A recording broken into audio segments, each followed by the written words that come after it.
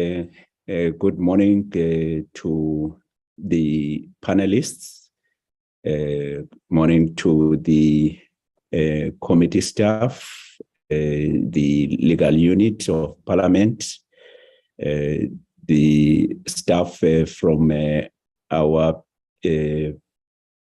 provincial liaison offices, and also I've greeted all other members, including MPLs, and also good morning to the observers.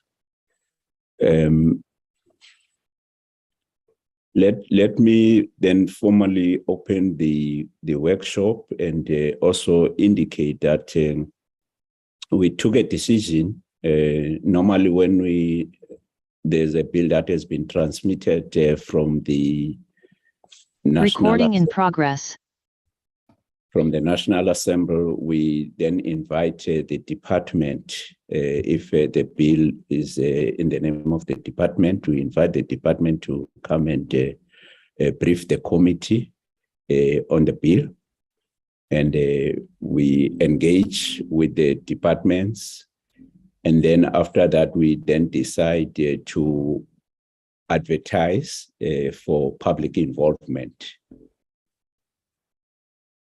Some noise. I'm from in Parliament, so I don't know whether there's some construction work that is taking place. There's some noises.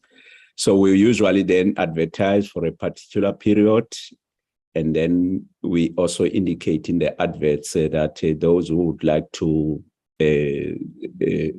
those who submit their views, but would also like to come and orally make their presentations, we indicate that in the advert. This time around, we thought that with also the advice from our legal and procedural unit that we should have a workshop because the two bills have some technicalities in terms of their wording. Also take into account that the bills have been introduced before to Parliament. They were engaged by both the National Assembly and the National Council of Provinces. At the time, they were tagged as Section 75 bills. But then, I think a year later, they were returned back to Parliament by the President because he had some reservations. And then they went through the processes in the National Assembly via the Portfolio Committee on the Trade, Industry and Competition. And then they were finally passed by the National Assembly. But what also was one of the reservations by the President was the actual tagging of the bill. It was, as I was indicating, that initially it was tagged as Section 75. The President had reservation about that. He wanted it to be a Section 76 bill so that also provinces participate in the process of making a law. The National Assembly agreed with that and passed the bill with that particular clause that it is now a Section 76 bill. That then means that after receiving the briefing from the department, we'll take that process of advertising after engaging with the bill, but also brief the provinces so that they also take the process forward.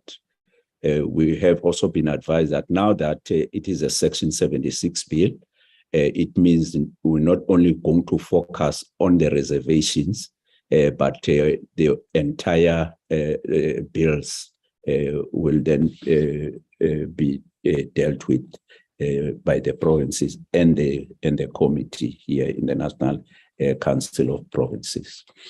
Let me also indicate, see, I'm already getting messages. Today is my birthday, the 18th of October. Yes, already here on the chat receiving messages. Thank you very much. We then welcome, as I indicated, the MPs and the MPLs, the panelists, the support staff, and they acknowledge the participation and the facilitation of the academics. We need to emphasize the importance of partnership with institutions of higher education to make our democracy highly functioning. The importance of the development partnership to enhance the role of in law making. The workshop is an empowerment exercise to enable legislatures to deepen their understanding of the copyrights and protection of performance laws. We're not dealing with the merits and demerits of the copyrights and protection of the performance bill. This is not a public hearing platform, but a knowledge sharing and empowerment platform. I needed to emphasize that the legislation development program and process will be issued for general public to participate in lawmaking process. The provincial legislatures will also administer their lawmaking process. I also hope this process will enable us to find a symmetrical pattern so that we are considering the pieces of legislation that will shape them in a better form. In the main, we want to see at the end of a legislation that will contribute toward the realization of national policy outcomes. It must contribute towards inclusive economic growth. It must speak to the well-being of society, improve policy certainty, to attract much-needed investment, spur innovation, and also lubricate the creative economy. Just want also to emphasize that there is so much interest on the two bills. Some organization, as soon as these bills were passed in the National Assembly, already some were making their own submission to the National Council of Provinces, even before we have received the briefing.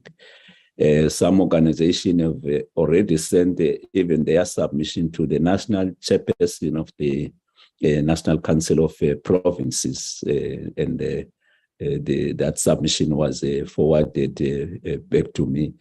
We're not going to consider it now because we are not at that stage. So I'm just indicating the interest. We have been dealing with the various bills in the NCOP. I've never seen and so much interest on these two bills. I was also part of in the last term, was part of the committee, though I was not the chair of the committee at the time, but I was a member of the committee. I could see the interest even then, the submissions, because we were attending at the time in person, so we would get a submission, copies of submission. There were big bundles of submission that we're getting from the public. So I'm aware that there's much more interest on the two bills, and we welcome that. We welcome the submission that will be coming, because they will also be assisting and empowering us as members of parliament. There has also been interest not only in submitting, but also on the workshop itself. We know that there are people that are not necessarily members of parliament, neither are they panelists, but they decided somehow they found their way to the link, and they are part of this platform. We're not chasing anyone, but what we want to emphasize is that The workshop is about empowering members of parliament and members of provincial legislatures. So we will then request that observers will observe, they won't participate, they will listen to the inputs from the panelists. There will be time for the public, members of the public, stakeholders, to make their submissions. There will be public hearings by the committee, but also there will be public hearings from in the provinces as well. But at this stage, it's a workshop meant to empower members of parliament and members of the provincial legislatures. I see the hand of Honorable Lont. Honorable Lont, you have the floor.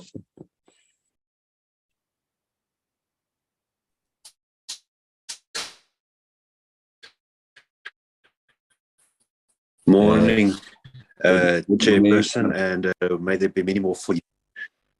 Can you hear me, Chairperson? Yes, I can hear now. Okay, now I was just saying congratulations on your 40th. May there be many more. Thank you very much. In the spirit that you started the meeting, I wanted to flag something right at the beginning that we have flagged in this specific select committee in the past. And I want to say it at the beginning so that when we get to our deliberations at the end, I will then point back to this very first input from myself.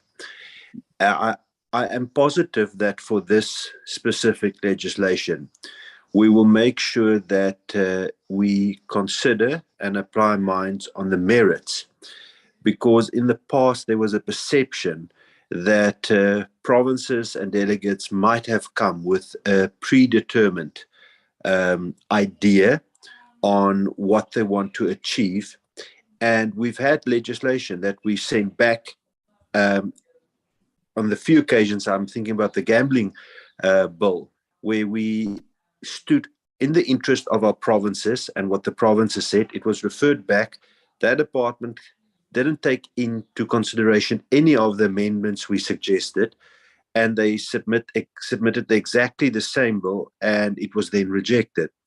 And that in the other instances, we've had cases where very valid arguments were made, and it seems like not everybody paid full attention to those valid arguments and didn't consider it.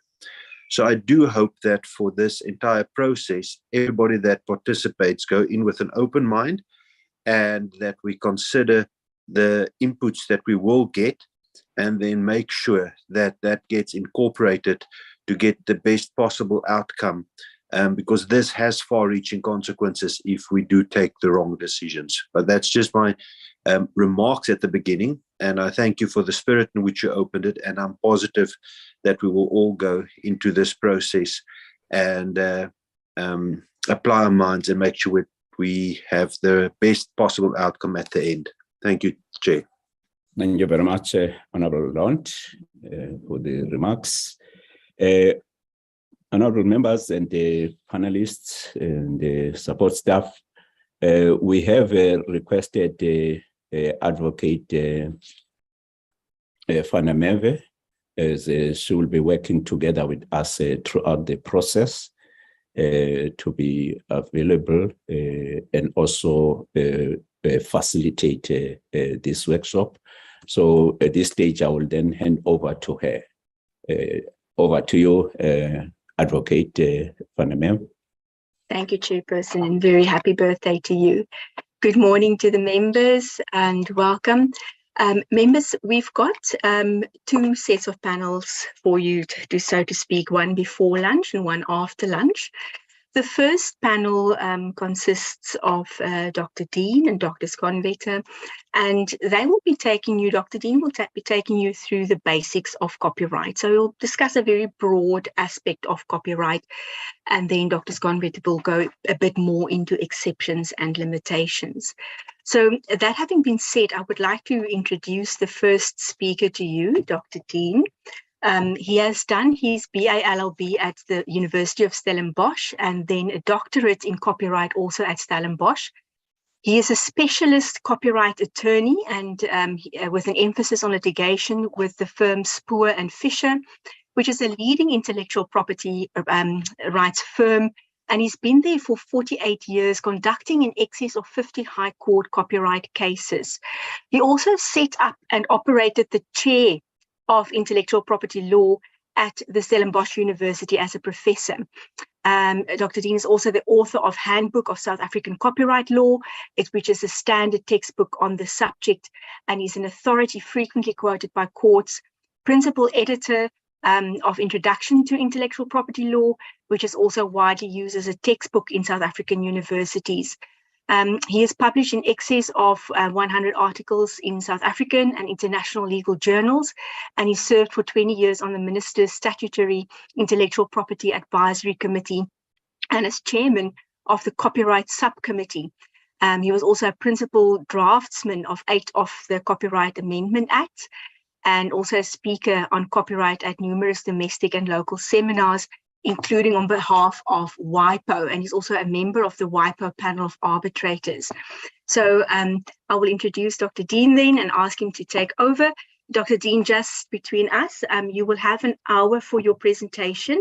10 minutes before the end of that period, I will switch on my camera to make it easier for you to see that there's 10 minutes left, and then I will warn you on the dot. Thank you very much. May I just ask the committee secretary just to ensure that Dr. Dean's presentation is put up and shared with members, please. Dr. Dean, over to you. Good, thank you very much, and good morning to you. And let me add my congratulations for the 40th birthday of the chairperson. Having been there a while ago, I can recommend the post 40 years. Right, so are my slides up? I'm not seeing them at all. Enrico, can you please project Professor Dr. Dean's presentation? There we go, thank you. Okay. What I'm about to say at a university would be spread over a year's tuition, so I have to condense it all into a 1 hour, which means that I'm going to have to really just skim the surface.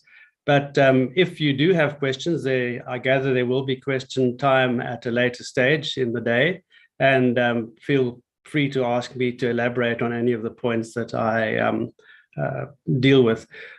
Good, can we have the next slide, please? Right, this is my definition of copyright. Copyright is the exclusive right in relation to a work embodying intellectual property, that is the product of the intellect, to do or to authorize others to do certain acts in relation to that work, which acts represent, in the case of each type of work, the manners in which that work can be exploited for personal gain or profit. The bottom line is that the intention is that creators of original works should be able to make a living out of their products. Next slide, please.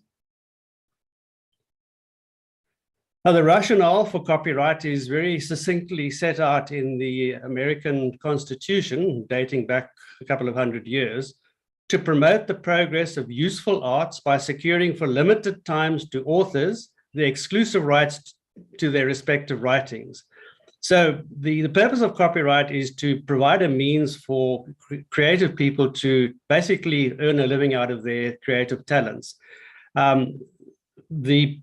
What it does is it creates an incentive on them to produce more works, and it also entitles them to live off the proceeds of their works. It is somewhat like a compact between the state and the individual creative person.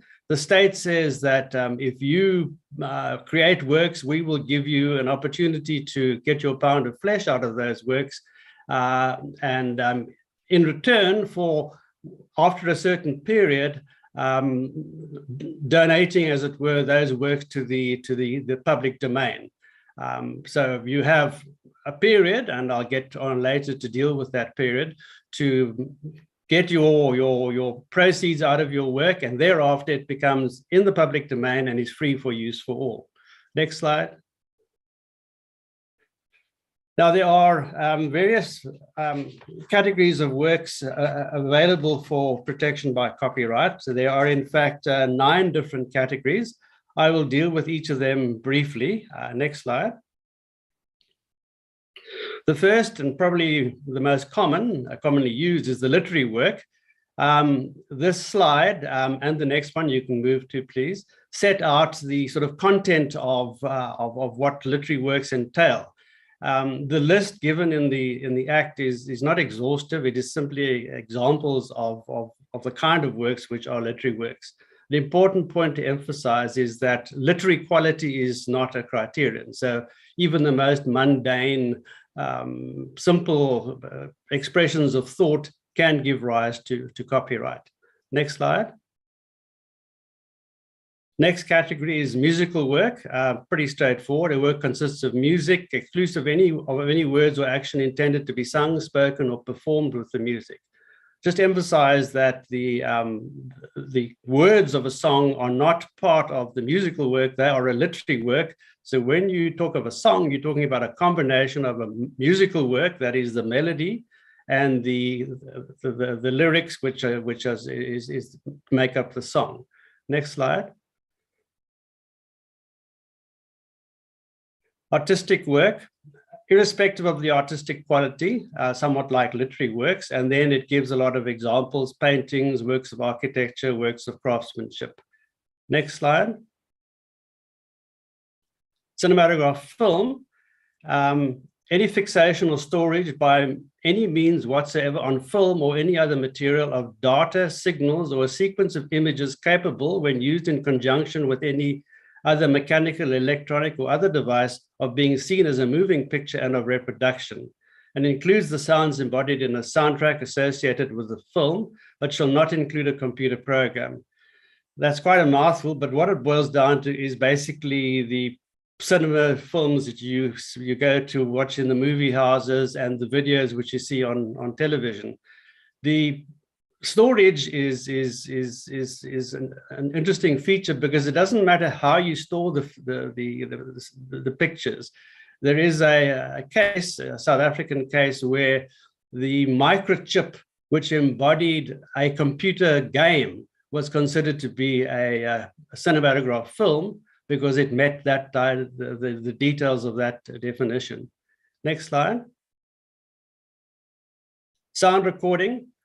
Any fixation or storage of sounds or data or signals representing sounds capable of being reproduced, but does not include a soundtrack associated with a cinematograph film. As you saw from the previous definition, that is part of the film. Once again, the method of storage is unimportant. It can be a tape, it can be an LP record, it can be a CD, it can be a microchip. It doesn't matter, any fixation or storage. Next slide.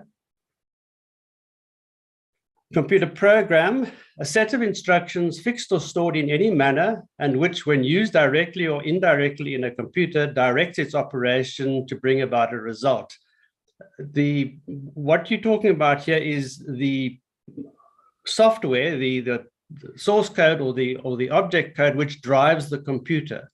You're not dealing with the content of the computer program, data, for instance, contained in the computer program. The computer program is what drives the computer. Next slide. Broadcast, a telecommunications service of transmissions consisting of sounds, images, signs, or signals, which takes place by means of electromagnetic waves and is intended for reception by the public. That's just a highfalutin way of telling you what the essence of what you see when you watch SABC. That is a broadcast. Next slide. Program carrying signal, a signal embodying a program which is emitted and passes through a satellite. If you can think of satellite broadcasting, the SABC would send a signal up to the satellite. That's a broadcast. Once it's passed through the satellite and is available for reception by Earth stations, it becomes a program carrying signal. So it is actually a sort of an adaptation of the broadcast. Next slide. Published edition. The first print, by whatever means, whatever process, of a particular typographical arrangement of a literary or musical work. What we're talking about here is the printed page of a book. If you think of a book, you have text written there, and that constitutes a literary work. but the actual page, which has been typeset or put together in some manner, and which carries the literary work, is the published edition. That is a separate work, and it enjoys its own copyright. Next slide, please. Just before I get on to the author, a point to bear in mind is that something like a film, a movie, for instance, can incorporate a number of different works. It is a vehicle which carries a literary work, which is the script of the film. It carries photographs, which are the individual frames of the film. It carries a musical work, that is the background music to the film, and might have artistic works as well. So you're dealing with a whole combination of different kinds of work. And when you come to deal with licensing, that becomes important, because at the end of the day, you need to have licenses from all those copyright owners in order to make legitimate use of the work. Now, the author is really the cornerstone of copyright law. It is the beginning of all rights which flow in copyright. And it's very important to be able to properly identify who the author is, because if you choose the wrong person, you start off on the wrong track and you can head off into a very obscure direction. Now, the person first making or creating a literary, musical, or artistic work is the author of that work. That's pretty straightforward. The person who paints the picture or sits down and writes the literary work. In the case of a photograph, it's a bit more complicated. It is not necessarily the photographer. It is the person responsible for composition of a photograph.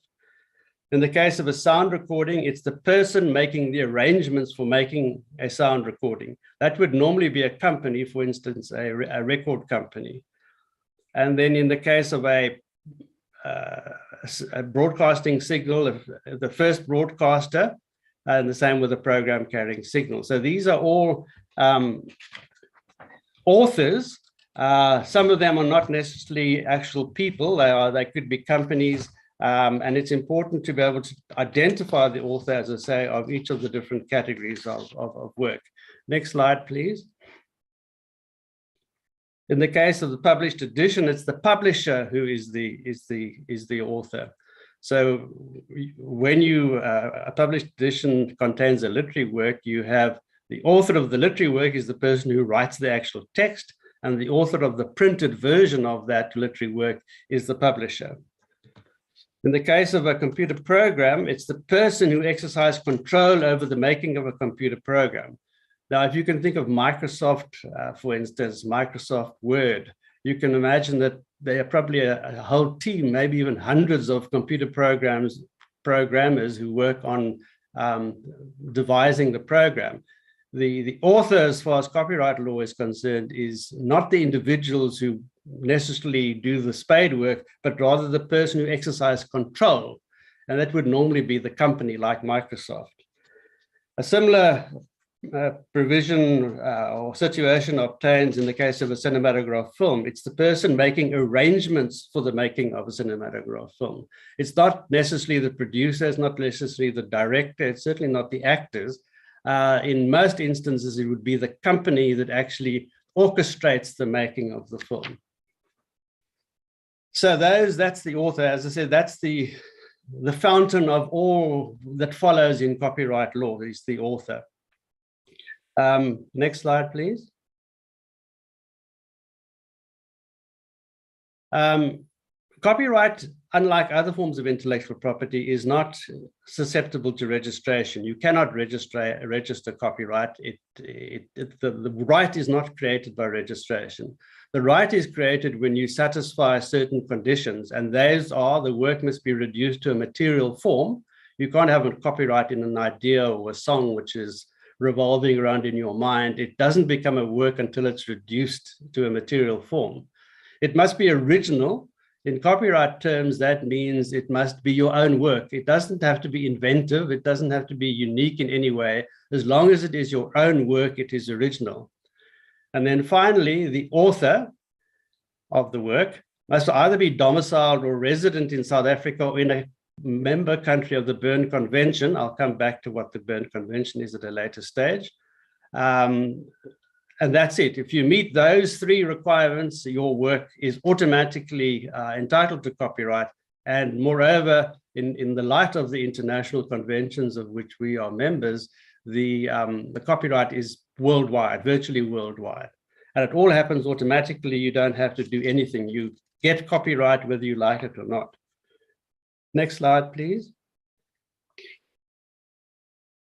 Now we know what works, categories of works there are. We know who the author is, and we know what must happen for copyright to subsist. Now, the next question is, who owns that copyright? And the default situation, or the starting point, is the person who makes or creates the work, the person who writes the literary work, who composes the song. That's the starting point. There are, however, some exceptions. And the first exception is where a work is made in the course of employment by an employer. And in that situation, the employer, not the individual author, owns the copyright.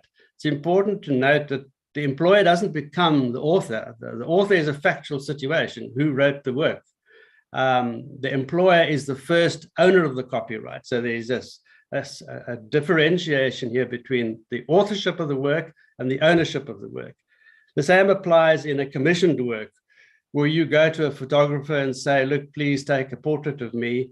In that situation, the person giving the commission, that's me, not the photographer, is the actual first owner of the copyright. And in the case of the state, where a work is made under the direction or control of the state, there the state owns the copyright and not the individual authors. Right, next slide, please. The term of copyright. Now, each category of work, each of the 9 categories has its own term of copyright. In the case of literary, musical, and artistic works, the term is the lifetime of the author and 50 years after his death, his or her death. In the case of the other works, generally 50 years is the criterion. So 50 years is the magic figure. But there the copyright starts running usually with the creation of the work or the first release of the work, and the 50-year period endures until those years have expired from that event. So unlike in the case with the literary works, etc., where you have lifetime plus 50 years, in the case of the other works, you generally only have 50 years. So you can now go through, if you don't mind, the next 3 slides until you get to number 22, which is the copyright owner.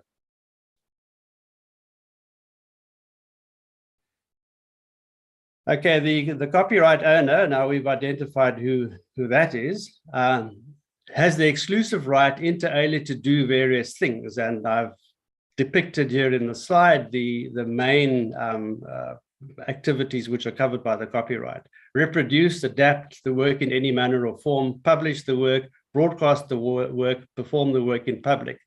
For each of the 9 categories, the Act gives a list of separate and sometimes different activities which form the subject matter of the copyright. So what you have to do for each category is look at the relevant section and see what the components are for that particular type of work. For instance, in the case of a published edition, the only activity which is comprised in the copyright is basically photocopying or scanning the text of the page of the book. So there, as I say, the actual content of the copyright varies from category to category. And the various activities which are comprised in the copyright are known as restricted acts. And I'll use that term again in the future. Next slide, please.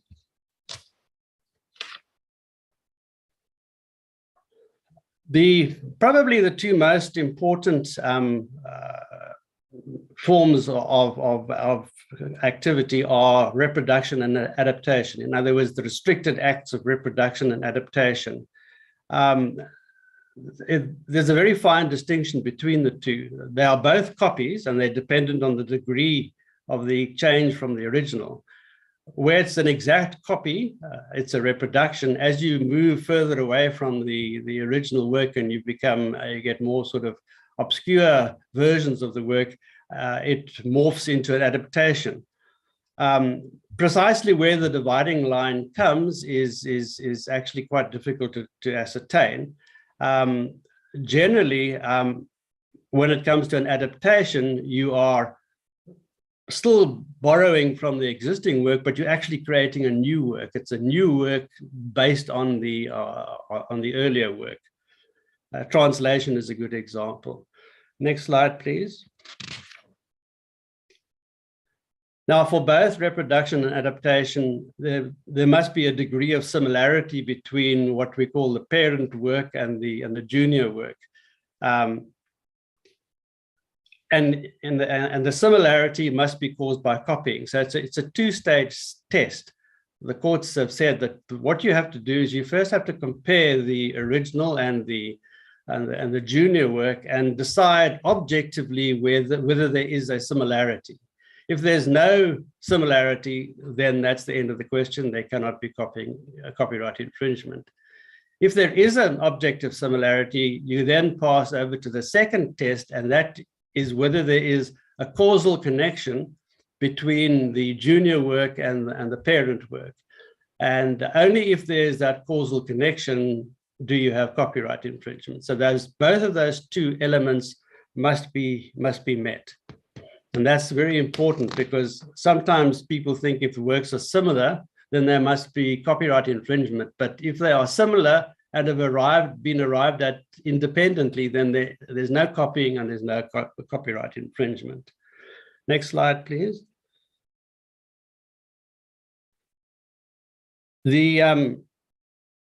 What is important to emphasize is that what copyright protects is not the idea embodied in a work, but the material expression of the idea. Just copying an idea and portraying or using that idea in a different material expression doesn't constitute copyright infringement. This is known as the idea expression dichotomy. And sometimes it's quite difficult to draw the distinction between copying the idea but not the material expression. And a lot of the court cases you find are concerned with that issue. That's one of the most difficult and controversial aspects of copyright law. I've got a number of examples. I'm only going to show you one in the light of the time constraints, but can I have the next slide, please? Here you have instance or examples from an actual case which I was involved in. On the right-hand side, you have the parent work, the ALPE and the LPEN, and on the left-hand side, you have the alleged copy. Now, the argument was, well, firstly, it's an artistic work, and you'll see from the right-hand picture that it portrays the ingredients of a breakfast cereal set out in a fairly artistic manner. If you look at the left-hand side, you'll see the idea is the same. You have the ingredients of the breakfast cereal set out in an artistic manner. And I'm sure you'll agree that there is quite a substantial degree of similarity between these two works. They were the packets of these cereals. Now, the argument on the part of the defendant was, all we did was copy the idea. I mean, it's a breakfast cereal, and it's a natural thing to portray what the contents of the breakfast cereal is on a packet. So you have no monopoly in the idea of portraying the ingredients of a breakfast cereal on the packet. But the plaintiff argued further. They said, well, not only did you take the idea of displaying the ingredients of the breakfast cereal, but you also took the exact material expression of our idea. And so you can't get away from copyright infringement by arguing that you simply copied the idea. You copied, in fact, the material expression of the idea. And that is the distinction between the two arguments. If, for instance, they had taken those same, the Alpine people had taken the same ingredients and had portrayed them in a totally different manner, then they would have been could possibly have got away with the argument that they simply copied the idea. But clearly here they copied the expression. Right, I'm going to skip on now. I've got a lot of examples which would be very interesting to you, I'm sure, but time doesn't allow me to show them. If there's time at the end, I'll come back to them, but we'll see. Could you go to slide number 39, which deals with primary infringement, please?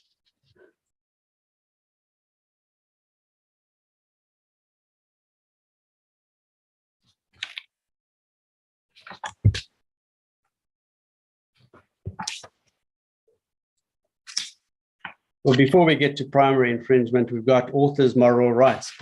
The rights that I've been talking about, reproduction, distribution, broadcasting, public performance, etc., shown in that one slide, are what I call the copyright owner's economic rights.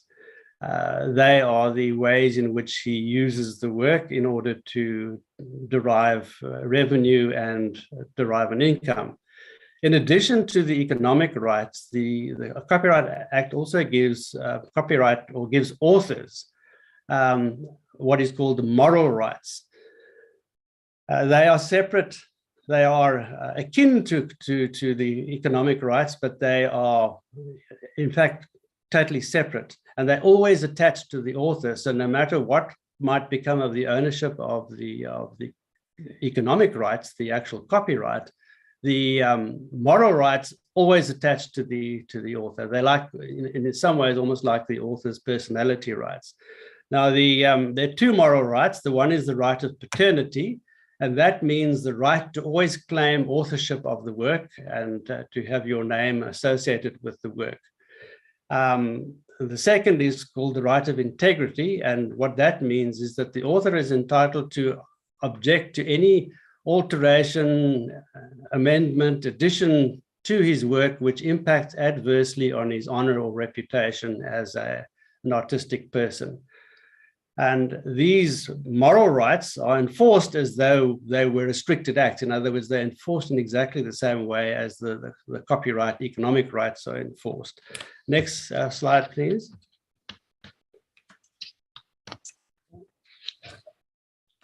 Now, I said I would come back to the concept of restricted acts. They are the various acts like reproduction, adaptation, public performance, etc., which make up the content of the copyright. Now, infringement of copyright takes place when one of those restricted acts, say for instance reproduction, is committed without the permission of the copyright owner. He hasn't authorized the use of his work in a reproduction or in a public performance, etc. And that must take place in relation to any substantial part of the work. Now, in other words, you don't have to copy the whole work in order to infringe copyright. You infringe copyright if you reproduce, for instance, any substantial part of the work. Now, what constitutes a substantial part of a work is one of the most litigated issues of copyright law. It's a very difficult concept to explain in the abstract. One has to really look at the two works and decide whether what has been taken is any substantial part. And you can rephrase that to say any part which has substance. So you could have a 1,000-page book like Tolstoy's War and Peace, and a paragraph out of that book, which is reproduced without authority, could amount to infringement, because if what is taken has some substance to it, it is any substantial part of the work. Now, that is a very important concept in copyright law. Now, in order to infringe, you don't have to know that you're infringing. You can infringe perfectly innocently. In other words, if you take a paragraph out of somebody's work, thinking that it's only one paragraph out of a 1,000-page book, therefore I'm not going to infringe copyright, and you turn out to be wrong, the fact that you did it in ignorance doesn't excuse you. It is nevertheless copyright infringement. There's a second form of infringement, which is known as secondary infringement. And what that entails is when you do something in relation to a work or a copy, which was an infringement in the making. In other words, somebody has reproduced the work without authority, has infringed copyright. The result of his activity is called an infringing copy, and you sell or you hire out or you import, distribute that infringing copy.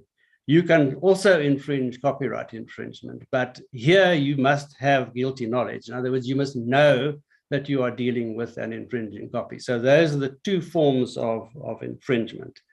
Next slide, please. Now, normally, copyright infringement is regarded as a civil law issue. You sue for damages and you sue for an interdict, etc. But copyright infringement can also be a criminal offense in terms of the Copyright Act. The criminal offenses are basically the same as the secondary acts of copyright infringement. In other words, you're dealing with an infringing copy. But also if you make an infringing copy. If you make an infringing copy or you deal in an infringing copy, you can commit a criminal offense. But here, guilty knowledge is a prerequisite. So you don't commit the offense, the criminal offense, unless you know that you are dealing with something which, as it were, was conceived in sin. It's an infringing copy. And there are very stiff penalties for criminal copyright infringement, which I will come back to in due course. Next slide, please. I mentioned that civil proceedings are generally what copyright infringement gives rise to, and what I set out in this slide are the remedies which you can obtain if your copyright has been infringed. Firstly, you can get an interdict. That is an order of the court prohibiting you from continuing with the infringing conduct. Secondly, you can claim damages. Damages can take various forms. You can prove your loss of profit or the extent to which you are out of pocket as a result of the infringing act. You could argue that if the infringing copies weren't made available or sold, my original copies would have been what was sold. And I've lost out on those sales, and therefore I've suffered damages. An alternative is a reasonable royalty. You can say, all right, you, the infringer, sold 100 copies at 100 Rand each. I would have got, if you'd come to me for a license, I would have charged you a 5% license. Therefore, I'm entitled to 5% of the sales price of all of your infringing sales. Generally, in practice, that is more commonly resorted to because it's easier to prove than the actual loss of profit. In addition, the Copyright Act has a provision which makes provision for punitive damages. In other words, these are damages which are unrelated, they're somewhat akin to a criminal fine. They're unrelated to the actual damages which the copyright owner suffers, but where the court feels that it's a particularly flagrant infringement and there's been undue benefit to the infringer, it can award a lump sum of damages as penal damages. So potentially you could be in for the high jump if you actually infringe copyright. In practice, it's quite difficult to claim damages. Next slide, please. Viewed from the criminal perspective,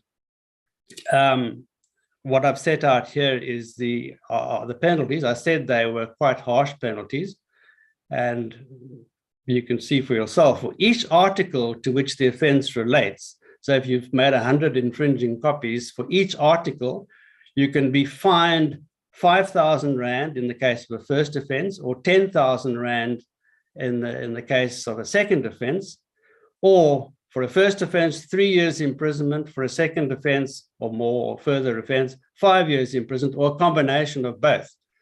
So if you've sold 100 infringing copies, you could be in for a big fine, and you could spend almost your lifetime in prison, if theoretically. These are maximum penalties, so the courts don't always impose them. In fact, in practice, damages tend to be very, very light, or not damages, fines, a little bit like parking tickets, which is a pity because it doesn't provide the kind of deterrent which one would hope that they would provide. Next slide, please. Now, there are certain exceptions to copyright infringement, and Dr. Schoenwetter is going to talk in greater detail about that, and so I'm not going to dwell on it for too much. But let's have the next slide. Exemptions come about where prima facie an infringing act has been committed. In other words, somebody has made a reproduction of a substantial part of a work. So if what he has done is an insubstantial copy of an insubstantial part, there's no infringement, and exemption doesn't come into play. Exemption only comes into play, or exception, once there has been an infringing act. Now, the exception excuses the infringement. It says, right, you have infringed, but you are getting off the hook for whatever reason. It doesn't say that the infringement never took place. It just says that you are being excused from having infringed. Now, where do these exceptions apply? And in general, what the legislature seeks to do is to weigh up the private property interests or rights of the copyright owner against the public interest.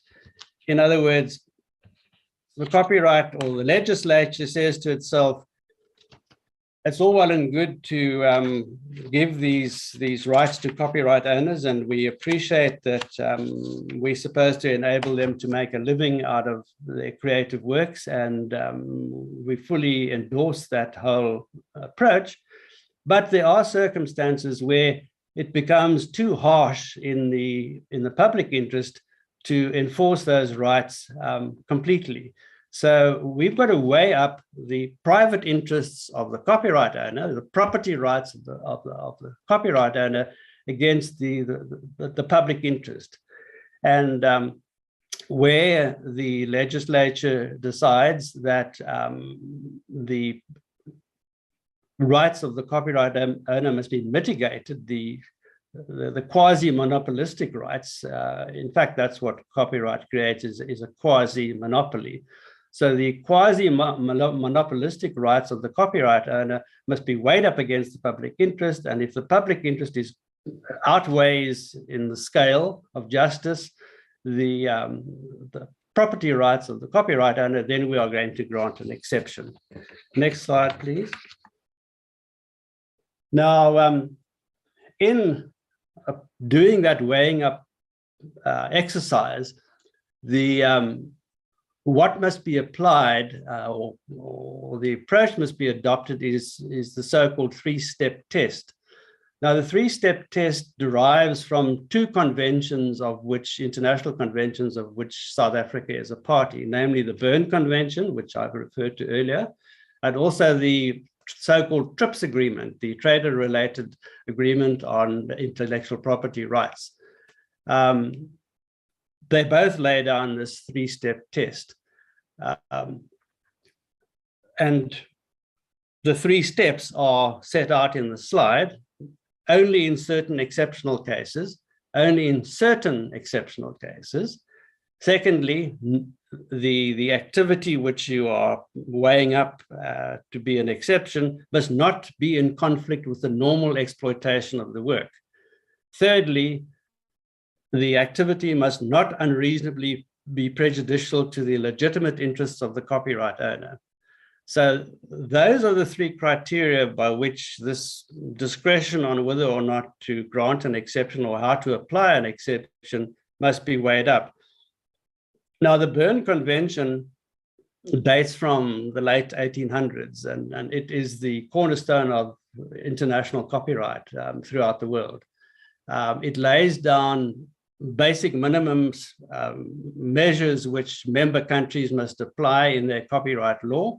And it also seeks to introduce a large measure of conformity between the copyright laws of the various countries. And this is quite important because, as I mentioned earlier, copyright is international. And it is international because of the Berne Convention and also the TRIPS agreement. Because what these agreements say is that each member country must treat foreign works coming from other member countries in exactly the same way as they treat their own works. And this principle is known as national treatment. So each member country of the Berne Convention must apply national treatment to foreign works, and conversely, the other member countries must apply a national treatment to South African works. And so the way the convention works is that your literary work that you write in South Africa, by and large, enjoys the same protection everywhere in the world as it enjoys in those countries, as the domestic works in those countries enjoy. Now, because we are a member of this convention, we are bound to apply this three-step test. And I'm sure Dr. Schoenwetter is going to spend quite a bit of time talking about the three-step test. So I'll leave my contribution there for the moment. Next slide, please.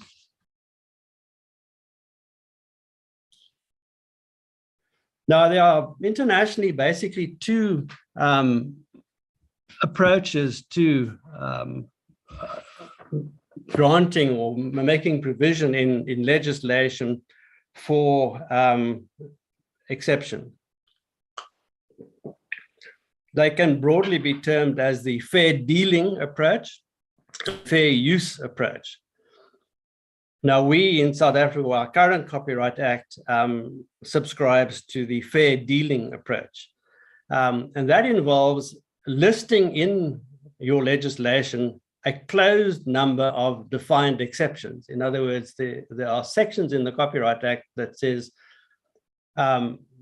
copyright infringement can be excused in the following detailed situations, and the situations are described, and the conditions which apply to them are set out in the sections. And one of the benefits of this approach is it provides certainty, because anybody can go to the Act and they can see what the exceptions are and how they are, or what conditions are attached to applying them. The disadvantage of the fair dealing approach is that it is rigid, because you can only introduce new exceptions by amending the Copyright Act. And the Copyright Act might only be amended every 5 years or 10 years for that matter. So you are stuck with what has been provided for in the Act. The other approach, the fair use, entails giving the court a discretion to determine that a particular activity should be exempted. So you say to the courts, look, the general principle is that you're supposed to protect copyright, but in the public interest, exceptions should be created. And you have pretty well a fairly broad exception, Mr. Judge, to grant an exception if you think that the circumstances of a particular case justify an exception. Now, that has the advantage of flexibility, because exceptions can be decided on the spur of the moment by a judge in any given court case. But the flip side of the coin is that it sacrifices certainty, because nobody knows in advance whether something is going to be an exception or not. And you're only going to know once the court case has gone through all the courts and possibly ended up in the Constitutional Court, and the Constitutional Court gives its judgment, and only then do you know 5 years down the line whether your activity was exempted or not. So that is the downside of the fair use approach. The fair dealing approach is by far the common approach used internationally. In fact, from my research, I can only find that there are 7 countries in the entire world that uses the fair use approach. it's an American creation. It actually derives from the American Copyright Act. And a few countries, and I'll list the 7 that I was able to find: Bangladesh, Israel, South Korea, Philippines, Sri Lanka, Taiwan, and Uganda are the only countries which have really followed the American fair use approach. The rest, by and large, follow the fair dealing approach with the certainty. Now, in our Act, there is a Section 13, which gives the minister a discretion to create exceptions by regulation in the case of reproduction of works. And he has used that power on a few occasions, mainly to do with photocopying and use in education to some extent, and also with architectural drawings. So this Section 13 actually mitigates to some extent the rigidity of the fair dealing approach, because if in the short term it should be decided that something like parody, which at the moment is not the subject of an exception, should be exempted from copyright infringement, the minister could, within a fairly short space of time, publish a regulation making provision for a parody exception. You don't have to wait until the next time the Copyright Act is amended in order to introduce that exception. Right, let's move on. Next slide, please. Transfer of copyright. The Copyright Act makes provision for basically three forms of transfer of ownership of copy, or transfer of rights in copyright. The first is by way of assignment. The second is by way of a license. And the third is in a will or testamentary disposition. When we talk about the copyright which is being assigned or licensed, we are talking about a bundle of rights. There's the right to reproduce, there's the right to make a translation, the right to broadcast, the right to perform in public, etc. Each of those little rights are lumped together in a bundle. And the copyright, when you refer to copyright, you're talking about that whole bundle of rights. But for purposes of assignments and licenses, the bundle can be split up into very small portions, and each of those portions can be assigned or licensed separately. This is why it becomes very important to understand exactly what you're assigning and exactly what you're licensing, because you might not be getting the whole bundle, you might only be getting one of the component rights in the bundle. Next slide, please.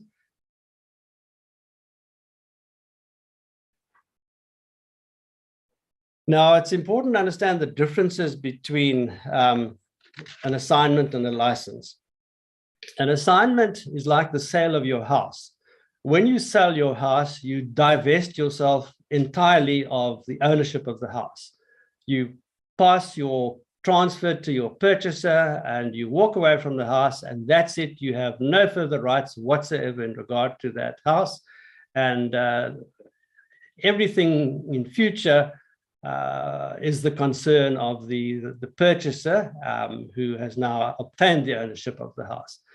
That is like an assignment of copyright. When you assign your copyright or any of the rights which are comprised in the copyright, you kiss them goodbye and you divest yourself of those rights in favor of the assignee. A license, on the other hand, is like renting your house. When you rent your house, you retain the ownership of the house, but you authorize the tenant to exercise some of your rights of ownership, more particularly the right to occupy the house. The fact that the tenant occupies the house doesn't detract from your ownership of the house. And if the lease is cancelled, or if it expires, it runs its course, then you resume exercising all the rights yourself. So with a license, you retain the ownership of the rights. You simply allow someone else, a third party, to exercise the rights. Next slide, please.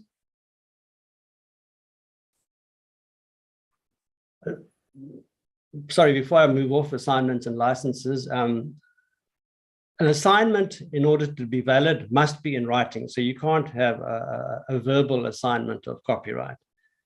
You can even assign future copyright. In other words, I sit down and I say to myself, I'm going to write a novel. I expect to finish it in a year's time. At that point, I would like to assign my novel or my copyright in my literary work to a publisher. I can today, before I've even put pen to paper, I can go and deal with the publisher and say to him, look, in a year's time, when my book comes into fruition, you can become the owner of it. I hereby today assign to you my work, which is only going to come into existence in a year's time. So that's perfectly admissible in terms of copyright law. You can make an assignment for the full and complete the rest of the term of copyright, or you can make it for a year, 5 years, 10 years, 25 years, whatever you want, or whatever the parties agree upon. So you can split it up time-wise. And of course, as I mentioned, there's the bundle of rights, so you can split it up into its component, the copyright into its component parts as well. A license doesn't have to be in writing, an ordinary license. It can be verbal, it can be in writing, but it can be verbal, it can be inferred from conduct, it can be implied. So it's basically whether the circumstances give rise to the notion that permission has been given to use the work in some or other way. An exception to that is an exclusive license. Now, an exclusive license is a license in terms of which the rights owner grants the exclusive right to someone else. In other words, I'm not going to grant that right to any other party, but moreover, I myself am not going to exercise those rights while your license is in operation. Now, an exclusive license has to be in writing. It's almost like a hybrid between a copyright assignment and a license of copyright. Now, the considerations which apply to both assignments and licenses basically take two forms. You can grant your rights for a lump sum. In other words, I can go to a publisher and I say to the publisher, I'm assigning my copyright in my book to you, and I want 50,000 Rand. And the the publisher pays up the 50,000 Rand up front, and thereafter what happens to the book, if it sells at all or sells millions of copies, it's of no real concern for me because I have opted to take all my remuneration up front. The alternative is to go for royalties. Now, with royalties, they generally take the form of I will allow you to to print my book and to distribute it, but I want to have on an annual basis 10% of the sales price of the book. And so if the book increases in price over the years, well, your income is going to increase. And so you are postponing your financial benefit from being an immediate one, which is the lump sum, to a one which is going to extend over a period and be paid on a constant basis. You can, of course, combine the two. You can have an upfront payment, maybe a much more moderate payment than would be a case with a total assignment. And then followed by royalties. So the two are not mutually exclusive. You can mix and match them to however you choose. But in essence, those are the two ways of doing things. Next slide, please. And just in conclusion, I just want to deal with two sort of general issues, which are quite topical these days in international copyright law. The one is the question of orphan works. Now, an orphan work is where no one knows who the copyright owner is. One of the disadvantages of there being no registration system for copyright is that it can become very difficult to know who the copyright owner is. Even if the author's name appears on the book, it doesn't follow that he is still the copyright owner. He might have assigned his copyright, he might have made the work in the course of his employment by an employer, someone else may be the copyright owner. So it can be very difficult in practice on occasions to know who is the copyright owner. And if you don't know who the copyright owner is, who do you approach if you want to get a license, if you want to avoid infringing the copyright in your work? And so provisions are made in various countries' copyright law to deal with the question of so-called orphan works, where orphan being you don't know who the parent is. And how this is approached varies from country to country, but usually the approach is that there is some official body which, in the absence of a known author, can grant a license, and license fees are paid into an escrow account. And someday, if the copyright owner comes out of the woodwork and says, well, that's my work, and these activities have been conducted without my permission, recourse can be had to this escrow fund to pay back royalties. That's the basic approach. The other general issue, our current law makes no provision for orphan works. The other issue is what is known as droit, excuse my French accents, droit de suite, which is also known sometimes as artist's resale right. Now, what this entails is that when a painting or other artwork is made and it is sold by the artist to, say, a gallery, it's sold for a particular price. The artist may not be well known. The price might be low at that stage. Down the line, the artist becomes quite famous and the value of his pictures escalate considerably, so that by the time the second or third sale comes along, the price is greatly in excess of what was originally paid to the artist. And there is a view that in this situation, the artist should be able to participate in the appreciation in the value of his work.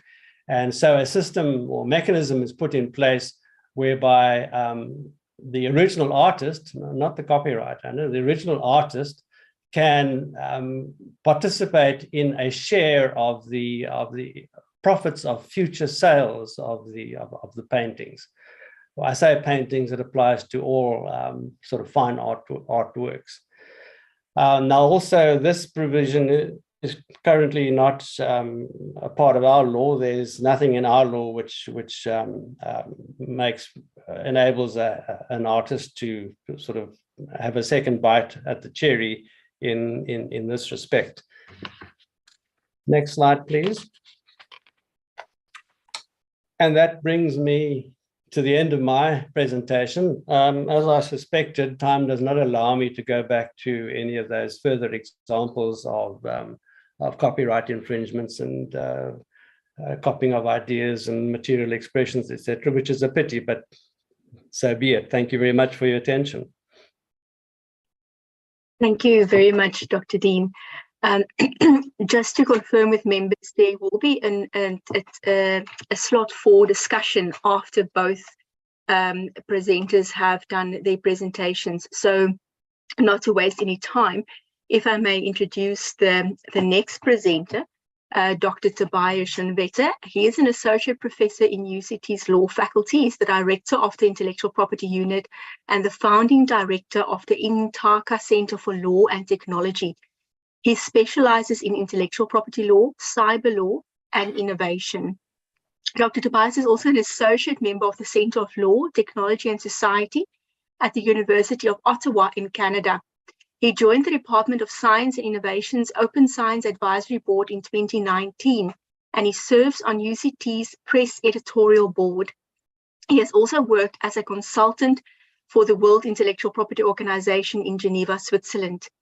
Previously, he was a senior manager for technology and innovation law at PwC South Africa and the regional coordinator for Africa and legal lead in South Africa for Creative Commons, and a guest editor for the African Journal of Information and Communication. His PhD thesis concerned copyright exceptions and limitations, and that is also what he will be speaking to you about. Over the years, he has led numerous development and innovation-oriented research and capacity-building projects, including the Open African Innovation Research Network, the Open Review of the South African Copyright Act 1978 project, the African Copyright and Access to Knowledge, the ACA2K project. So if I may ask the committee staff to please just put up Dr. Tobias's presentation, and then over to you. Thank you very much. Thank you, Advocate van der Merwe. If you don't mind, if I can just put my own slides here up on my side instead and operate my own slides. I'm a little bit of a control freak when it comes to this, and just operating my own slides works so much better for me. Thank you. At least I will try that. Can you share from your side? Please see if you've got the right. I shall do that. I'm sure this is I'm in the process of doing that, Advocate van der Merwe. Just give me a second. I'll do it momentarily.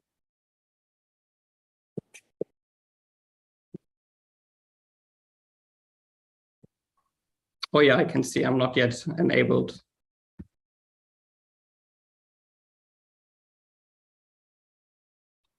While she is doing it, just to remind you as well, you have 40 minutes for your presentation, and then at half an hour, I will just switch my camera on to give you an indication it's 10 minutes left. Perfect, that's fine. I mean, I can also be, I can see that I'm a co-host now. It should work now. Let me just try this quickly. Here we go.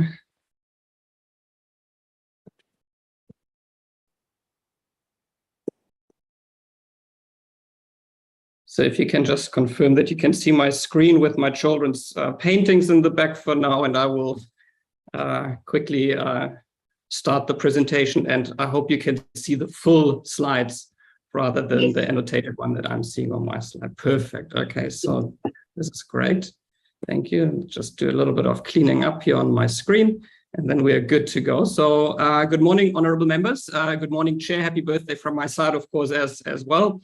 And also thanks to Professor Dean for setting the scene and introducing us to copyright law this morning. I can confirm from also teaching in the space for many years now that providing an overview of copyright law in just about an hour is an almost impossible task. And I think we got a fairly comprehensive overview. And I'm thankful for this because it really sets it paves the way quite nicely for what I'm planning to share with you.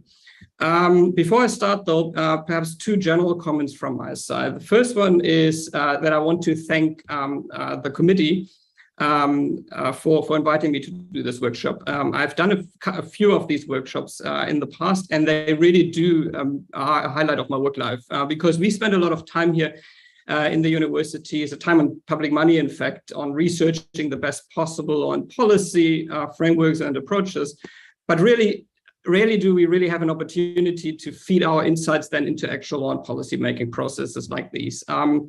Secondly, as you will see on the slide that you're seeing now, I will cycle back a little bit into the domain of Professor Dean's presentation, if that is okay. I do this because I've known Professor Dean now for quite a while, and I was pretty sure that that he would perhaps not put enough emphasis on a few things that I believe are quite important to fully understand and comprehend the issue of copyright exceptions and limitations that I'm tasked to speak about.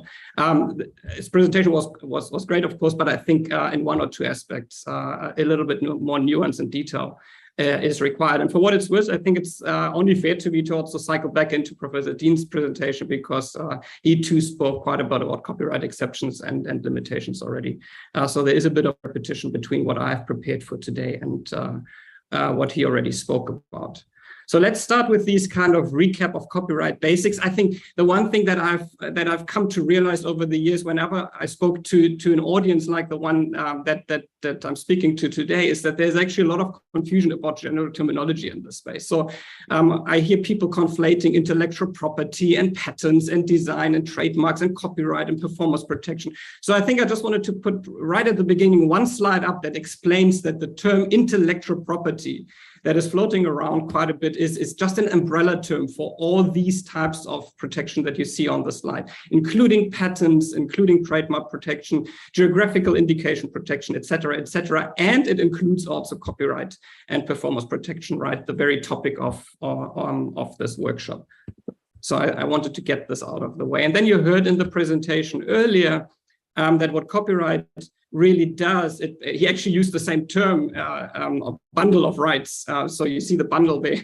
It provides these bundle of economic rights in relation to certain, or you see that on the next slide, in fact, a bundle of economic rights in relation to these types of works that you see before, your literary works, music, movies, sound recordings, broadcasts, et cetera, et cetera. And if you were to kind of summarize all these works under one term, I think what we're really talking about here are creative works, cultural material, really. And it's quite important that we keep this in the back of our mind. And then here's the bundle that I was promising you, the bundle of economic rights. The bundle differs from one type of work that you see here to another, but generally you find reproduction rights, adaptation rights, broadcasting and distribution rights that only the rights holder, the copyright holder, has in relation to the works that you saw on the previous slide. And then about a few words about duration of copyright protection. Really, in fact, depends on the nature of the work. Are we dealing with music? Are we dealing with literary work? Are we dealing with photographs, for example? But as a rule of thumb, for the kind of most important works that we're typically thinking about in the context of copyright, we talk about a duration of 50 years from the end of the year in which the author dies. 50 years from the end of the year in which the author dies. Just to drive this point home with a practical example, if I, as an author, write something when I'm 20 years old, I live until age 80, it's protected for 60 years, plus for another 50 years after, so a duration of 110 years if my maths doesn't fail me here. So this is a significant time period. Can of course also be much shorter. The closer you write your work towards the end of your life, the shorter it becomes, but it's at the very minimum, it's close to 51 years if you create something in your final year of life. And I think an important point to drive home here is that this is much longer than most other types of intellectual property, the ones that I showed you earlier under that umbrella term. Patents, for example, a related kind of form of intellectual property protection, only that it doesn't focus on cultural goods, but on technical invention. Patents, for example, are only protected for 20 years from the filing of the patent. It is not linked to the lifetime of the inventor or anything. It's really from the moment a patent for an invention is filed. So it's significantly shorter than copyright protection. But by and large, I would say what we heard about copyright is all good and fair, but there's one kicker. And to make this clear really here from the outset, this is I think where Professor Dean and I are probably disagreeing most on. And to put this up front, because then you will understand why our views on in the context of copyright exceptions and limitations also do differ. Because similar to what WIPO and other commentators, I guess, preached in the 1990s and before that, Professor Dean and others still seem to think that what we should really aim for is the highest possible degree of protection, and all else will fall into places from there. And if you believe that, and many believe that, then copyright restrictions have very little place in these kind of narratives. And that's why many are so critical of these copyright exceptions and limitations, because they encroach upon the rights of the rights holder. My views, on the other hand, are rooted in what you see here on that slide. I've listened to economists over the years, like Nobel Prize winner Professor Joseph Stiglitz, who contributed to one of our publications some time ago. And this is what he had to say about intellectual property generally, including copyright. So he says the artificial scarcity created by intellectual property rights generates economic inefficiencies. The temporary monopoly, a term that Professor Dean also used earlier, conferred by intellectual property rights, creates a market distortion, resulting in less access than is socially optimal. At a time when learning is increasingly recognized as foundational to development. We should be skeptical of institutions, and that term includes laws that remove knowledge from the common pool without clear justification. And if this view or these views resonate with you, which I really hope they do, then strong copyright protection on the one hand is important, but we equally need robust sets of access-enabling copyright exceptions. Because only if you have both do you have an adequately balanced system. Now, I just want to also emphasize here that this is actually something that our country's IP policy also puts forward. And this policy should, in fact, inform lawmaking in this space. It demands from us that we do strive for a balance, among other things. Here you have it. IP policy seeks to advance the following objectives, several of them, and then relatively far up to the bottom, strike a balance between the owners and users of intellectual property law.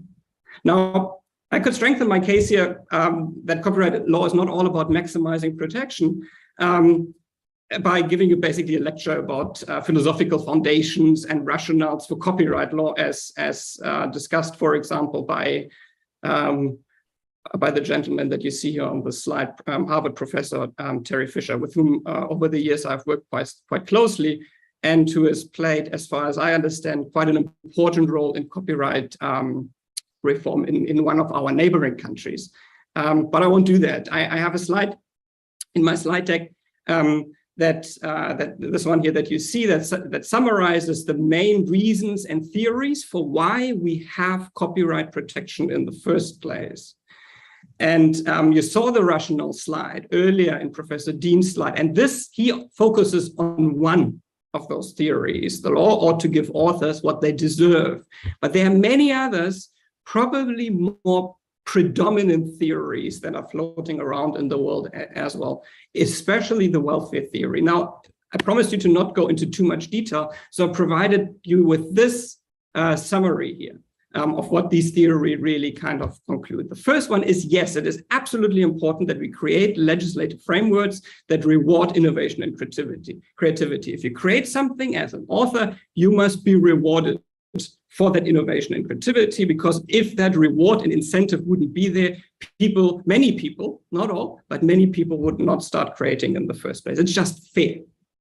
But ultimately, copyright law does not exist copyright law does exist, as you see in the second point, to actually maximize domestic innovation and creativity and net social welfare. Copyright protection is not an end in itself. It's not just about protecting the copyright owner, but it's also about protecting users and the public interest, a term that Professor Dean also used earlier. So there's further reading if this is something that you want to deepen a little bit. Here's a link to Professor Fisher's writings on the various rationales and justifications for why we have copyright protection in the first place.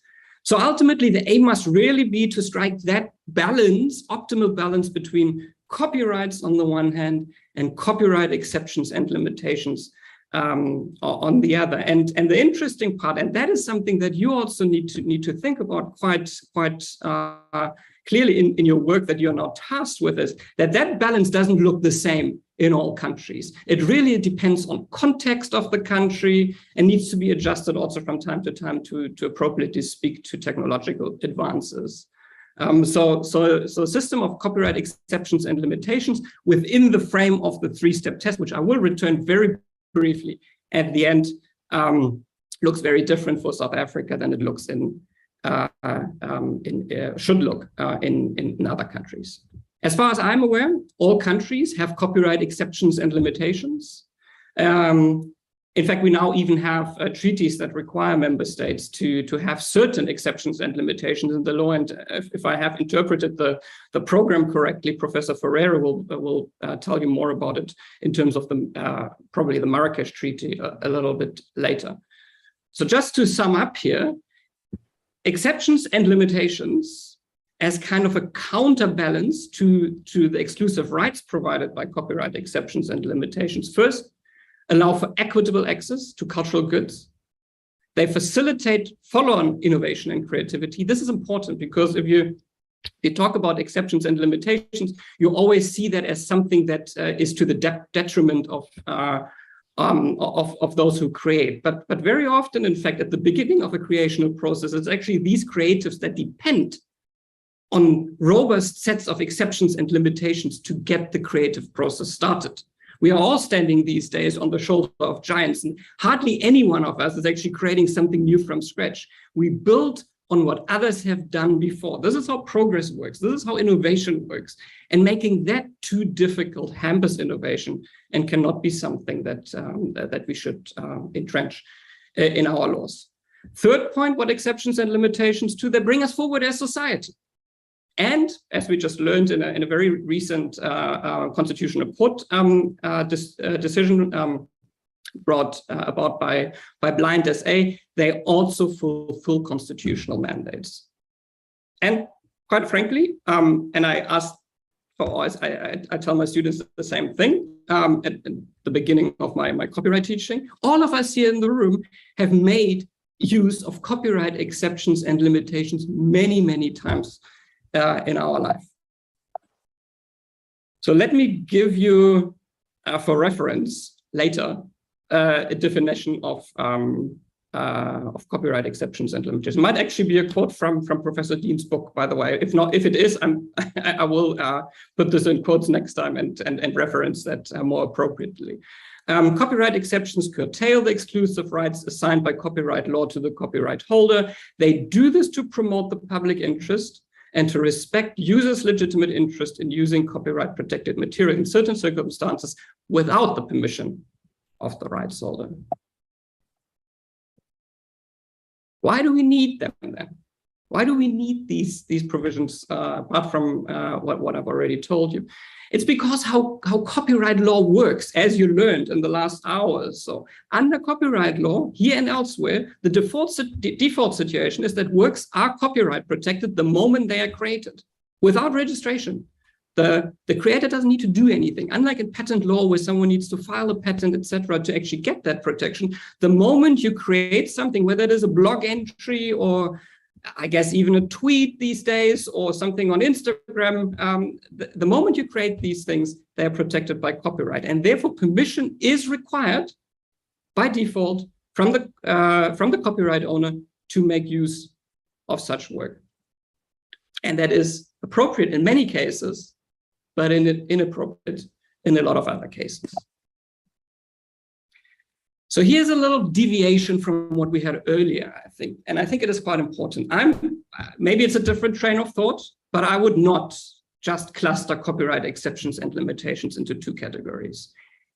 They are actually to be clustered in three categories. And I think I speak with a level of authority because I come from this country, I've lived in this country, and now I've lived for 20 years in this country. So these approaches are significantly different to be distinguished from one another.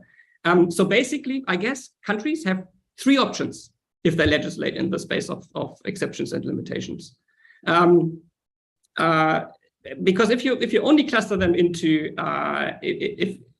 two, you can make that statement that most countries around the world follow fair dealing, but that's not the case if you actually make a distinction between fair dealing in the technical sense provisions and long lists of exceptions and limitations. There is many countries around the world, many countries, if not most countries, that do not have fair dealing provisions in their law, that instead have long lists of very detailed exceptions and limitations, not making use of any flexibility that words like fair, either in fair use or fair dealing, would provide you with.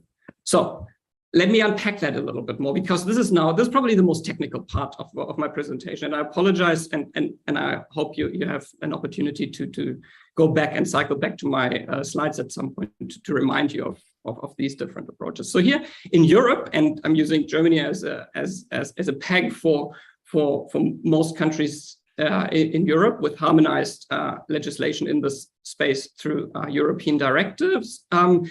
Here you have long, very specific lists of exceptions and limitations. And not only are the lists long, but if you actually look at these provisions are also typically pretty detailed, technical, and long. The problem with these provisions is they do, and I come back to the pros and cons, and I share in many ways what we heard earlier about the pros and cons of the different approaches. But just as an immediate takeaway from this, these provisions in these long list of exceptions and limitations are often so narrow that what is required then is frequent law reform to keep up with technological changes in that space. And I guess I leave it up to you to decide whether you really think that this is something that would work very well in the South African context. I have a firm opinion that it probably wouldn't. And I guess the justification for that is that we have been playing around with copyright reform now for about 10 years or so, and haven't actually concluded this process. So here's one approach. Very detailed, long, inflexible lists of specific exceptions and limitations. Second approach, kind of on the other side of the scale, is fair use, which is one broader provision that essentially, I mean, if we really want to put it forward very bluntly, a provision that basically says you can use someone else's work as long as it's fair. Now, I understand that there is some uneasiness of people hearing this, because then they start to wonder, and we heard this earlier, what does that fairness actually mean? But the lawmakers in those countries that are using fair use are not leaving us without any guidance, of course. And this is often omitted from commenting on fair use generally, whether you read op-eds or whatever. The second part is always not there. And I'm like, how has the person not read the second part of that provision, which gives clear legislative guidance of how fairness is supposed to be interpreted? You see that here, I underlined that here, 1, 2, 3, 4. Those are the factors that courts ought to take into account when they determine on a case-to-case basis as to whether a certain use was fair or not. They need to consider for what purpose was it used. What is the nature of the work in question? How much was taken? And does it have a negative market effect for the copyright owner, that use? And that, by and large, seems to work quite well in those countries that have these provisions, to be honest. And if I remember correctly, and obviously we can hear it later from the actual author, if I remember the Handbook of South African Copyright Law, written by Professor Dean correctly, it's here in my bookshelf, then he himself actually many years ago already spoke about how to interpret fairness in the context of fair dealing. And his suggestion was to actually use the fair use factors, those 4 factors that I just laid out to you, that we find in the fair use provision. So it seems that we are actually heading towards that kind of more certainty through legislative guidance in this space. If one was, that's what fair use actually did. I must be very careful to not comment on the bill here, which I want. The third one is that the third approach that I distinguished earlier is then the fair dealing approach, the one that we have here in South Africa. And I copied here wording from our current South African Copyright Act. The key difference really is that while they both speak of fairness, and they use, instead of use, they use the word dealing, which doesn't sound all that different on the face of it. But the key difference here is that fair dealing provisions are confined to certain purposes only. The purposes that you see on the slide here, for the purpose of research, for the purpose of criticism and review, for the purpose of reporting current events. And many say these purposes might be too short in 2022, while they may have been appropriate in in the late 1970s. The fair dealing provision then in South African copyright law is currently then accompanied by a number of other exceptions and limitations because it is rather narrow. There's a lot of writing about whether these exceptions and limitations, including our own, in fact, whether these exceptions and limitations actually do fulfill the purpose for which they were created in the first place. But just to recap here, 3 approaches: long list of exceptions and limitation, Europe style, fair use, something that originated quite a while ago in the US. I guess the point, because it was kind of almost made as a derogatory comment, it comes from the US. I think one has to also investigate when in the US this provision came about. And it was actually, it's an old doctrine, fair use. It was actually developed by the courts before it eventually made its way into US copyright law. And it was at a time when the US was still a developing country. So it actually applied a developing country context, I guess, thinking when developing this provision. Anyways, that's fair use for you. And then we have fair dealing as the third approach. The pros and cons, I align almost completely with what we heard earlier. That fair use obviously has the benefit of flexibility and is tailored towards a case-to-case application. So things are being decided on a case-to-case basis, as so many other things in law, where statutory guidance is only provided up to a point, and then it's up to the courts to really make a determination on a case-to-case basis. But there's less legal certainty with fair use, certainly less than with these long, very specific lists of exceptions and limitations. And fair dealing, I typically presented it in the middle, but it gave the wrong impression that it is actually a compromise between the long list approach with its pros and cons and fair use with its pros and cons. And it might just not be that. It might combine some of the pros of the long list and the fair use approaches, but it might just as well also combine some of the worst cons, too narrow, too inflexible, perhaps, of the 2 other approaches. So it's another approach. It's not a compromise. So you heard earlier when my bio was read out that I've actually written my PhD thesis on copyright exceptions and limitations. And I just want to share with you that after years of research on that topic between 2005 and 2009, if I actually remember correctly, I thought very hard, and I thought, hey, maybe we shouldn't confine ourselves to these kind of 3 approaches. Maybe there's a 4th one.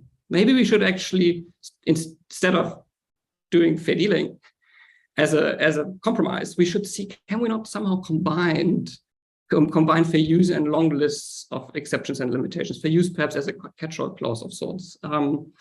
Hybrid approach, if you wish. I find this still intriguing. I don't think any countries around the world actually have done that. But yeah, it's just something that I wanted to share with you, that this was one of my conclusions there. Back 15 years ago or so. Now, without, again, touching on the merits and demerits of the bill that you will have to consider, very few, I think almost everybody in the room included, deny that there is a tension currently between our current outdated 1970s Copyright Act and the new realities brought about by digital technologies. And that includes the area of rights, and that includes the area that I'm speaking here about, the areas of exceptions and limitations. They just don't speak enough, it seems, to very important new activities such as text and data mining, digitizing, format shifting, copyright ownership of artificial intelligence systems, et cetera, et cetera, et cetera. I could prolong this list. And we here at UCT, we know this very well. This is pictures from UCT, right? Because frankly, I get a lot of copyright questions these days, and I don't have appropriate answers when colleagues approach me with these questions, because the law doesn't seem to provide them, which other laws around the world that also don't.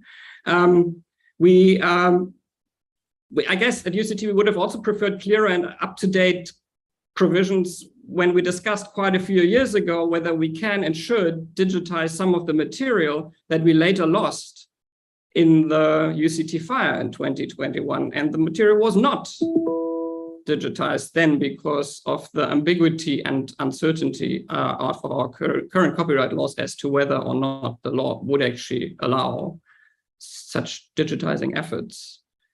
And the right picture that you see here, we're just coming out of a prolonged period of online teaching, and this too became such a legal minefield for myself and many of our colleagues. What are we allowed to do? What we are not allowed to do under our existing frameworks? And I guess we are generally tasked to update exceptions and limitations in this space appropriately, so that they also do speak to these new realities of knowledge transfer, really, if you wish. So I'm almost done. I actually don't have the chat here open. Advocate van der Merwe, if you can tell me whether I have 5 minutes still?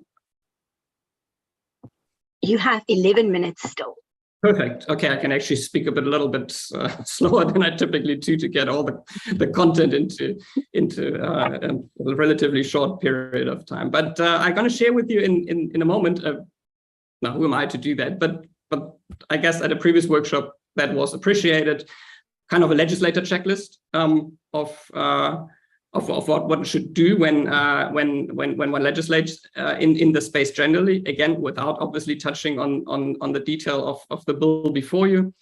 And then in previous workshops, and that's normally when I ran out of time, I also spoke about the 3-step test here, so that honorable members could then better assess the claim that fair use provisions, like these broader provisions, actually are not in compliance with international instruments such as the TRIPS agreement and the Berne Convention, as we heard earlier. Now, I really thought that boat had sailed, and I was a little bit surprised that this was brought up again by Professor Dean earlier. That when he said, "I'm going to speak about that," it really, to me, appears to be yesterday's discussion.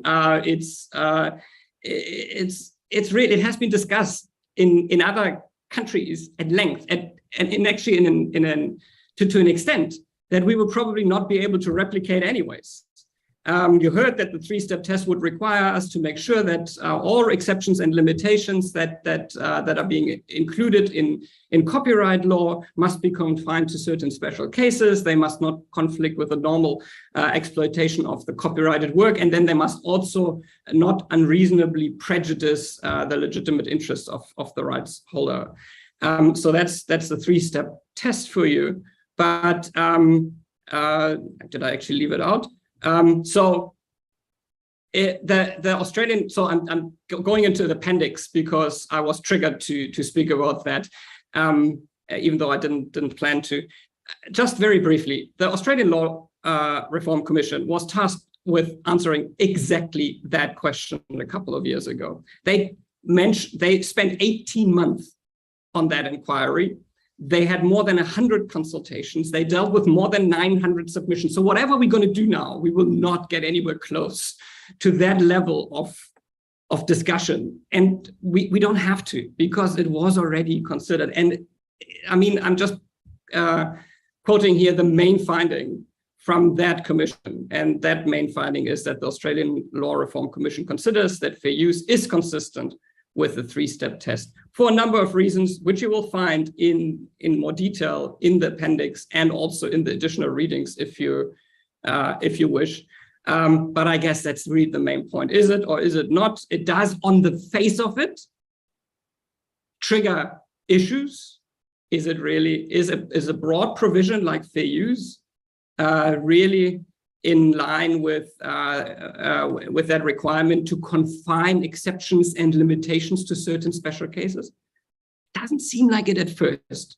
But if you actually, what the Australian Law Reform Commission did, if I remember correctly, if you actually consider fairness as such as a certain special cases, and I hope I'm not losing a lot of people in the room now, because that, while I'm making this argument, it sounds very technical and lawyery and academic. But that is what the Australian Law Reform Commission said. They said, actually, you know what? Fairness is a factor, is a special case. It's special enough for for that first kind of step to be overcome. So yeah, it's not, it shouldn't be discussed anymore. It's really something that I think the international copyright community has dealt with. Several of my colleagues whose views I cherish a lot have actually held the view initially that there's tension between the three-step test, because just from the wording of the three-step test, it doesn't seem to work so well with these broader open-ended provisions. But all, if maybe one not, but all of these colleagues that initially held this view have since changed their views and are of the opinion. Also because some organizations like the Max Planck Institute in Germany has also done another inquiry on that and actually argued for a more progressive interpretation of the three-step test, which would certainly make fair use provisions comply with the three-step test. And in line of this, many of my very highly esteemed international colleagues have agreed now that fair use is indeed compliant with three-step test. As I'm approaching the end of my 11 minutes, I suppose, I guess, yeah, checklist. If you're now going into what you're tasked with, engage with the actual wording of the bill, not what you just read about it, whether in proper academic writing or in more public-facing communications, bit of an op-ed war at some point, I suppose, in this space. Distinguish the substantiated arguments from lobbying claims and assertions. Don't forget about those utilitarian reasons for why we have copyright protection in the first place. It's not something that I just made up here for you. It's something that is predominant. This is the majority kind of view, that we have copyright, yes, to reward and incentivize creators and innovators, but we do that actually for a larger purpose, for a bigger purpose. We do that to move the country forward and to have the maximum in creative output that we can create. And there is such a thing as over-protectionism, which then starts to hamper creativity. It's almost as if it's going up to a point, and then it falls over a cliff at a point if you don't have a healthy set of counterbalancing and modern exceptions and limitations in your work. Be guided by South Africa's intellectual property policy and, in fact, our development plans here in the country. Don't forget about these. Make sure that whatever is ultimately in the bill speaks sufficiently to these aims and objectives. Legislate in a context-sensitive manner. Don't look too much and definitely don't copy from other countries blindly, especially not from countries that are much more developed than our country is. We need a legislative framework that really speaks to the realities of this country with its very unique kind of challenges and situations, and make this a priority. We heard earlier that it would be harmful to have the wrong legislation going forward, but it's also harmful to not have anything going forward, as I believe was also a key threat in the Constitutional Court decision on that very topic that they were dealing with.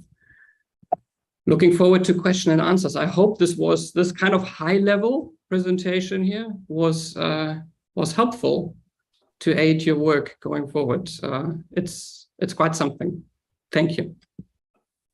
Thank you very much to both the presenters. If I may, at this point in time, I think it's now the session for discussion amongst members will start now. And then, as I understand, I will hand back to the chairperson to deal with questions and responses. Thank you. Thank you very much, Advocate Van der Merwe, and also thank you very much to the two panelists who have made presentations. Let me reiterate the points I raised earlier, that the workshop is meant for the members of parliament and also members of the provincial legislatures. So only those members that will be asking questions. We want to reiterate that observers are not allowed to participate. They should just observe. There will be time for observers and other stakeholders to make their views in the form of public hearings that are going to still take place. Just want to emphasize, so what are we going to do now? We're going to ask members to ask questions if they have any. I'll request that a member should switch on his or her video and also indicate his name and the province he is representing, whether you're from the committee or from the provincial legislature, because we are all here from the NCOP representing the provinces. I see their names. Is Kayla a member of a provincial legislature?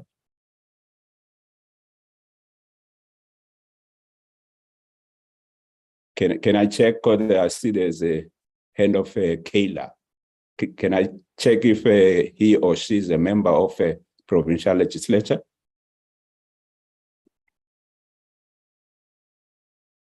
Okay, there's no response. Let me take Honorable Moimang, followed by Honorable Tim, followed by Honorable Lont, in that order. I want to take the end of Kayla because there's no responses to whether he or she is a member.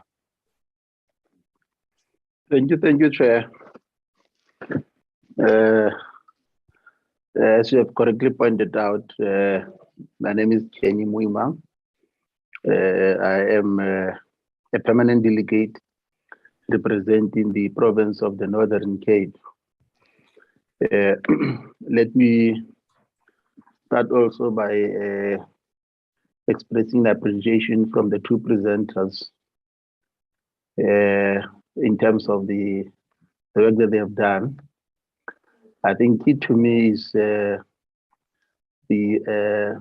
simplicity in which they were able to articulate the how the copyright law has evolved right from its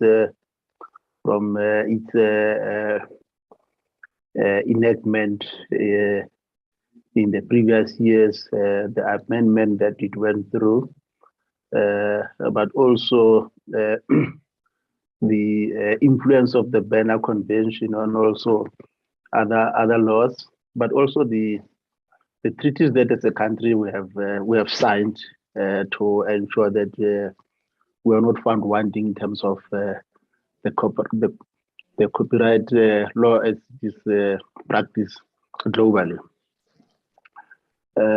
Just two questions that I want to pose to the two presenters, particularly with regard to the originality utilized by an employee during the course of his employment, and in this case, it will be the Please Call Me saga between Vodacom and that litigant. The matter has been going back and forth from the court. Can they just probably just give us a sense in terms of what is their appreciation in terms of that, whether the current law, because in as much as one get a sense that the litigant in this case was able to assert his originality in terms of the Please Call Me product, but it looks like there are other hurdles probably that might have to be addressed by the current legislation, the current bill that is before us. The second one, I think it's in relation to the aspect that deals with the, I think it's the Let me just check here. The published edition, that's where I want to go to. Under the rights granted by the copyright, I had an opportunity to also go through the presentation that was made by Dean. And when I dealt with the public edition, making or authorizing reproduction of the edition in any manner, what came to my mind was 3 weeks back in the Northern Cape, one of the authors took the Department of Sports, Arts and Culture to task because they reproduced his book without his consent. And I also saw the HOD of Sports, Arts and Culture apologizing. And clearly, when I went through the presentation and also listening to the presentation made, clearly it is a matter of infringement. What remedies will that author have in terms of the current law that to me was characterized as an infringement in terms of his work as an author, because the sense that I could get was also the exemptions from infringement, because what I got a sense was that reproduction was for school purposes. So whether can it fall under the special case that is not in conflict with the normal expectation of the work or not? Thank you, Chairperson. Thank you very much, Honorable Moimang. I've been informed that Honorable Kayla is a chairperson of the Portfolio Committee in the Western Cape Legislature. I understand it's got sound problems. I don't know if you can try again, Honorable Kayla.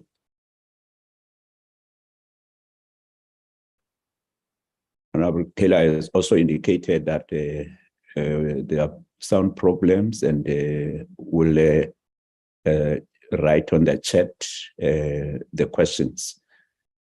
In the meantime, I'll ask Honorable Dango, followed by Honorable Tim, and then Honorable Lont. Chairperson, thank you very much. Thank you to the presenters. My question is in the question of translation. If I am translating something and that translation is from the original, am I incurring moral hazard at the time?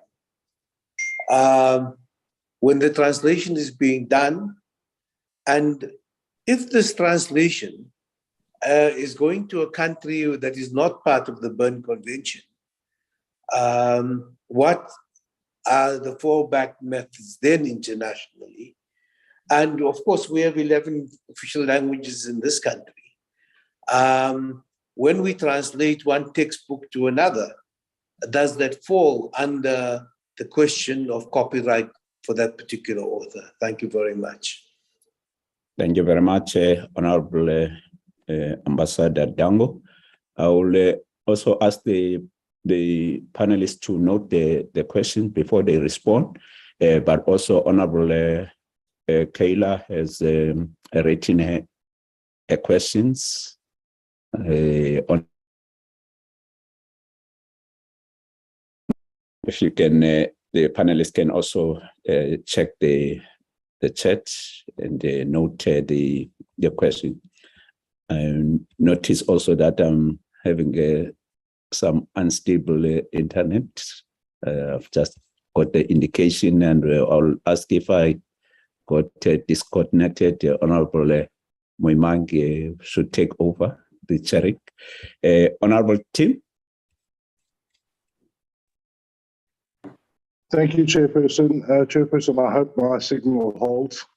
We've just come out of load shedding. I think you're in the same position. Chairperson, my question is very simple. we obviously had Dr. Dean give us the state of the law as it currently is in South Africa. And then we had Dr. Schonwetter give us where the world has progressed to. My side, if you can hear me, can you please indicate, because I can't hear Honorable Tim? I can hear you, Chair. I can hear him. We can also hear him. Okay, can I proceed? Yeah. I guess Tim can proceed. Thank you, Honorable Moimang. So we seem to have this academic tension at the moment between the two speakers, if I'm not reading it incorrectly. And I would just like to get perhaps the question is to both of the presenters, and I thank them very much for their presentations as to where do we reconcile those in the beginning. Perhaps if Dr. Dean could comment first, and then Dr. Schonwetter could come in as to where we reconcile that existing legal framework and the modern practice, which is more of an open source practice, more of a fair use practice, and specifically not a I think in South African terms, we often think of copyright as a money issue. But in actual fact, I think what's very important to a developmental society like ourselves, where we're trying to develop our nation and our country, is the access to information, the access to knowledge. And thank you, Chair. And sorry, I didn't follow your instructions. My name is Tim Browderset. I'm a member of the committee and I represent KZN. Thank you very much. Thank you very much, Honorable Tim. Followed by Honorable Lont.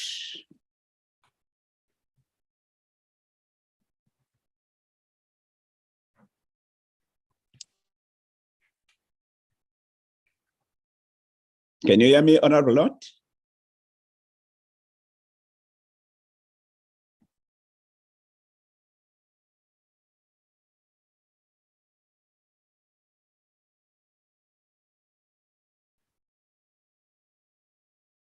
I know there's some people that might be interested to reach out to of the other colleagues so that we can get, as I said at the beginning, sufficient information from all people who might have an interest, so that when we get to the final stage, we can fully participate and debate and make an informed decision. Thank you.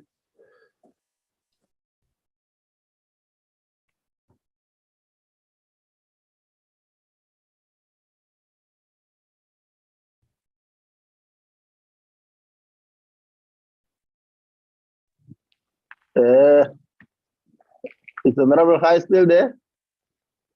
Honorable Moimang, I assumed you heard the question or the comment from my side, since you co-chair.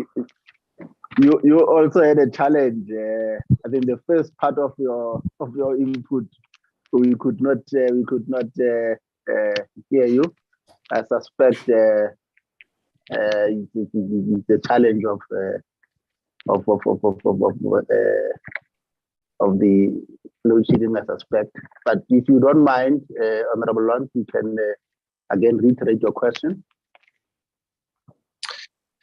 Thank you. It would be wonderful if this phenomenon of load shedding can be behind us. But I will leave it at that for now, Chairperson.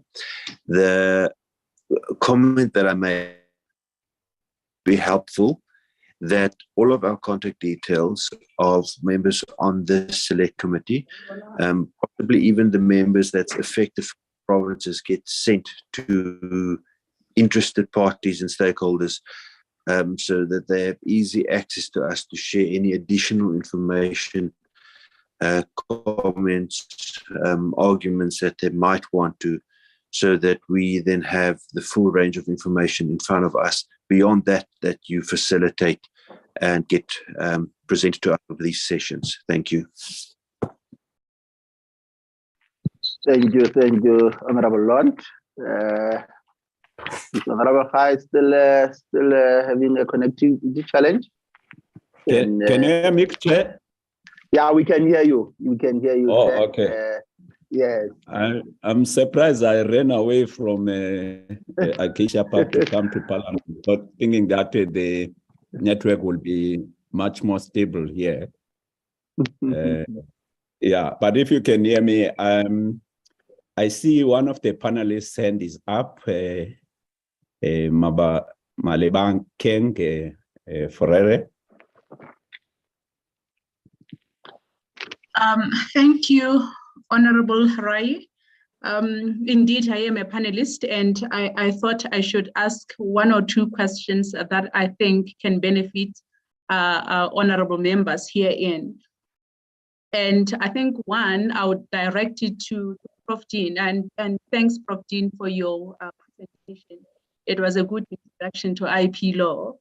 So, Prof. Dean, if I can ask you to, to look at assignment and licenses, and to actually, bring out the differences between the two, especially in light of the reversion rights.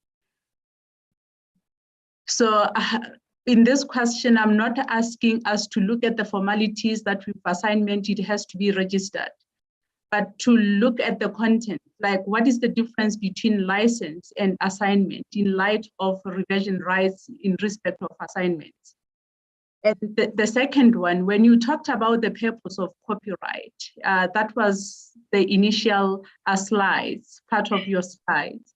And you quoted Article 8, I think, of the US copyright, the US Constitution. And I thought maybe members could have been uncomfortable with you, telling them what the purpose of copyright law is, but quoting it from the US Constitution. And I think maybe what we need to do at this point in time is to indicate to members whether our Constitution has any clause in respect of the purpose of intellectual property law.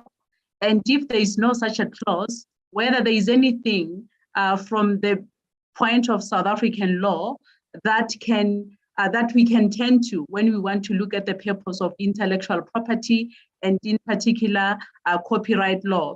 And if there is no such a provision, I think we need to highlight to honorable members herein that perhaps the time is now for them to go back and actually to decide what it is that they would like to see with intellectual property law, so that we don't look at other jurisdictions. And I must say that many countries actually look to the US when it comes to the purpose, because it's much more doctrinal, that has been codified into the US Constitution. And honorable members, I'm glad that you are picking the differences between the two speakers here. And I think this is a matter of ideology. And I'm sure you know by now that sometimes we have capitalists on one hand, and on the other hand, we have socialists. They all have credible ideas, but it just depends on who you want to align with. And the same applies with this wonderful topic, copyright law or intellectual property. You have one school of thought that will speak of stronger protection, because they will tell you that if you do not protect intellectual property, you are going to lose out on, on your economy. And then you have another school of thought, on the other hand, that will tell you that the less you protect, the better. Information must be freely available. So all I'm saying is, at the end of the day, you have to decide here on which school of thought you are aligning with. What would you want to be? What would you want to like the purpose of intellectual property be in the country? So I think that is my 5 cents in as far as the two presentations have been made. And I just want to make an example that recently happened here at my university. I don't know if you still recall when the slogan, a radical economic transformation began just recently. And I remember quite well that Professor Madikani was ridiculed for supporting it, because he was actually coming from another school of thought, the Marxists, and the capitalists were angry at him, even suggesting that he's not well-qualified economist. In actual fact, he is. He just comes from a different school of thought. And copyright law puts us exactly at that position. So we have to decide, or Parliament has to decide, what it is that you would like to see with intellectual property protection. And I thank you. Thank you very much, Prof.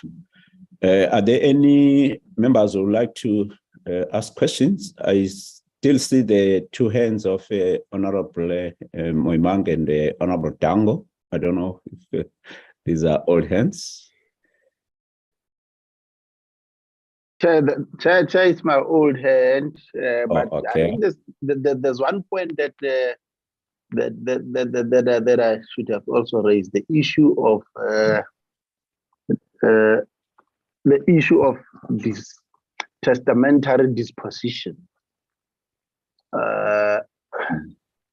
which I think is under assignment. And what caught my attention, Chair, is I think the concern that the bills that were referred to the NCOP talks to, particularly with regard to many of our artists that perishes as paupers, while their artistic work continues to be played. Their descendants cannot enjoy the benefits of the work that they do, precisely by virtue of the fact that the system did not protect the work that they did. I suspect they did not register their work, or rather the producers did not make provision for them, which then obviously under assignment that talks to the transmissibility of the copyright by virtue of this testamentary disposition. In this situation, in instances where their work is not covered by testamentary disposition, can the interstate, can we talk about the interstate disposition, or just to sort of, it addresses the situation that is faced by many of our artists, whether it is Matlatini or whether it is any other artist that we have seen that the concern that is being addressed by the current bills that we refer to us. Thank you, Chair. Thank you very much, Honorable Moimang. Can we get responses? I think we'll start with... Just one question, Chairperson. Oh, okay. Chairperson, if the appeal is that the presentations please be made available to us, so that when we go to the provinces, we can actually go with these presentations. However, would we be contravening any copyright law if we take the presentations given to us to the provinces ourselves? Thank you. Okay. Now, presentation have been circulated by Enrico. If you can check your emails, Honorable Down. But also, when you have time, the presentations, the panelists, actually the whole proceedings are being broadcast on the YouTube, and you can access it any other time, also using the document that have been circulated, and listen again to the presenters, because it's on YouTube as we speak. Professor Dean? Yes, and also you. take into account the questions that are on the chat, please. Yes, I'll deal with the questions, and I'll also would like to make a couple of comments on Dr. Schoenwetter's presentation, just issues which arose out of my original presentation. But let me take the last point first.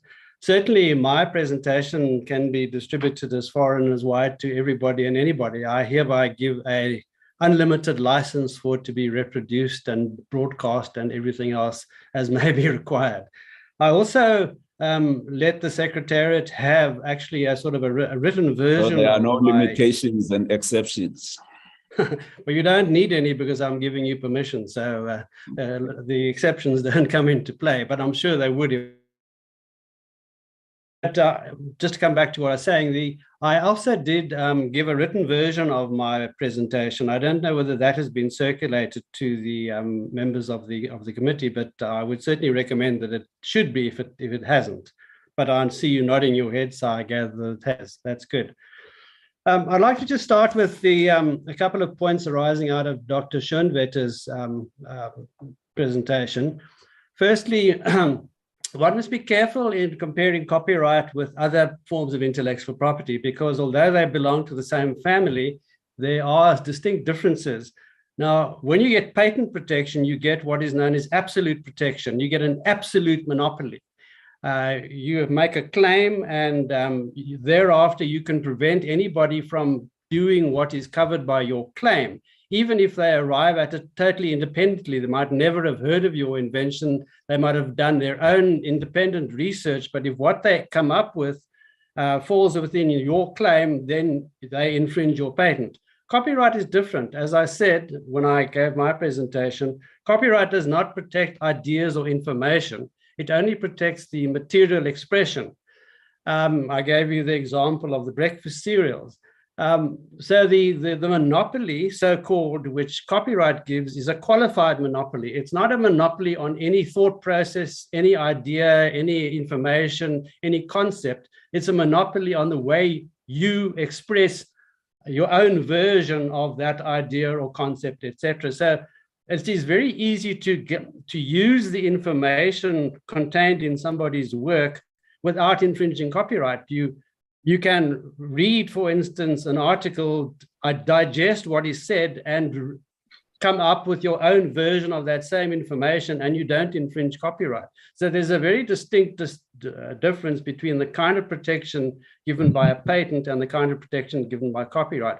Copyright does not impact on what is in the public domain to anything like the extent that a patent does.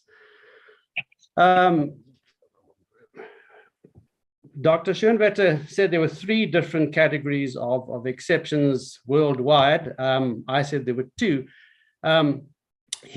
What he calls his long list is what would generally be classified as part of the fair dealing approach, because the fair dealing approach has a literal meaning and a figurative meaning. But in general, when you talk about fair dealing, what you're talking about is a closed list of exceptions which are spelled out in the legislation. So it's in law we talk about a numerous clausus, which is the Latin for a closed list or closed number. The real issue is, do you want a closed list in the legislation, or are you prepared to leave judges to make the law? It's a question of statute-made law versus judge-made law.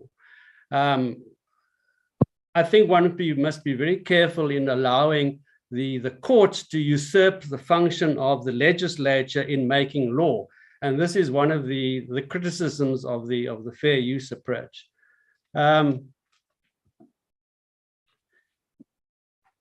It is true that in fair use, there are the four criteria or 4 considerations which must be taken in account in making an assessment as to whether fair use has taken place. And Dr. Schoenwetter enumerated them. And I, in my textbook, have said that those same 4 factors can be used in assessing the fairness component of fair dealing. That's not to say that that fair dealing equals fair use. All I have said, and I reiterate, that when you have to approach the question of what is fair in the abstract, those 4 criteria used in the American fair use approach are very useful to adopt. I would take it no further than that.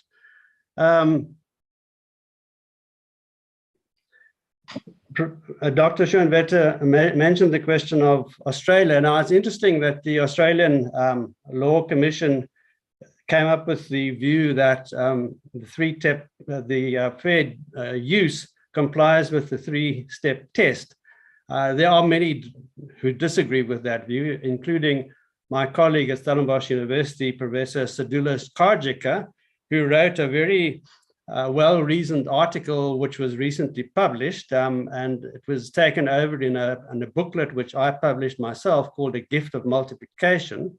And I'm very happy to make this little booklet available to members of the committee, and they can then read what Professor Karjika has to say about fair use and the three tests. But what's interesting is that in Australia, although the Law Commission found that fair use did comply, so they thought, with the three-step test, the Australian legislature, the parliament, didn't adopt a three-step test in their own law.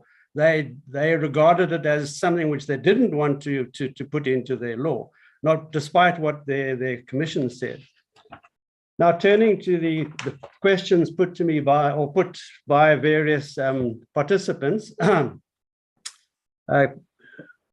Honorable Kenny M. mentioned or spoke about the Please Call Me case.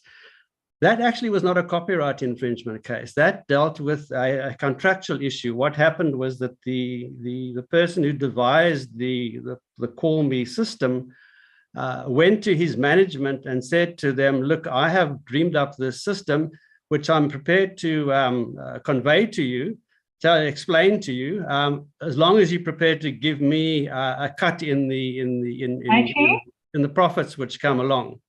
Sorry, is somebody talking? Okay.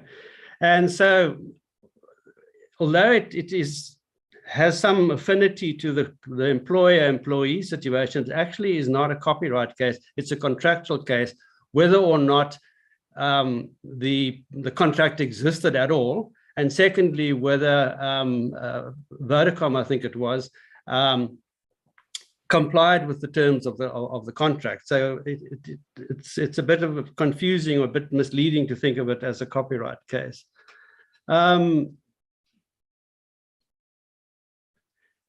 You raised the question of reproducing a book, and which would be used in teaching, and whether that would be normal exploitation. Well, if you reproduce a book without authority, you infringe copyright without any question at all. What then must happen is that you must look to see whether it falls within one of the exceptions. Now, the existing act is a bit thin on exceptions for teaching or for the education situation, but there are some instances where use in education can fall within an exception, and one would have to look closely at the facts of this case to see whether that exception applied. Let me hasten to add that I do not for a moment contend that the current act is comprehensive in providing for all the exceptions which need to be provided for.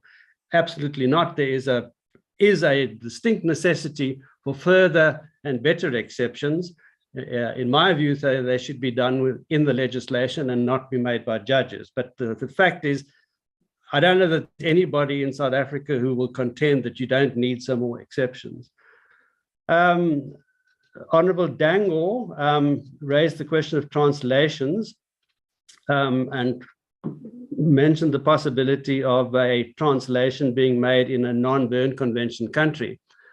Well, there are not very many countries in the world that aren't Berne Convention countries, but there are some. I think Taiwan is one. If that happens, then one has to look to the local law of that country as to whether they are going to protect the works of South African authors, a translation being a work in its own right. Without knowing which countries involved, it's difficult to say whether there would be some relief available to a South African author. But the question raises the merits of belonging to these international conventions and getting the reciprocal copyright protection in other countries. And it's very important that we belong to these treaties and that we comply with the terms of these treaties. And the translation, of course, will apply to any language. I mean, you can translate from English into Xhosa, and from Xhosa into Zulu, and from Zulu into whatever other language you might think of. So there's no limitation as to what languages can be involved. The Honourable Tim raised the question of there being two different approaches for exemptions. How can one reconcile the two? It's difficult to reconcile the two because the approach is different. As I said, it's really a question of opting for whether you want a parliament-made law or whether you want judge-made law. If you are happy with judge-made law, then you don't have a problem with fair use.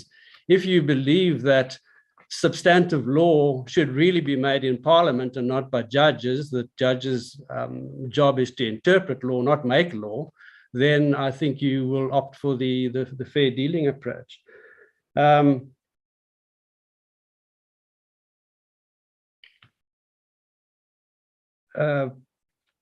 Professor Ferreira raised a couple of issues. Well, I attempted to explain the difference between an assignment and a license. An assignment or a license is simply a permission to do what would otherwise be an infringement if the permission wasn't forthcoming. So if you perform any of the restricted acts without the permission of the copyright owner, you infringe. If you don't want to infringe, then you must get a license, which is a permission. An assignment, on the other hand, is a transfer, sale, if you like, holus bolus, of the right which is in issue, whether it's the whole copyright or only part of the copyright. And once you become the owner of the right in question, you can do with it whatever you want. I mean, you're the boss. It's your property.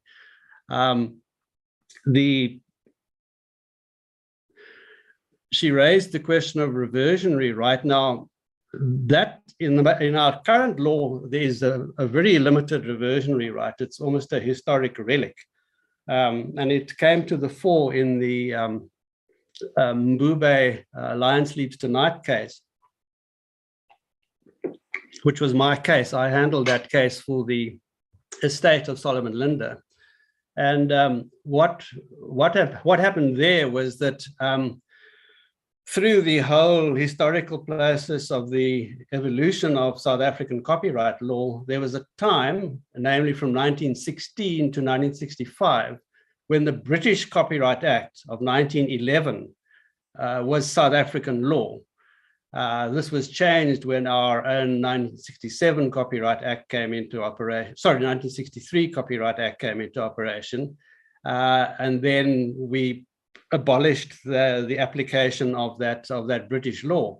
But in doing so, our law said, insofar as works were made during the time when the British law was in operation, the circumstances of ownership of copyright and subsistence of copyright continued to apply as it did at the time under that law.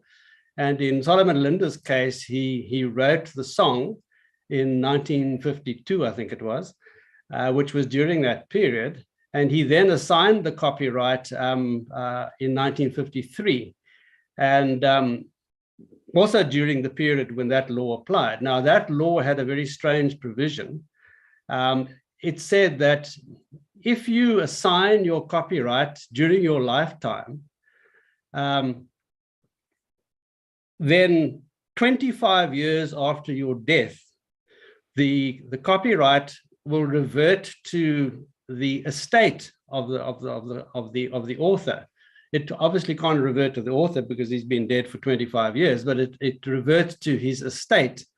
And that, in fact, then happened in the case of Solomon Linda. He died in 1967.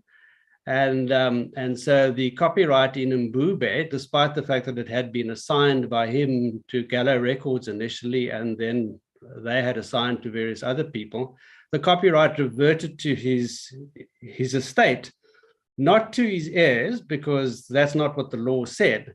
And so the litigation, which I brought, was actually brought in the name of the executor of Solomon Linda's estate. Now, that is the only circumstance in our law at present when there is a reversion of rights. It has to be it has to fall into the period that was regulated by that British Act, which was known as the Imperial Copyright Act. So there may be other instances where the facts will allow that principle to apply, but but it will be fairly few and far between. She took, I won't say umbrage, but she made mention of the fact that I referred to the American Constitution in stating the purpose of copyright.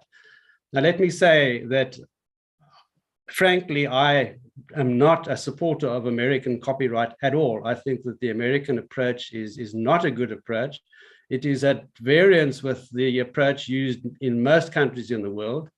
And part of my lack of enthusiasm for fair use stems from the fact that it's very much an American-made approach.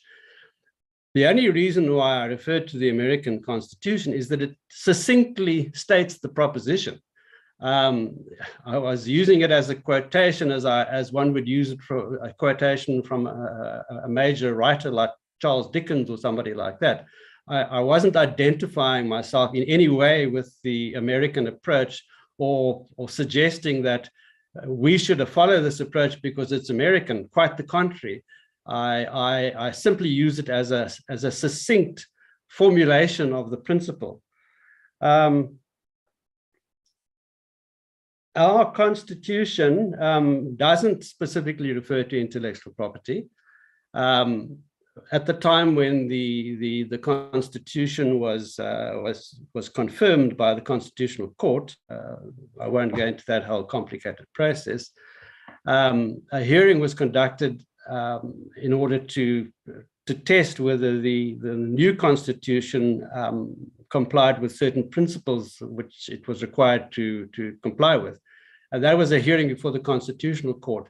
I actually appeared before the Constitutional Court, and I argued that there should be a reference to intellectual property in the Constitution.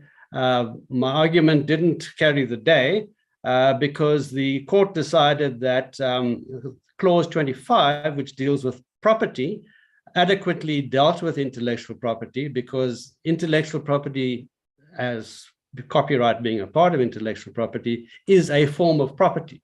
And so when Section 25 protects property against various actions, it also includes intellectual property. So in the Constitutional Court's view, it is not necessary to have a specific separate clause dealing with intellectual property. I agree with her that in some ways, it is virtually a sort of a capitalist versus socialist type approach when you consider intellectual property. I do consider intellectual property to be a capitalist type of instrument. I think that it is, personally believe it fulfills a very useful purpose.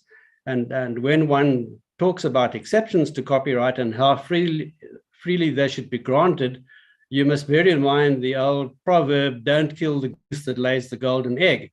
If you grant too many exceptions, you're going to destroy the purpose and function of copyright, and it's not going to provide the incentive which it is supposed to be providing. But whether you have a socialistic or a capitalistic outlook on life is a personal matter, but what one has to take account of is that we belong to these international conventions, the Berne Convention and the TRIPS Agreement, and they stipulate, they mandate that member countries must provide intellectual property. So for as long as we are members of these conventions, we must provide protection, and protection as prescribed in the conventions. If we decide that we don't want to protect intellectual property, or we don't want to give the requisite measure of protection to intellectual property, then we should resile from these treaties. You can't be a member of a treaty and decide we will apply some of the provisions or we won't apply some of the other ones, and we'll apply it to the extent that we feel we want to apply them. If you belong to an agreement, you have to fulfill the terms of the agreement. It's as simple as that. So we don't really have a choice in the matter. We have to protect intellectual property as prescribed in the conventions, and if we don't want to do that, we must resign from the treaties.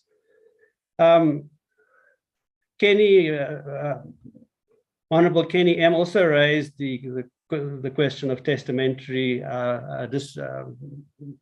or transferring copyright by testamentary disposition. That is one of the recognized forms of transferring copyright. It would apply whether there is a testament or, in the case of an intestate situation. What it boils down to is that copyright is an asset in an estate.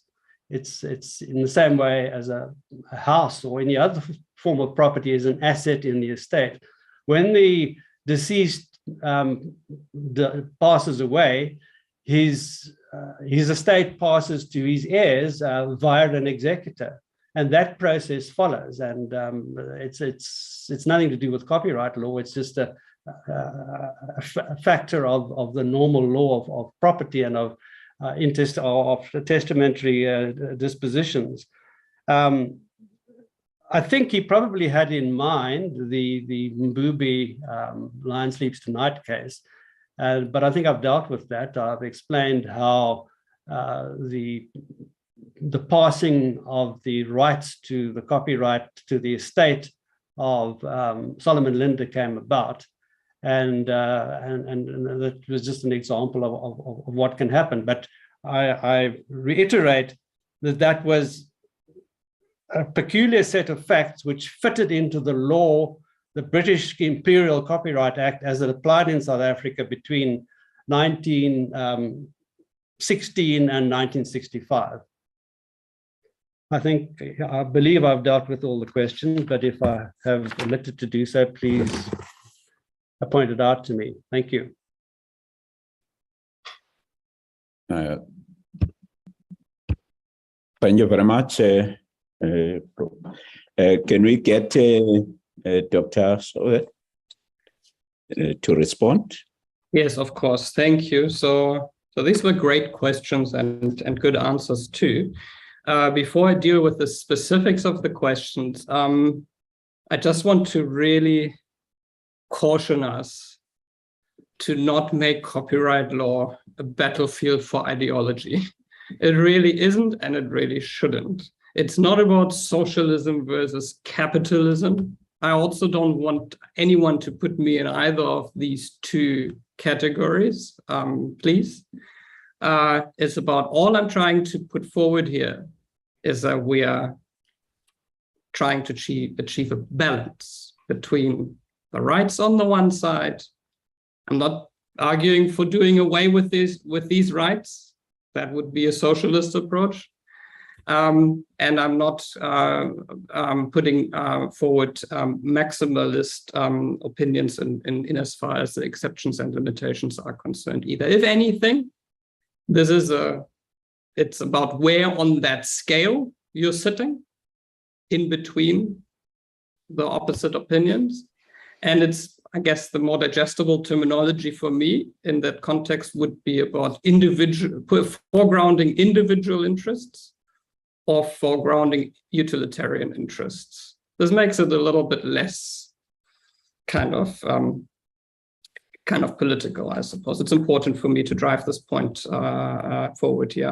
I would align myself with neither putting forward a capitalist nor a socialist position here. I think we are a bit pressed for time looking at at least the agenda that I saw, so I keep my comments brief. So and I'm also not entertaining a back and forth here between Professor Dean and myself, which I think some in the audience would like to see continue for a while.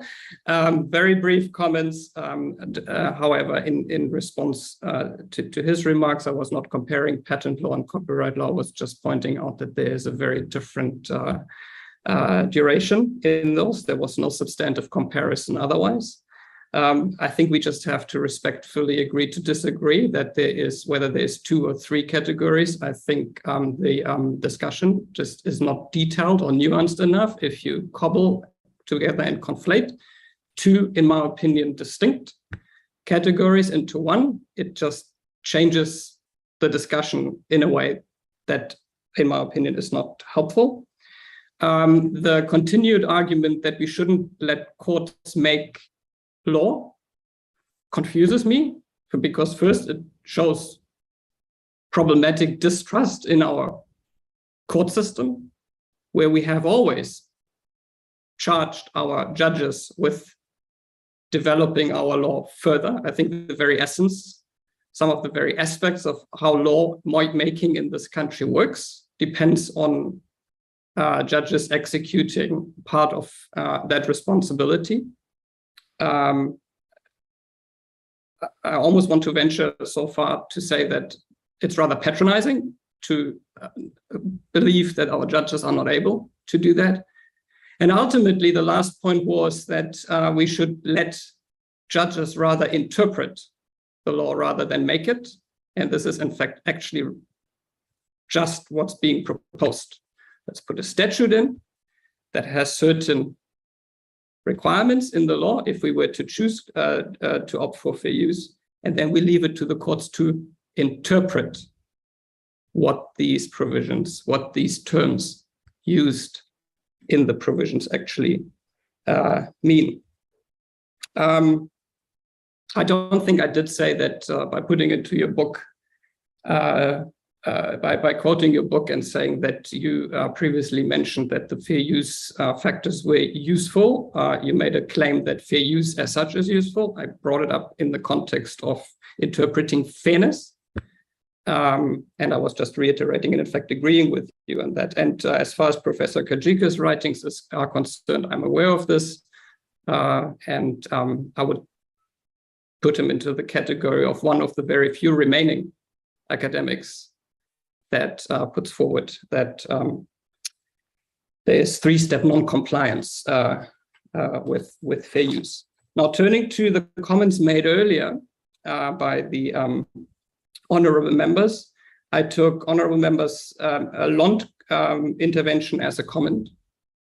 I've dealt with Professor Ferreira. And in fact, that brings me back to my response to, and I hope I pronounced this right, Honorable Member Brout-Seth. It was not, you observed the difference in views quite rightly. And I think this is what academia is about. And this is also why the invitation was extended to the speakers, to provide you with a whole range of arguments in that space, because you want to consider them all. My intention here, neither here nor in classes when I teach, is not to convince anybody of anything. But I do know from many years of teaching and speaking in the space that people who come into a room afresh without having been exposed to copyright much start off with that assumption that copyright law is all about protecting the individual authors. And it is quite important that we make sure that these authors are adequately protected and do not die as paupers, as another honorable member pointed out. And we need to always and consistently make sure that we adjust and update our law, that we also deal with that side of the envelope to offer and award appropriate protection. That was not the task of my presentation. My presentation was supposed to be focused on exceptions and limitations.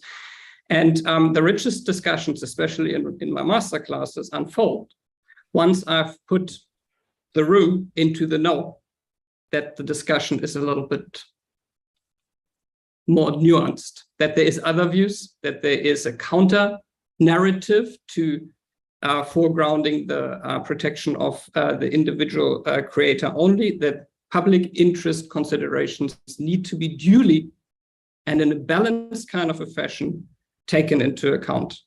And my main aim of my 40-minute or so intervention is that if once you now engage with a bill, that you do not lose sight of this.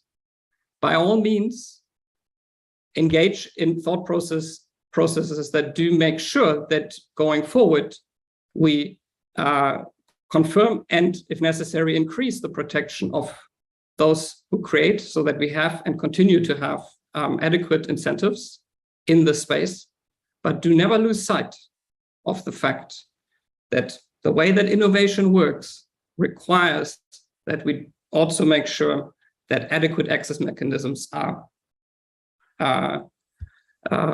preserved, and if necessary, and I think it's very necessary in times of digital technologies, increased. So it's really not about how to reconcile. It's just to put you in the, I don't have to make these laws. It's to put you into a space where you can make these laws in a balanced kind of a vision as demanded by our intellectual property policy in the space. It's nothing about convincing you of, there's no attempt of convincing you either way, really. I think maybe let me turn quickly to those questions in the chat by honorable members, our member Kayla, if I remember correctly. What consideration protections offers to TikTokers, YouTubers, vloggers, Instagrammers, and other online social media content producers? It depends on how you look at it. Legally, from a copyright law perspective, probably far-reaching protection. The works that they do produce, subject to the terms and conditions of those social media platforms that they are engaging with. The content that they do produce is typically owned by them. Whether on another level, if copyright infringement occurs, sufficient enforcement mechanisms are available, especially when the infringing activity happens outside the boundaries of South Africa. This is a completely different question, and this is something that I believe copyright law, statutory copyright law in South Africa alone cannot solve, unfortunately. How does the law distinguish between folk art and original works? My concerns is that they may be conflated, especially in the case of online content undermine the creator. I think this might be a conversation for another day, because it opens all sorts of cans of worms, because we're actually venturing into the space of another piece of legislation that, last time I checked, is not yet fully enforced, and this is the Intellectual Property Laws Amendment Act, which tries to extend protection to works of folklore because it doesn't fulfill some of the requirements that we heard earlier easily for copyright protection. And we decided with that piece of legislation to stay within the realm of copyright and other intellectual property laws to try to protect them as well. We have, and especially Professor Dean has been quite vocal as to what approach he prefers, as to whether he thinks that is a good idea or whether a completely different approach should be adopted. If this is something that is of interest, I'm happily offering a follow-up conversation of that. And last question here by Honourable Member Kayla is, why do we not have an online copyright database? Look, some countries do have that. Last I checked, it was like even countries in Africa. Kenya seems to have one. I'm always amazed how such a database would be maintained because of the way in which copyright arises in the first place. As you heard earlier from Professor Dean, and I reiterated that, once the requirements for copyright protection, which are relatively low threshold, are fulfilled. In fact, if I write a blog or vlog, a creative blog, or post something on social media, this material is copyright protected immediately. Now, how do you make sure that we somehow capture all this content that is being created at this very moment in a database? There is these statistics floating around that are mind-boggling, and I really don't recall the details of that, but I think it's something like at any given day or any given week of humankind these days, we produce as much material as we had produced in 2000 years prior to digital technologies being available, or something like that. It's truly mind-boggling. But the main point that I'm trying to make here is that just from a practical point of view, I believe it would be very difficult to create a database that would comprehensively and for all works provide information about copyrighted works. One could of course make that voluntary and only include those works in such databases for which the author has done something to get it onto that database, but that triggers all sorts of follow-up questions. Is that author really the owner, etc.? And is the information provided by whoever submits that information, providing the correct information? Perhaps, and that seems to come through the second part of that question, perhaps technology will help. Maybe it is something that only artificial intelligence, being able to deal with big data and big data sets, will help us going forward through blockchain technology, through NFTs. Certainly these types of technologies we need to take cognizance of, because, and I'm not sure whether my colleague, Dr. Desmond Oriakokba later today, when he speaks to you, will get into this, because he's tasked to speak about collecting societies. I'm quite fascinated by the prospect of these type of technologies, potentially perhaps doing away with the need of always engaging with the current intermediaries, such as collecting societies. It's not as brief as I had hoped, my round of comments here. Perhaps one or two more comments. Honorable Dango, I think mentioned translations. I just want to put forward here quickly that in my view, these are clear.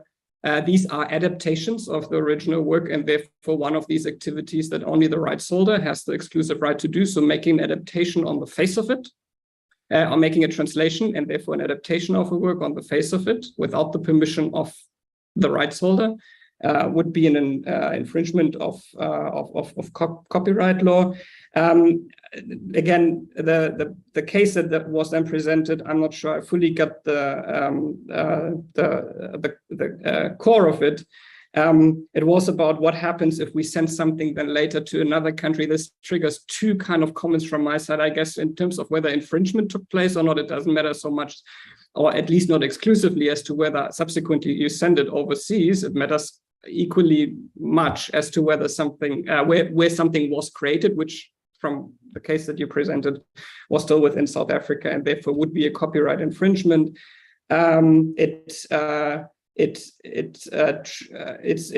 also raises questions about the issue of parallel imputation, which I think is something that if you engage with a bill, again, me not allowed to comment on the bill, but you want to make sure that future legislation in the space also adequately addresses the issue of parallel imputation, to make clearer as to whether such activities, i.e. the moving in and out, which is import and exportation, I suppose, of copyright materials from other places without the permission of the domestic rights holder, is something that that you want to allow. Artists dying in paupers, now cycling back all the way to Honorable Member Moy Mang. Earlier, the copyright Vodacom and Please Call Me case, I think, was adequately dealt with and covered by Professor Dean. As far as that issue of artists dying in paupers, as paupers is being concerned, again, we are not talking about the bill here in as much, but again, we need to make sure that whatever future legislation we will have in this place also make sure that we try to overcome that issue in as much as copyright can do. And I'm saying that the way that I'm saying that because it's often not copyright law that is to blame for that situation. Is often contract law that overrules of what the provisions that copyright law actually would have put in place. So if an artist, for example, creates something, copyright law would determine by default, subject to exception, as we heard earlier, that that artist would then also be the owner of the copyright in his or her music. But obviously, more often than not these days, these artists sign contracts with intermediaries like record companies and others that are less than favorable in terms of how they subsequently benefit from their own music. And I think it's on that level that we perhaps want to look into ways of how we can overcome some of these challenges. Very last comment, I recognize that there was some conflation earlier about the three-step test in TRIPS and copyright exceptions and limitations. Just a reminder here for the benefit of everybody, these 3 steps in the three-step test are not in it by itself an exception. So don't assess whether a certain use is permissible. A certain use is permissible in a certain case by just saying, okay, does it actually fulfill the 3-step test? You would still have to ascertain as to whether a certain case is permissible under a domestic exception and limitation, like currently fair dealing.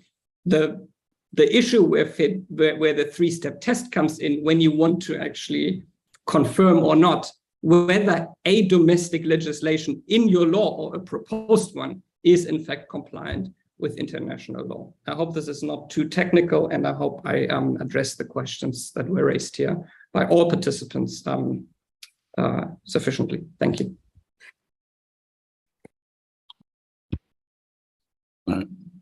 Thank you very much. I hope everybody can hear me, because I can see on the screen, keep on saying my internet connection is unstable. I'll try after lunch to go to because I'm in the basement here in Parliament. Thank you very much to our 2 presenters. Yeah. Honorable Moimak, if you can switch off your mic. Thank you very much to the 2 presenters. I think we are well informed, and before we started with the workshop, and I know the aim was not to influence us, but to clarify the concept and the context of the copyright law. But as I was indicating to observers, let me also indicate to the panelists that so that we don't get confused as members when we leave the workshop, that please don't make use of the chat contesting each other's views as panelists, because it's not going to empower us, but it's going to confuse us when the panelists themselves now start to contest each other's views. Leave it up to us as members when we deal with the legislation, as how we'll be approaching the legislation without being influenced by the panelists. We are now going to break for lunch for 30 minutes. We're supposed to break for 1 hour, but we are out of time. I will request that everybody should log in at just 5 minutes before 1:30, so that then we start again. We'll hand over to Advocate Van der Merwe to continue with the facilitation. Thank you so much. The meeting for now is adjourned. Thank you very much. Recording stopped.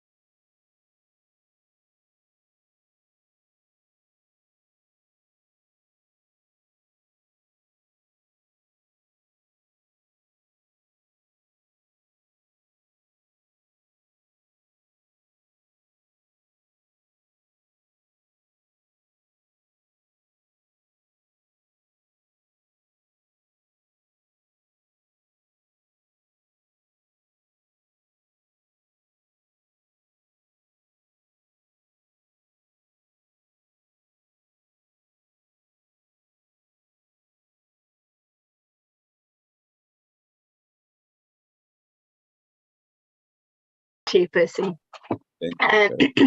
So members, we are going now into the second panel. And actually, this panel is going to deal with two very different topics, actually, from what we've had this morning. The one will go a little bit more in detail into collecting societies as well as the tribunal. So it's quite an interesting area. I think it's very different from what we've heard so far. And then the next speaker will speak to treaties and international trade.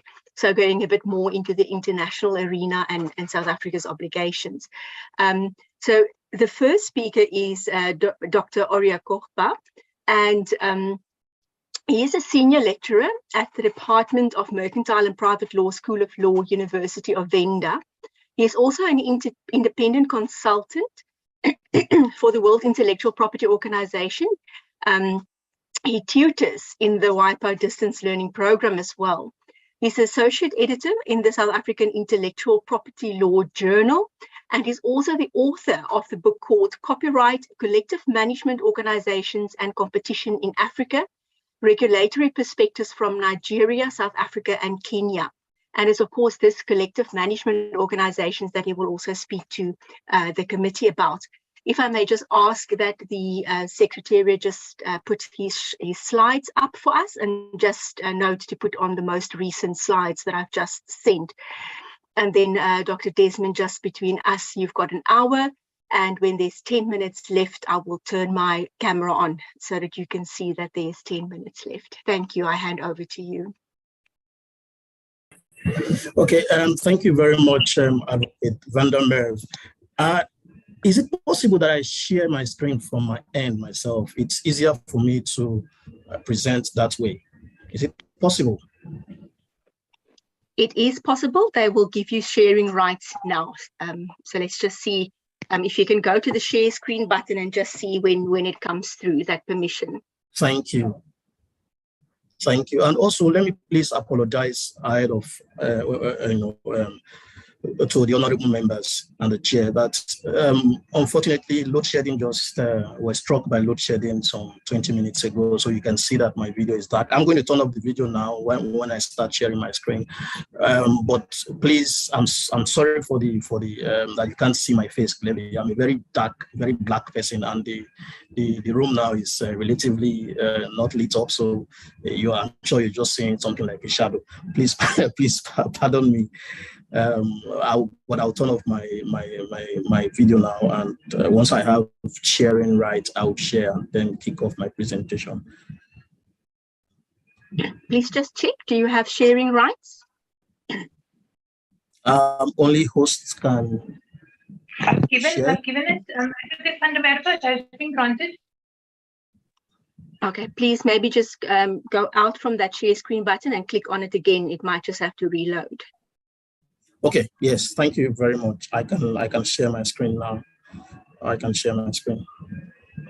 Okay. Yeah. I'm also going to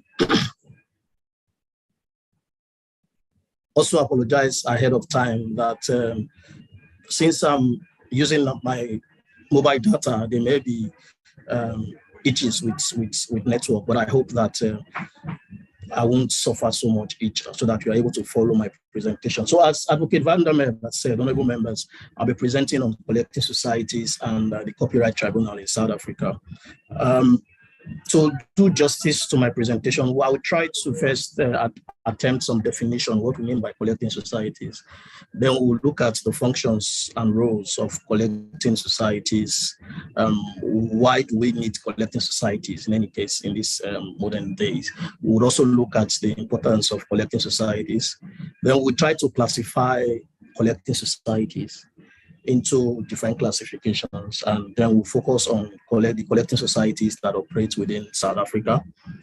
In doing that, also we'll look at briefly the history, how collecting societies came about in South Africa, the challenges of the collective management system, and we'll look at we'll take a brief look at the Copyright Review Commission report, that is the Farlam report of 2011. We'll just be highlighting some parts that are important for our current discussion, and then we'll look at then focus on the regulatory framework of collecting societies broadly, and then look at how it is in South Africa.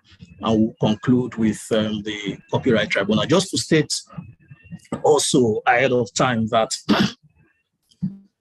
these issues, in discussing these issues, I would take a broad look at it broadly from, collecting societies broadly to create necessary backgrounds before then focus on the South African angle in each of the on each of the core subtopics that I'll be covering. What is collective management of copyright? Now, there are several definitions, but what I've done is to adopt a very apposite and authoritative definition of Mayali Fixer in his 2002 work. I'm also going to appoint honorable members to my book, which also looks at the issue broadly. But just to say here that within the framework of collective management of copyright owners authorize collecting societies to monitor the use of their works, to negotiate with prospective users, to give the prospective users licenses against appropriate remuneration on the basis of tariff system or a licensing scheme and under appropriate conditions. Now, collecting societies then go ahead to collect such remuneration and distribute it among copyright owners. The collective nature of the management may and frequently does also involve some other features corresponding to certain functions going beyond the collective exercise of copyright of rights in the strict sense. Now, I adopted this definition because as I take you through the subsequent slides, the different roles of collecting society will become very apparent as I explain through. But just to state here that issues, things like copyright owners who copyright owners are, I believe they've already been addressed in Professor Dean's presentation, so I will not bug myself with that. And the rights that copyright owners have under the Copyright Act and of course the Performance Protection Act have also been addressed in Professor Dean's presentation. So I will just be looking at those other issues that arise within the collective management space, which are not covered in Professor Owen Dean's work. But please just permit me to state here that copyright owners is used broadly to include copyright owners who are members of collective societies and those who are not members of collective societies, but who are nonetheless regarded as copyright owners under the law. I will explain this further in subsequent slides. Then the next question we'll try to look at as far as definitions are concerned is to find out who collecting societies are. Now, you would observe that in the previous slide, I talked about collective management. So collective societies are also known as collective management organizations, and they are mostly non-profit organizations of right holders. So they operate as broadly, in fact, in most part of the world, they operate, and even in South Africa, most of the collecting societies, as we see later, operate as non-profit organizations, while some operate as for-profit liability companies. Again, we also see examples in South Africa. In fact, one example in South Africa that operates as a profit liability company. Collecting society may also be agencies or may also be run as partnerships. But one important thing about collecting societies is that they control world repertoire of copyright works. Professor Dean has already pointed out to us copyright works that are protected under the Copyright Act.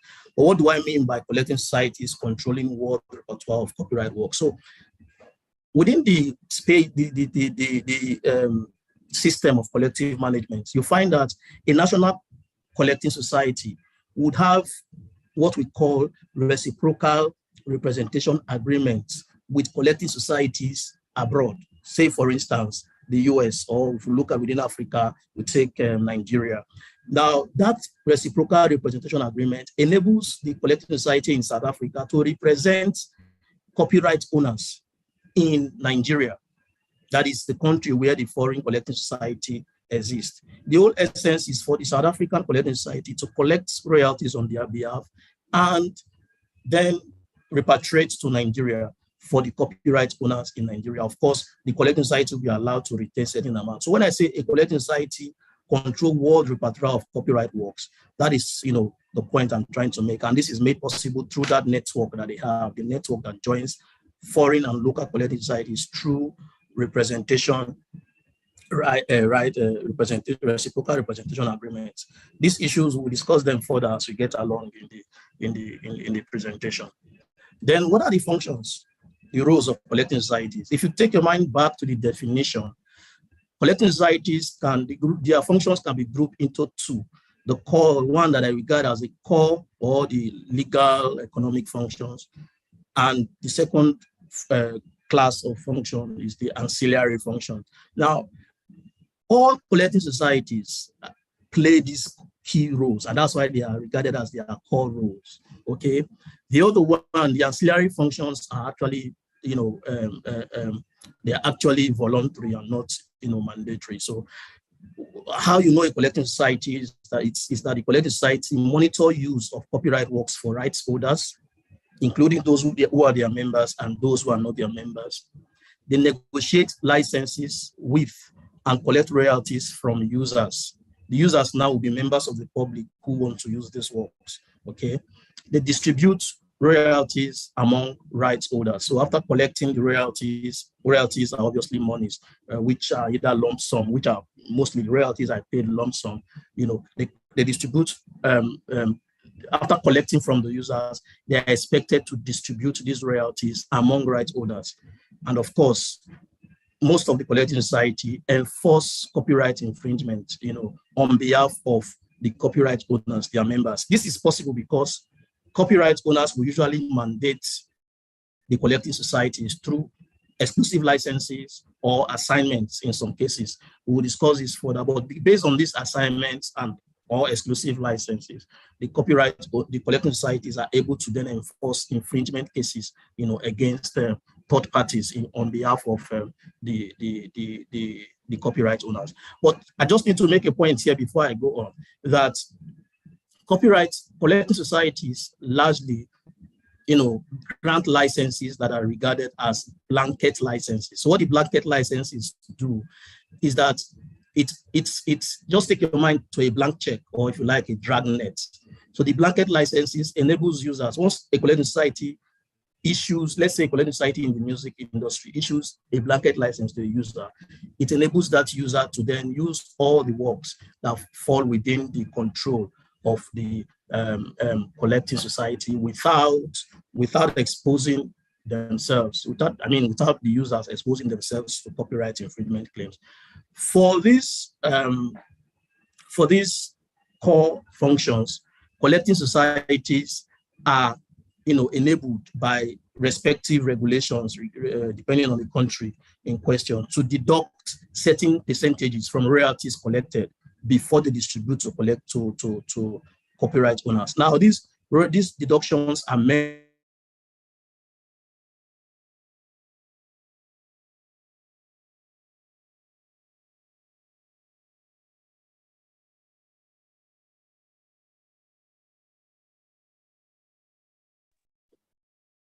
May I just confirm, it seems that we have lost Dr. Oria Koba.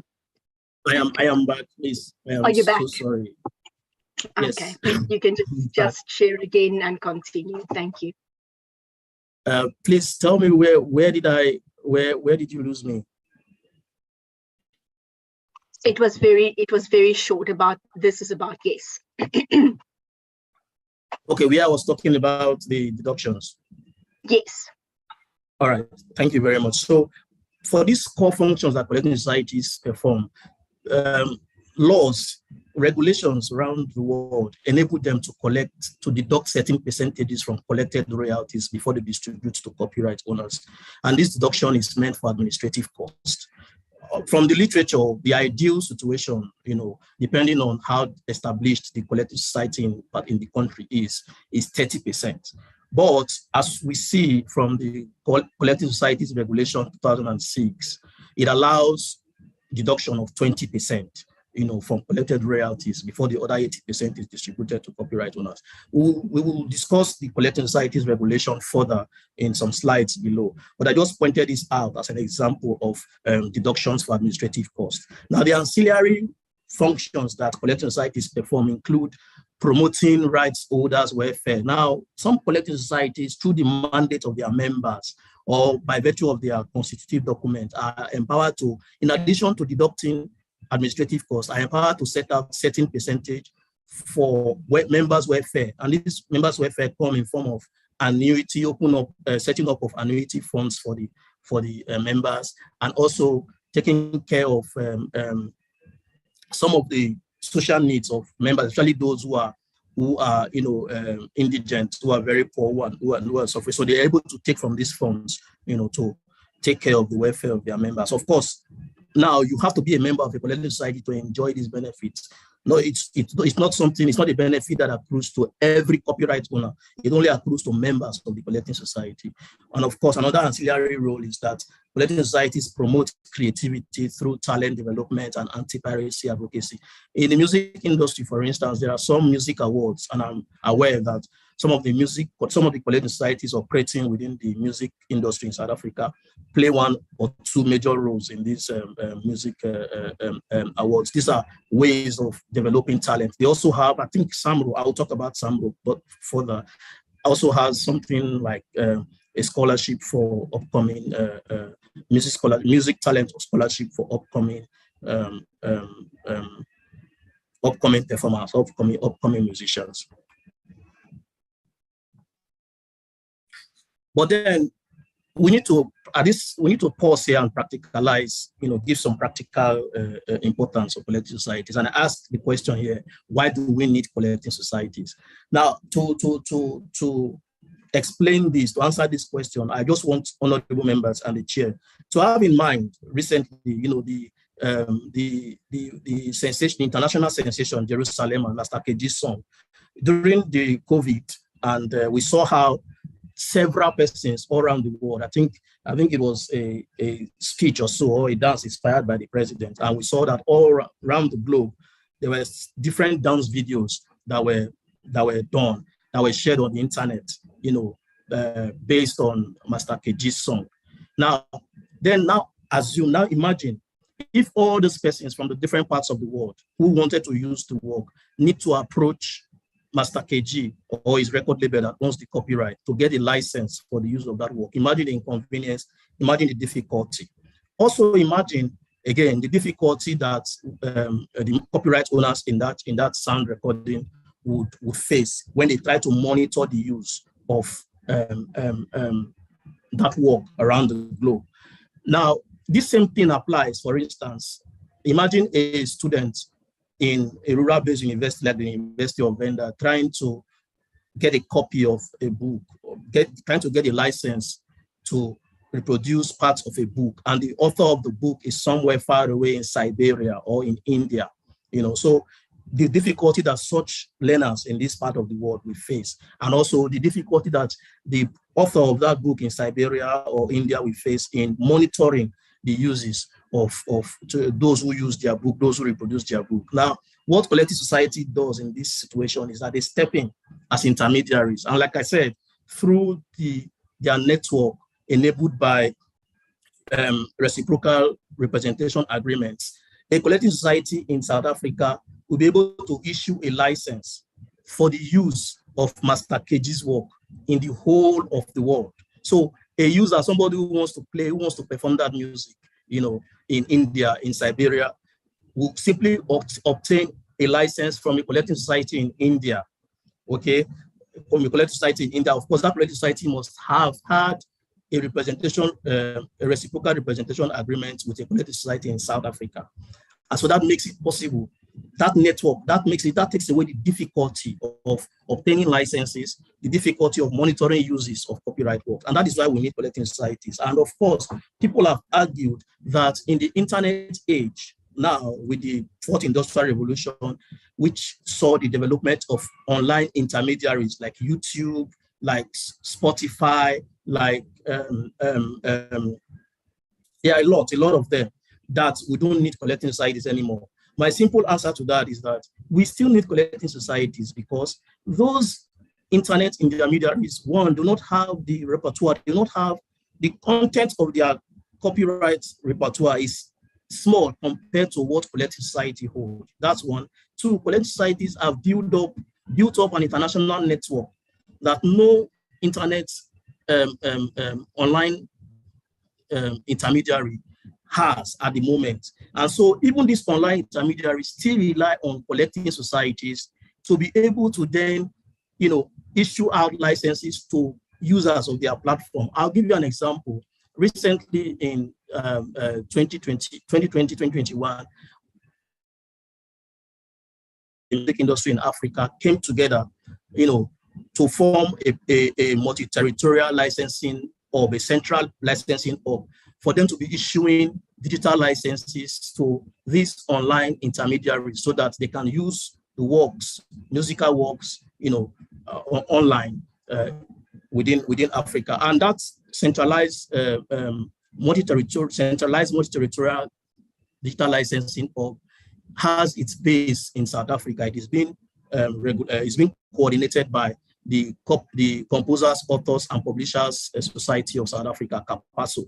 I will talk about this further when I talk about the different collecting societies in South Africa. But the point here is just to give you a mental picture of why we still need collecting society. And I've tried to use the Master Cage's song as an example. And in fact, this was the reason historically what led to the development of collecting societies, the challenges in monitoring uses, the challenges in granting licenses to users of copyright works. Then that leads us naturally to another important issue. What are the importance of collecting societies? From what I've said so far, I won't dwell much time on this. Collecting societies bring efficiency to the copyright management and licensing market. So they make it easy, and so they make monitoring and licensing very easy. They deploy economic of scale, scope, and network to solve transaction cost problem in the market. So these are like economic terms, and I'm sure some honorable members can relate. Don't talk about transaction cost based on the challenges that copyright owners face in monitoring their works, based on the challenges that users face in getting licenses of copyright works. Collecting societies step in to solve such that you will not have to spend much to get a license to use a work that is owned by somebody in India, for instance. So they have to solve that transaction cost both for the owners of the copyright and also for the users of the copyright works. And this they're able to do based on the economies of scale, scope, and network that they have. And I've explained this is enabled by the reciprocal representation agreement. Of course, collecting societies offer strong bargaining platform for rights holders as against large copyright users. Now, copyright users usually, especially if you take musical works, for instance, involve broadcast organizations. So imagine a large broadcast organization like SABC going to negotiate a license with, say, one local musician in my part of the country, in Venda, for instance. That musician would be in a weak position because it's just one small entity negotiating with a big entity. And of course, the big entity will say, I'm offering you a platform to perform your music. But with collecting societies, because of the large repertoire that they have, they then occupy a large stature, or they then put on a large stature, like large with such that those, large users like broadcasters like SABC, for instance, have. And so you find that they offer a platform for copyright owners to be on equal footing as far as the negotiation of licenses are concerned. Then, of course, they offer a platform of solidarity for right holders. They make it possible for right holders to come together and speak with one voice as far as licensing and also their welfare is concerned. Another very importance of collecting society is they offer what I refer to as a crop subsidizing effect. So they have to cross-subsidize royalty generation for small rights holders. I would explain this by giving a small example. So let's take a big musician like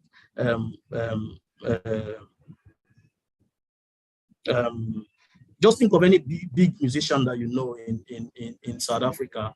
I don't want to use Master KG, but I think the likes of Casper and Joves, big performers, you compare them to a small musician who is up and coming. Now, the big musician has a lot of works in his name, to his credit, okay? Has a lot of work to his credit and is able to generate money from different royalty, because of the large number of works that musician has, is able to generate money from different sources, different royalty sources, compared to one up-and-coming musician who has just maybe one record, you know. So then how this process of subsidizing effect takes shape in form of distribution. Now, collective societies offer what we call specific distribution and general distribution. General distribution is not based on the usage of work. So that small copyright owner, for instance, whose work was not used by any of the users, any of the broadcasting industry, will still be able to get something when the royalties collected are distributed. And general distribution, like I said, is not based on usage data. But for specific distribution, it is based on usage data. So if that small musician's work is not used, if we rely on specific distribution only, the small musician will not get any royalty during distribution. But with general distribution, the small musician is able to earn something, whether his work or our work is used or not. That is the cross-subsidizing effect that collective societies, you know, offer to rights owners. And of course, the last importance would be that collective societies promote creativity and cultural diversity. This they do through, for instance, you know, the sponsorship of talent shows, sponsorship of music awards, sponsorship of other creative activities in the country. Then, of course, how do we classify collective societies? But before we state this, I need to point out that despite the importance, collective societies have some challenges which we'll look at soon. So that I need to point that out so we know that we have that in mind. We'll look at the challenges. But before we get into that, how are collective societies classified? We already talked about recording in progress. We have already talked about, you know, the functions that they perform. How are they classified? From the literature, collective societies are classified based on the legal basis upon which they operate. Here you can have general purpose collective societies or specific class, you know, of collective society. General purpose collective societies will be those that you have one collective society representing all copyright owners in the country, owners of musical works, owners of sound recordings, owners of literary works, artistic works. So that's a general purpose collective society. But you can also have collective societies that represent specific classes. Maybe a collective society representing owners of musical works, that is composers, authors, publishers. You have another collective society representing owners of writing literary works. Collective societies can also be classified according to the field of activity. Here, the focus is the field of activity, which is print, music. Here, music is defined broadly to include sound recordings. Of course, then you have those that operate in the print and publishing industry. You have those that operate in the audiovisual industry, and those that operate in the visual arts industry, as the case may be. Collective societies can also be classified according to the ways they acquire rights. Collective societies acquire rights through the rights-based approach. Here, their focus is not on the work, but on the rights, maybe performing rights, mechanical rights, as the case may be, public communication right, broadcasting right, or work-based approach. The work-based approach here is that they acquire rights from copyright owners based on the work, musical work, sound recording, you know, as the case may be. Then another way that collective societies are classified is that they are classified according to their structure, their management, and the licensing practice. The structure here will relate, for instance, to whether the collective society is a non-profit organization or it is a for-profit organization. Okay. Then, of course, the licensing practice will relate to whether the collective society, you know, issues out blanket licenses or specific licenses, or whether the collective society is merely an agency or is run as an agency type society. But for the purpose of our discussion, we are adopting the classification according to the field of operation.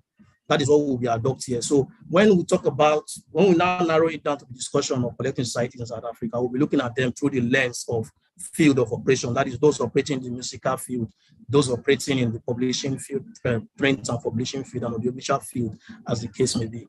And so on this table, I present to you, honorable members, I try to just classify collecting societies in a tabular form, to make it easy. So we have, like I said, I adopted the field of operation. But even when looking at collecting societies through the lens of their field of operation in South Africa, we can also broadly classify them as needle time collecting society or non-needle time collecting society.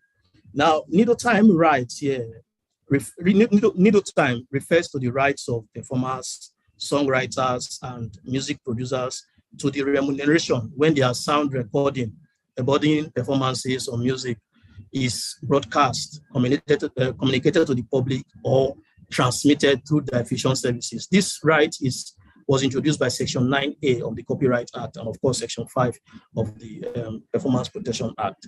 Now, in South Africa, we have two collective societies operating in the music field as needle time societies, and we have SAMPRA, that is the South African Music Performance Rights Association. SAMPRA its membership is made up of members of RISA. RISA is the Recording Industry South Africa. RISA is made up of the major record label, in the music industry. Those record labels that have foreign roots, like think of the big record labels. They make up RISA, okay. And SAMRO is another collective society that represents music, represents composers, authors, and publishers. So SAMRO makes up, members of SAMRO also are members of SAMPRA to the extent that SAMPRA will be, SAMPRA administers their rights, the performance rights in their music, in their musical works, okay? The other collective society operating, the other needle time collective society operating in the music industry in South Africa is the Independent Music Performance Rights Association, UMPRA. UMPRA is made up of independent music producers and performers. So think of local music producers. The local music producers who are not members of the big record labels make up IMPRA. They are the members of IMPRA. They are the ones who have mandated IMPRA to collect royalties on their behalf. The other class of collecting societies are the non-needle time class. Now, in this class, you still find some music collecting societies, like the most popular one that I'm sure we have all heard of before, SAMRO, the Southern African Music Rights Organization. SAMRO is made up of composers, authors, and publishers of music. Now, these publishers of music may also include record labels that have publishing, that have opened publishing outfits. Okay, they make up SAMRO. CAPASO is the Composer, Authors, and Publishers Association of South Africa, and its members are mainly members of SAMRO. Okay, and CAPASO's work is to administer the mechanical rights in music for its members.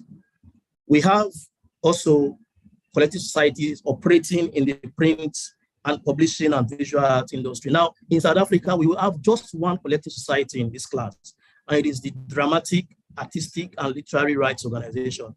Now, I put here that its members are academics, education publishers, and newspapers, magazines, and magazine publishers.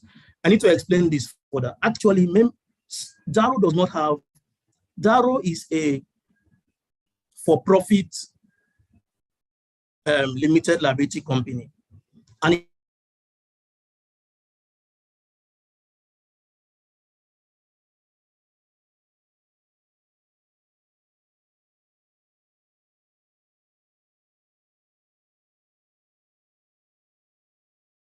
class of copyright owners I put here, they merely authorized DARO to, sorry, my internet is not stable. Can you hear me, please? My internet is shaking. This class of copyright owners merely authorized DARO to collect royalties on their behalf. So DARO is run as an agency type collecting society. And like I said, it is a limited liability company with just one shareholder, a management consortium. Before September 2020, its major shareholder was SAMRO. It was in September 2020 that SAMRO completed an agreement with the management consortium, and SAMRO divested its ownership to that management consortium. I just felt I needed to point this out. We have other collecting societies like the Christian Copyright Licensing International. It's a foreign collecting society that extended its operation to South Africa. Its origin is from the US, and it licenses the use of Christian videos and Christian works. Then you have the Motion Picture Licensing Company. Again, this is a US company that extended its operation to South Africa, and its members are publishers and distributors in Hollywood. So it represents Hollywood rights owners in the audiovisual industry, the film industry in the USA. Of course, we have ICO, Association of Independent Record Companies of South Africa, that represents independent music producers, but their focus here is the music videos. They operate, to license rights in music videos belonging to independent music producers in South Africa. And we have the RISA Audiovisual, that is the recording industry of South Africa's audiovisual. RISA is an arm of is an arm of RISA that licenses rights in music videos belonging to members of RISA. So what that means is that as of today in South Africa, we don't have a collective society that manages rights in movies, South African movies. There's no collective society for audiovisual rights that is movies produced in South Africa and by South Africans. The audiovisual collective societies are only focused on music videos. In the next slide, we look briefly at the history of collective societies in South Africa. The essence of this discussion is to show to you that the roots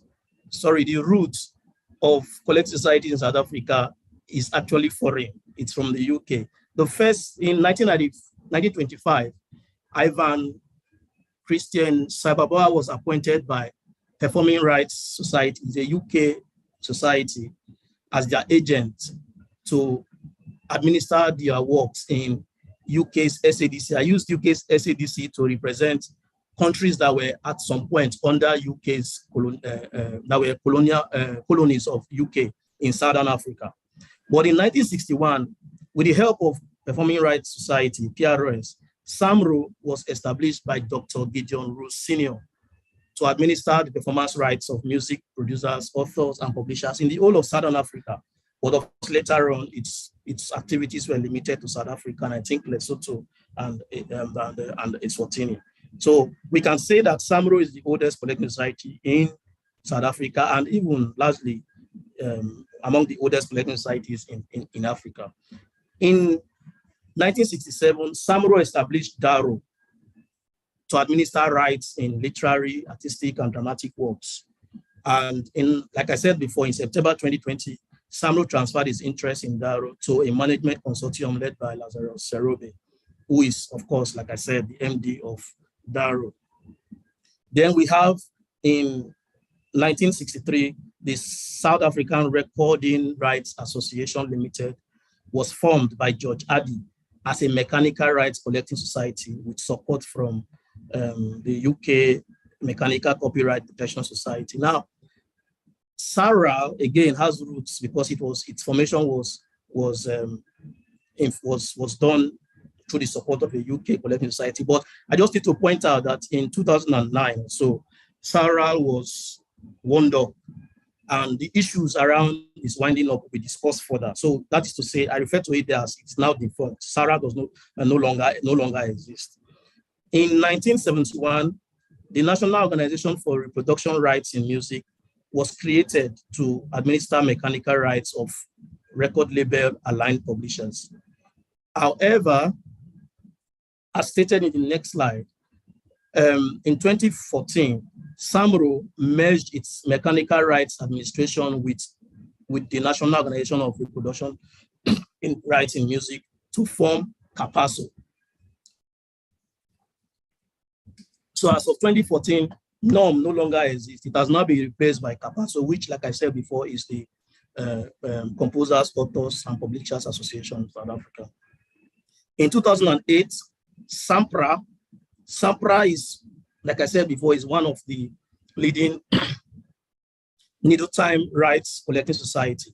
It was established in 2008 by RISA, that is the Association of the Major Record Labels in South Africa, to manage needle time rights of major record labels. And in 2014, SAMPRA merged with SAMRO's Performing Rights Hub. SAMRO established sometime in 2009 also the Performance Organization, Performance Society of South Africa Trust, POSA. And in 2014, this Performing Rights Hub of SAMRO merged with SAMPRA, and they now formed the new, what we get referred to as the new SAMPRA. In the previous slides, I told us that the members of SAMPRA are members of the recording industry of South Africa and members of SAMRO. So this is how SAMRO became a part of SAMPRA. In 2014, and I think this is the newest collective society, it was formed by the independent record labels, local independent record labels, music producers in South Africa as a needle time rights collective society to represent their interests. So we now have, like I said before, two needle time collecting societies. I'm emphasizing this because, as we see later, the regulation of collecting society in South Africa is partial and it focuses only on needle time rights collecting society. So that is why I'm emphasizing the difference between needle time collecting societies and non-needle time collecting societies. So then what are the challenges? I mentioned before that we're going to look at the challenges of collecting societies in South Africa. But to explain this, we look at it broadly first. So broadly, and this challenge this challenge exists in all parts of the country, all parts of the world where you have collecting societies. Collecting societies are monopolies. They are monopolistic in nature, and they have dominance in the music industry. If you look at it in whatever industry they exist, if you look at it from the relationship between them and users and the relationship between them and rights holders. So because of this dominance that they maintain, there is a propensity for them to be anti-competitive. And being anti-competitive here includes, restricting copyright owners' exclusive rights as protected under copyright law, and also fixing excessive royalty rates. Now, these issues, these challenges are something that borders more on competition law. So I'm not going to talk about competition law, but again, these challenges also have implications on copyright issues, and that, of course, gives one of the basis or one of the rationale for their regulation, as we will see later. Then, of course, because of their dominant position, and they have a tendency to be self-serving, to be non-transparent, to be unaccountable, and to be unethical in their dealings with rights owners' royalties. Now, if we have the opportunity, if we have read the case of Shapiro and Sarah, in the heart of the disputes that led to the winding up of Sarah is the fact that Sarah was no longer performing its core functions of distributing, one of its core functions of distributing royalties. And if you look at the facts of that case, Sarah was not able to distribute royalties because funds, royalties belonging to copyright owners were being misappropriated. Sarah was deducting excessive administrative costs, so that at the end of each financial year, there will be little or nothing left to distribute to copyright owners. And that was what led to one of the persons with interest in the association to file for a winding up. And in fact, in that case, the court held that royalties collected by collecting societies belong to copyright owners, and that the collecting societies only hold such royalties in trust for copyright owners. Another story that would help me to drive home the point further about being non-transparent, unaccountable, that is in the public domain, is the 2018 story involving the award-winning gospel artist Slengiwe Slaba. The story is that Slengiwe Slaba claims that SAMRO was owing her, a lot of royalties running to millions of rand, and she, even though her work as a popular gospel artist is being used everywhere, she wasn't getting the returns. And SAMRO's response to that was that the work was labeled public domain work, and based on their internal rules, what is distributed to any artist who maybe produce and who adapt to produce a new work, an adaptive work from those public domain work, will be based on their rules. The royalties will be minimal. But I'm not going into the merit or demerits of the arguments of both of Samro and Slaba, but I just brought up this story here to show to us some of the issues that arise when some of the challenges relating to collective societies being self-serving, being not transparent, being unaccountable, and being unethical. I mean, if Lengiwe Slaba was made known, if she was informed, if there was an avenue for her to be informed of her rights, and if the collective society was open enough, probably the disputes arising then would not have arisen. Of course, now again, specific to South Africa is that collective societies are partially regulated.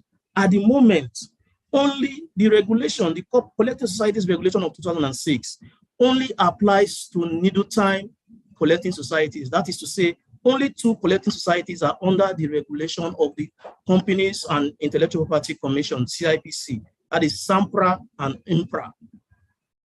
All other collecting societies that are non-needle time collecting societies, SAMRO, DARO, CAPASO, and the rest, are not under any form of regulation at the moment. So relate that to the issue of being self-serving, being non-transparent, being unaccountable, and unethical. You would then appreciate the seriousness of this challenge. And of course, another challenge that arose in the collective management space in South Africa is the issue of the percentage share of collected needle time royalties between record companies represented by SAMPRA and performers who are also composers, but that are represented by SAMPRO. This was a big issue in the South African music industry. In fact, an author described it as the great South African needle time debacle. The issue was one of the parties claimed that the royalties collected on needle time. By the way, needle time royalties are mostly paid by broadcasting houses. Royalties collected on needle time rights must be shared 50-50 between the record companies, record labels, and the performers. Record labels represented by SAMPRA, and performers represented by SAMRO. But the other party claimed, no, it has to be 20%, 20-80. And so this dispute stalled the distribution of royalties. So while the collective societies were scrambling over this issue, copyright owners could not get their royalties. So it stalled for a long time. I think that was one of the things that led to the merger between SAMPRA and SAMRO in 2014, so that they both work together. And the dispute also was fueled by the fact that there was no clear provision in the Copyright Act or even in the regulation dictating how much percentage share that will go to record labels and performers when needle time royalties are paid. In fact, the Copyright Act says it should be subject to agreement. Both parties should agree. And when they fail to agree, the matter can be referred to the Copyright Tribunal. We will look at the jurisdiction of the Copyright Tribunal later. But like I said, it is this dispute that led to the merger of SAMPRA and SAMRO. And I think one of the issues is how they would share royalties collected. And in fact, as we see in subsequent slides, the merger of SAMPRA and SAMRO was also based on a recommendation by the Justice Fallam's Copyright Review Commission. That takes us to the Copyright Review Commission. The Copyright Review Commission was set up in 2010 to assess concerns and allegations about the models of collective management of for the collection and distribution of royalties to music performers and composers. In fact, one of the justification was that composers, performers were living in poverty, and there was really concern as to why those kind of things are happening in the copyright industry. That was why this commission was set up, even though we know that the commission ended up looking at the Copyright Act broadly and made recommendations. The core of its consideration was the operations of collecting societies in South Africa. And amongst its core recommendation was one for Sampra and Samro to merge, so that we have one collective society for one right, one needle time right, okay? But the extent to which that recommendation has been implemented is on that thing entirely. Another core recommendation, and I think this is very relevant within the context of this workshop and whatever the activities that honorable members will be involved in later on, is that the commission, the Falam's report recommended a review of the copyright legislation in South Africa to provide, among others, for a framework which will bring all collective societies under the supervision of the CIPC. Remember, like I said initially, that as far as copyright collective societies are concerned, only 2 fall under the regulation introduced by Section 9A of the Copyright Act and Section 5 of the Performance Protection Act. That is the Collective Societies Regulation of 2006. Only needle time collective societies fall under that regulatory framework. So, and the Falam Commission found those challenges that I've discussed above. The Falam Commission actually found them to exist in South Africa. And on the basis of that, one way they feel that the issue can be resolved is when all the collective societies in South Africa are brought under a regulatory framework supervised and implemented by the CIPC. How do we regulate collective societies? What are the approaches? I'll just say this briefly before getting to South Africa. Why do we even need to regulate collective societies? They need to be regulated to ensure efficiency, to ensure transparency and accountability. They need to be regulated to preserve the public interest in the promotion of culture and creativity. They need to be regulated to prevent them from abusing their dominant position in the copyright market. In fact, generally, they need to be regulated to avoid, to take care of those challenges, to tackle those challenges which I have identified previously. What then are the regulatory approaches? From the literature and also from practice, we find that collective societies can be regulated through sector-specific regulation, that is under copyright. And that is what we have in South Africa. Although we have a competition law in South Africa, it is not being applied to collective societies at the moment. But of course, like I've said in my, the case I made in my book, collective societies are actually a classic case that requires application of competition law. But this is beyond our current discussion. But just to say that US is a core example of a country that applies, that regulates competition law through, that regulates collective societies through competition law. I also know that at the moment too, US also now has some copyright regulation focusing on aspects of collective management of copyright. Then there's also the dual approach where you have copyright and competition law applying together in the regulation of collective societies. And like I said before, the US is an example. The EU is also an example. We will not be talking about the competition law framework. Our focus is copyright. So, but then the question is, what does the copyright regulatory framework, what is it supposed to address? Okay, the copyright regulatory framework is supposed to address the legal form. That is, what form will collective societies take? Are they going to be limited liability companies? Are they going to be partnerships? Are they going to be non-profit organizations? Like I pointed out above, at the moment in practice, most of the collective societies in South Africa are non-profit organizations. Daru is a limited liability company.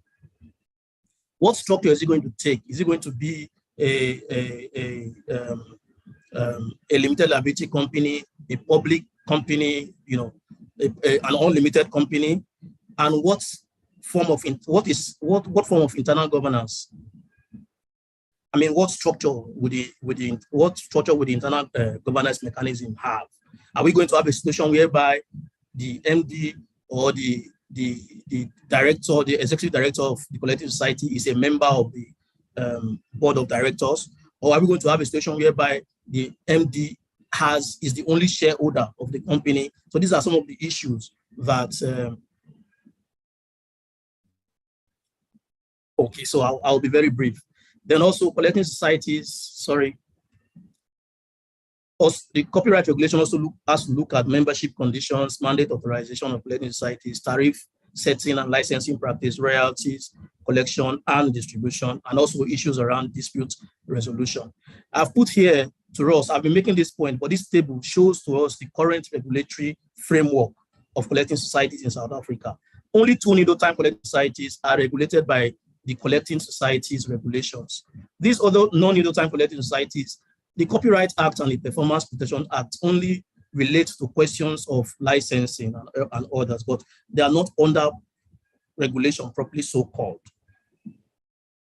Then, of course, issues of corporate law, company law, the CIPC regulates them under company law, but not under the Copyright Act, as it were.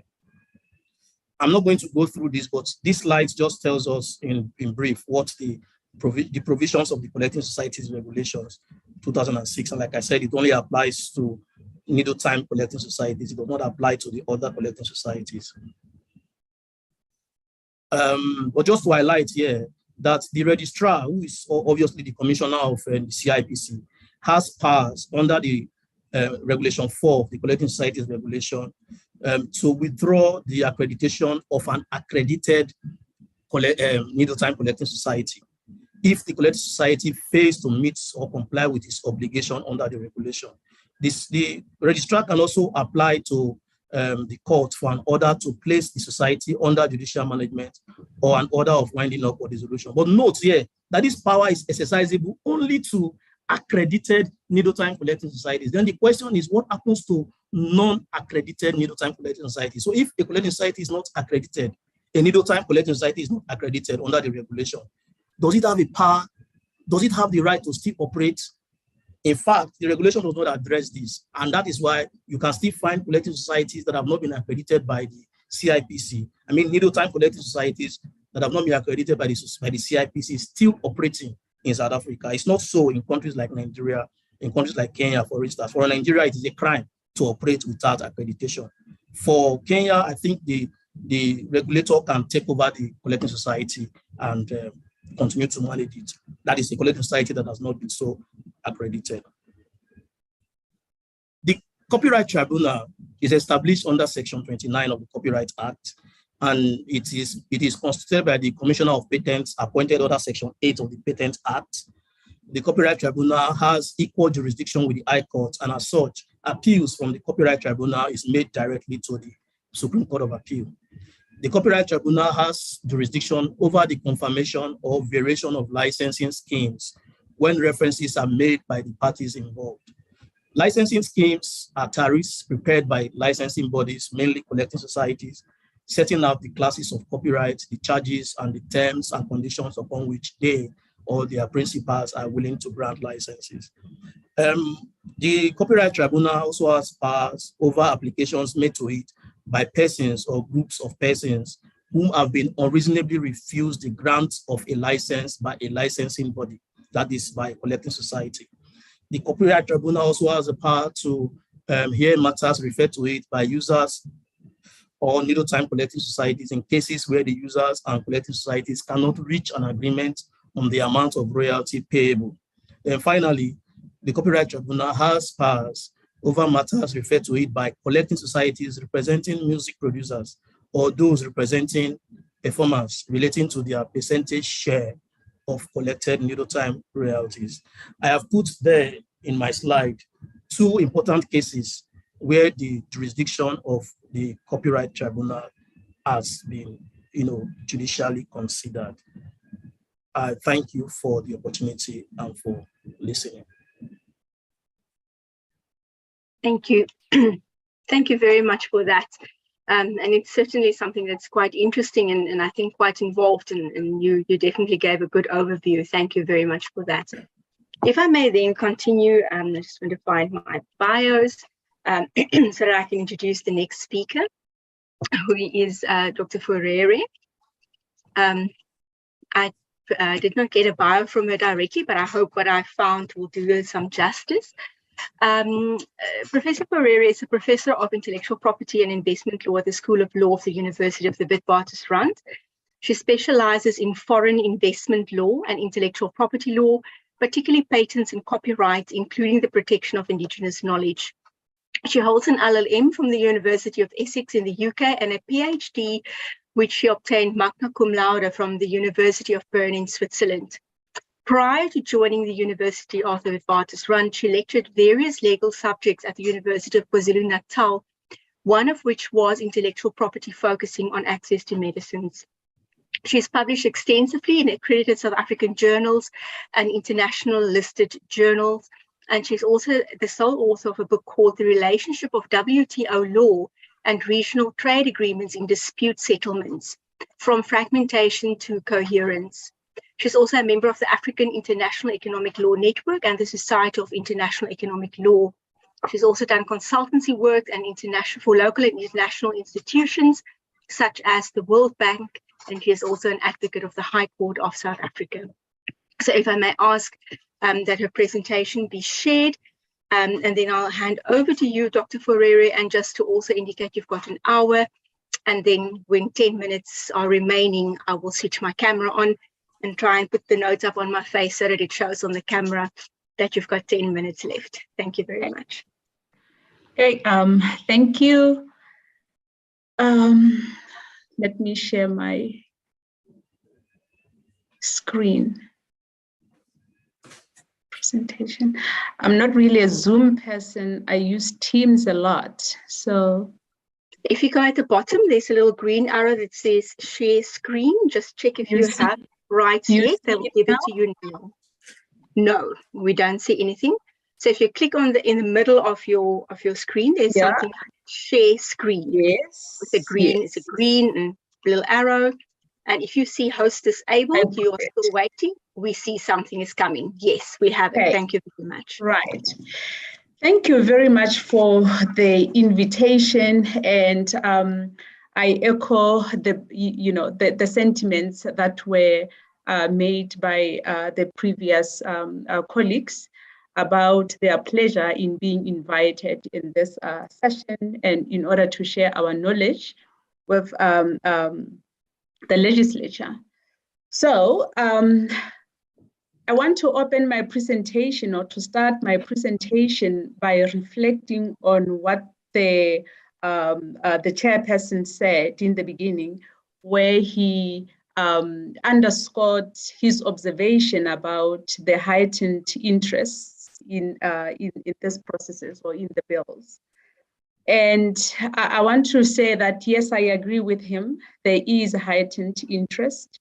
And perhaps I want to share one of the reasons for why I think there is a heightened interest. And I think this will also give us perspective on what we are dealing with.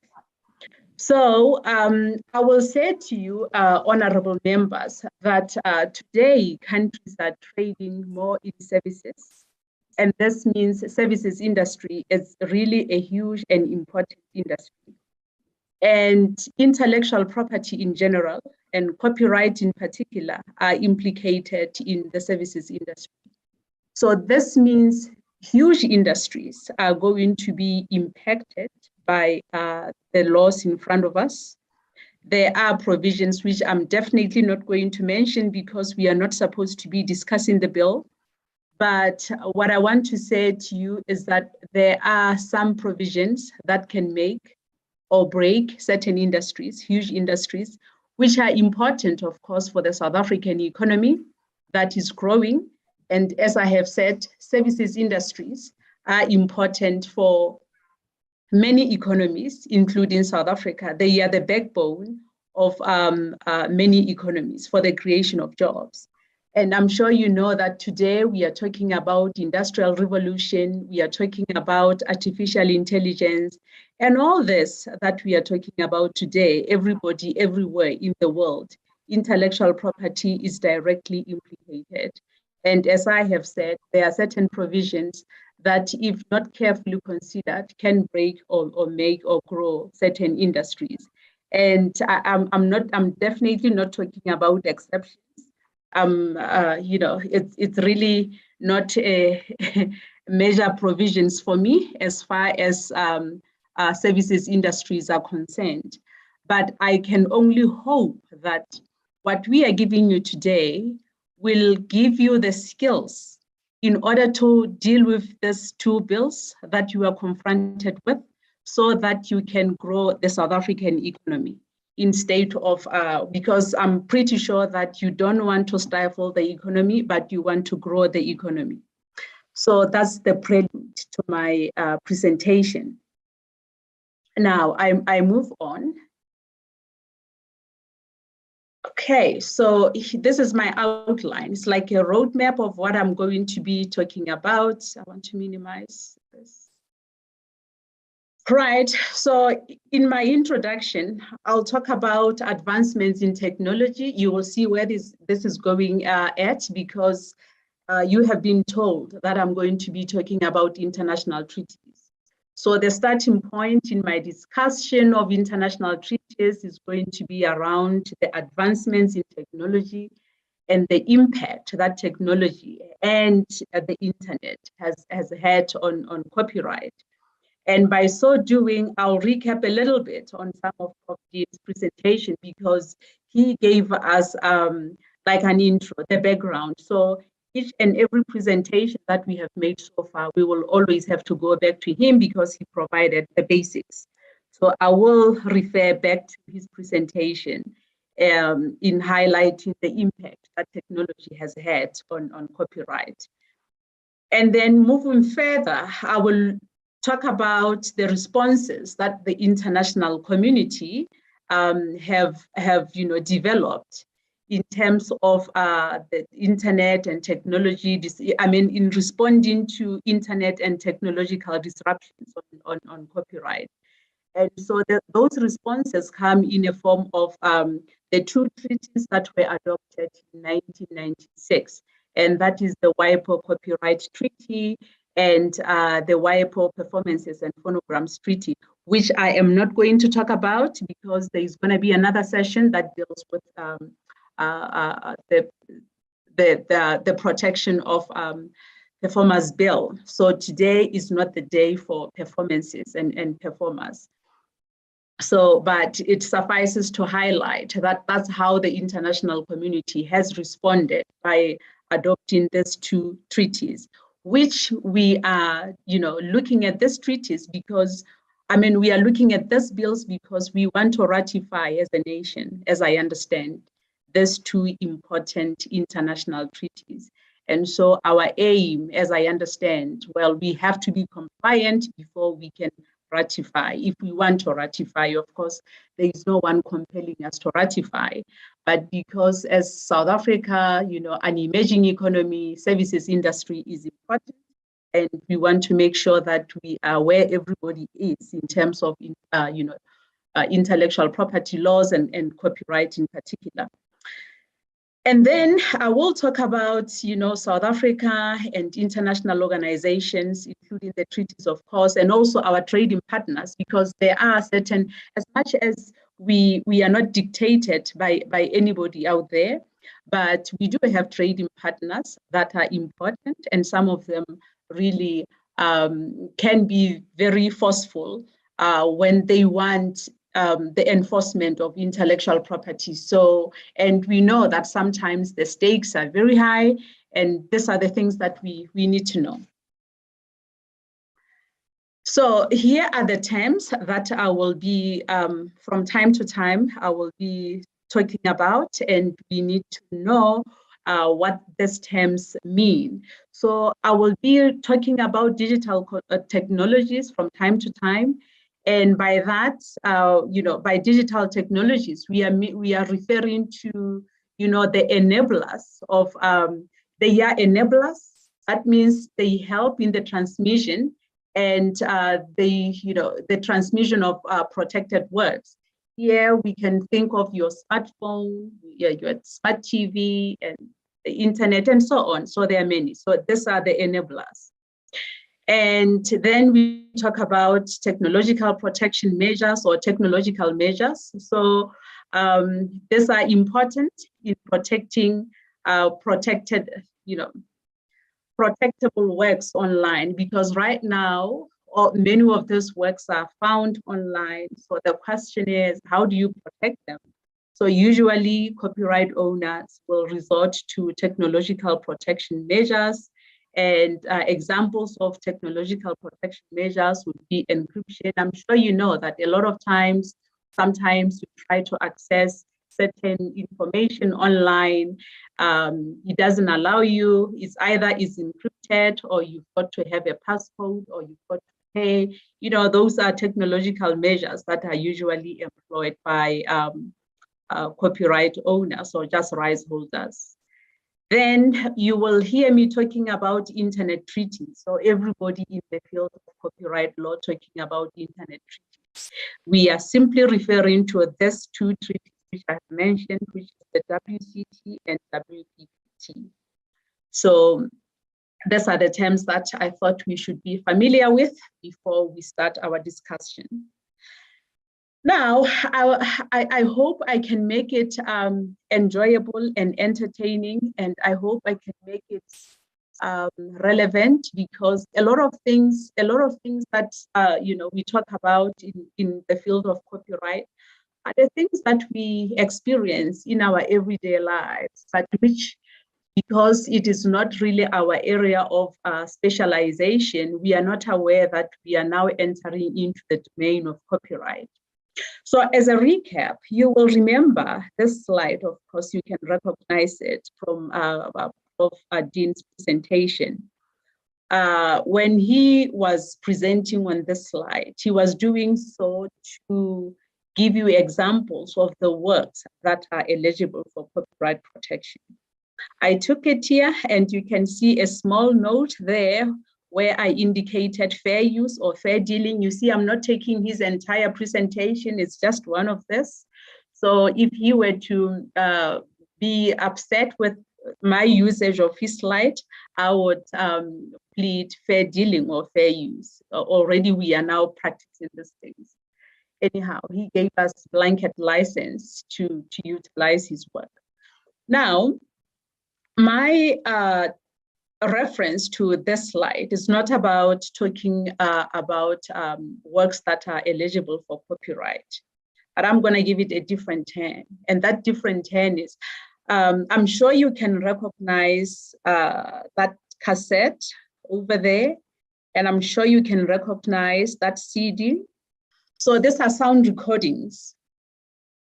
And when was the last time that you saw a cassette? You probably cannot remember. And when was the last time you actually went into the shops to buy music contained in a CD, or a movie contained in a DVD? I'll give you my own experience, which I usually give to my students, about how technology or advancements in technology have actually shaped things. Not so long ago, you know, I would go to the shops, Musica, or Look and Listen, and buy my music. So I had, like everybody else, I would have my stacks of CDs there. So this one time, I buy a car, and I go to collect my new car, and I've got a huge stack of my CDs because I want to listen to my music as I drive back home. So after they show me how the car works, then my next question, of course, is I want to know where is the CD port. And the guy looks at me and says, "Sorry, ma'am, this one's not come with the CD port anymore." All right, of course, I'm disappointed. Then after a few weeks, I realized my laptop is old. Then I asked my employer to buy me a new laptop. And my new laptop arrives, and it does not have a CD port. Now, as an IP scholar, I get intrigued now, like, what is happening? As I am surprised about what is happening, one of my students who was about to submit her dissertation calls me to say, "Prof, I am unable to submit as per the vet's requirements." "What do you mean?" "Prof, the CDs are not being sold anymore." Wow. Then that actually triggered something in me to say that there is a wave right now that is happening. It seems like the sound recordings are no longer that important. How do we now consume music and DVDs? Then I realized that, oh, hang on, there is this new thing here called downloads. And as I thought we were in that era of downloads, then you see that the revenue, when you look at the revenue for downloads, you realize that, it's going down. So then you ask yourself, what is happening? Then here comes a new era of Netflix, Amazon movies, Spotify. There are so many, because now people are interested in listening to music or in watching to DVDs at the time and place in which they choose. Okay, so again, going further now into one of Prof. Dean's slides, is that if you remember, he talked about the bundle of rights. These are the traditional bundle of rights that as a copyright owner, you have an exclusive right to reproduce your work, including adaptations, of course, to publish your work, to perform it in public, or to broadcast. Of course, each right is specific to a particular type of work. Or you've got a right to do this, or to authorize others to actually perform this restricted rights. Now, let me rewind again to my experience. You see now, I talked about people listening to, actually deciding what they want to listen, what they want to watch at the place and time in which they choose. So when you look at this bundle of rights, do you realize that there is no correlating right to what I'm speaking about now? About choosing, making your work available so that people can listen or can view it at the time and place in which they choose.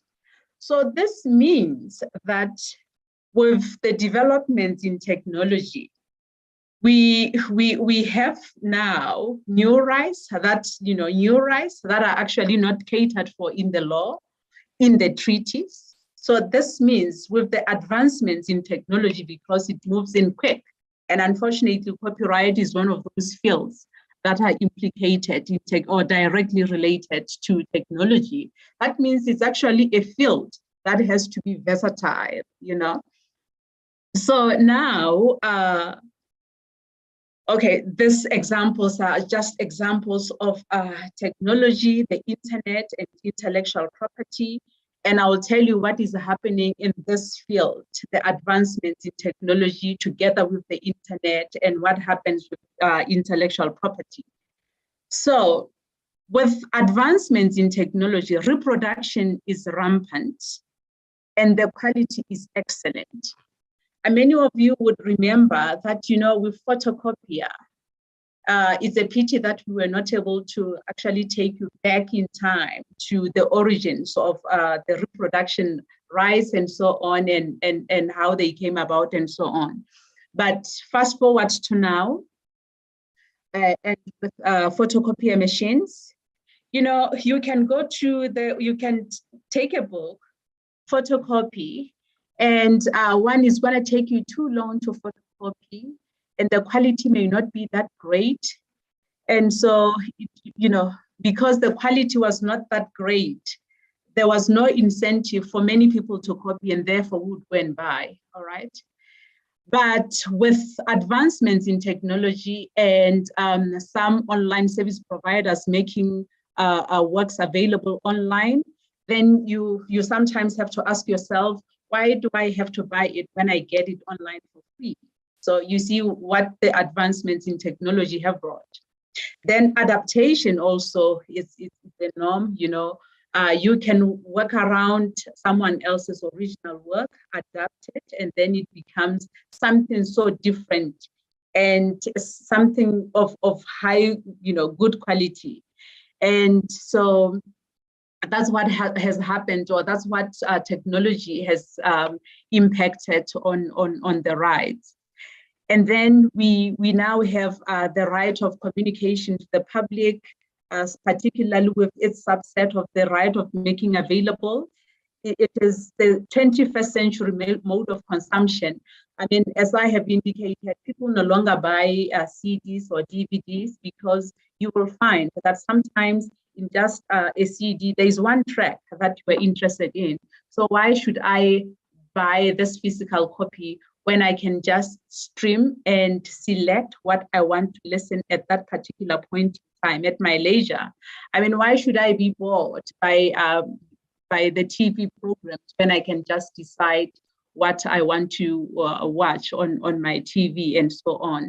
In any event, even if I wanted to buy them, these physical copies, where would I buy them? Because in the case of South Africa, at least our stores such as Look and Listen and Musica are gone. So even if you were interested, where were you going to buy them? So you can see there is a shift now of in the mode of consumption. We are consuming things online, and we are choosing what we want to watch and listen at the time that we choose, okay? So now we have new players in the market, and these new players are like YouTube, they are like Netflix, Spotify, Amazon. There are many. These are the players that are concerned with our laws today, like how our laws are going to impact them. We still have the bookstores and so on. But again, I see even here at VETS, because of physical, the limitation of physical space, we are now also getting into buying online books. And I recall my colleague Tobias earlier on indicated that, if only we had digitized our library, or the contents of our library, maybe when it went down, we wouldn't have lost so much. So you can see now we are in the era of digitization, online consumption, and so on. And this is where our interest is. All right, so I have highlighted the disruptions that were caused by technology, digital technologies. And I have highlighted the lacuna that was present in the laws, either national or international. And now I'm introducing to you the responses that were adopted by the international community. And as I have said, the focus for today would be on WCT, which is the WIPO Copyright Treaty. So with the WIPO Copyright Treaty, we are, it sort of introduced new rights that we didn't have under the Berne Convention, which Prof. Dean referred to. It's very old, obviously. It predates the internet. It predates modern technologies. And it goes without saying that obviously the rights that were catered for in the Berne Convention could not cater for advancements in technology and the internet. So the first one, in respect of literary and artistic works as the right of distribution, this one you are going to find under Article 6 of the WCT. So basically, authors of literary and artistic works have the right to authorize the making available of their work, okay, or any transfer of ownership. And then another one in respect of computer programs, the film industry, and also the works embodied in phonograms. The typical word that we use in South Africa would be a sound recording, but at the international level, they usually use phonograms. So sound recordings and phonograms are one and the same thing. And so authors of these three works here, they have,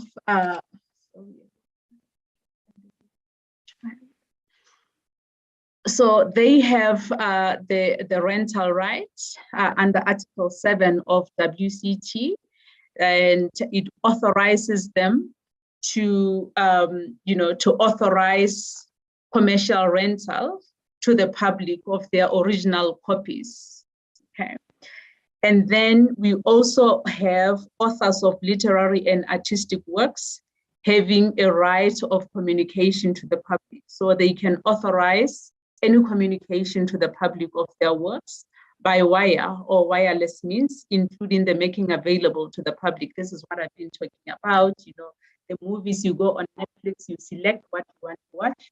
You go on Spotify, you select what you want to listen. So that is possible because of this the right of making available here for us, members of the public, to access these works from a place and at the time individually chosen by us. You know, there can be 5 of us in a household, and each one of us can select what they want to consume at that particular point in time. So we are no longer bound by SABC at 8 o'clock to watch Generations. Okay, we've got variety now. There are also exceptions here. So the exceptions are found in Article 10. So from the restricted rights that I've mentioned, we have this Article 10 in a form of exceptions that the previous speakers referred to. And so whatever exceptions as the legislature you may decide to have, your task, according to Article 10, is to make sure that, you know, there are certain special cases that you identify and that as forming exceptions, and which are not going to conflict with the normal exploitation of the work, and which would not unreasonably prejudice the legitimate interests of the author. So both previous speakers, they talked about fair use and fair dealing. And the argument is also always around certain special cases. And I think I come from that school of thought where I say we trust our courts. As a legislature, we legislate, we legislate, we draw the law, and then we leave space for the courts to interpret the law. And of course, our courts are not a wildcat. They are always governed by the spirit and purport of the legislation or of a particular provision that they are confronted with. So if there is a list of special cases and then you leave it open, they're not gonna go and get something so remote and then say it's also part of the certain special cases. They're not gonna do that. And again, I must say, I commend you as the legislature because some years back, we had no provision for the protection of video games.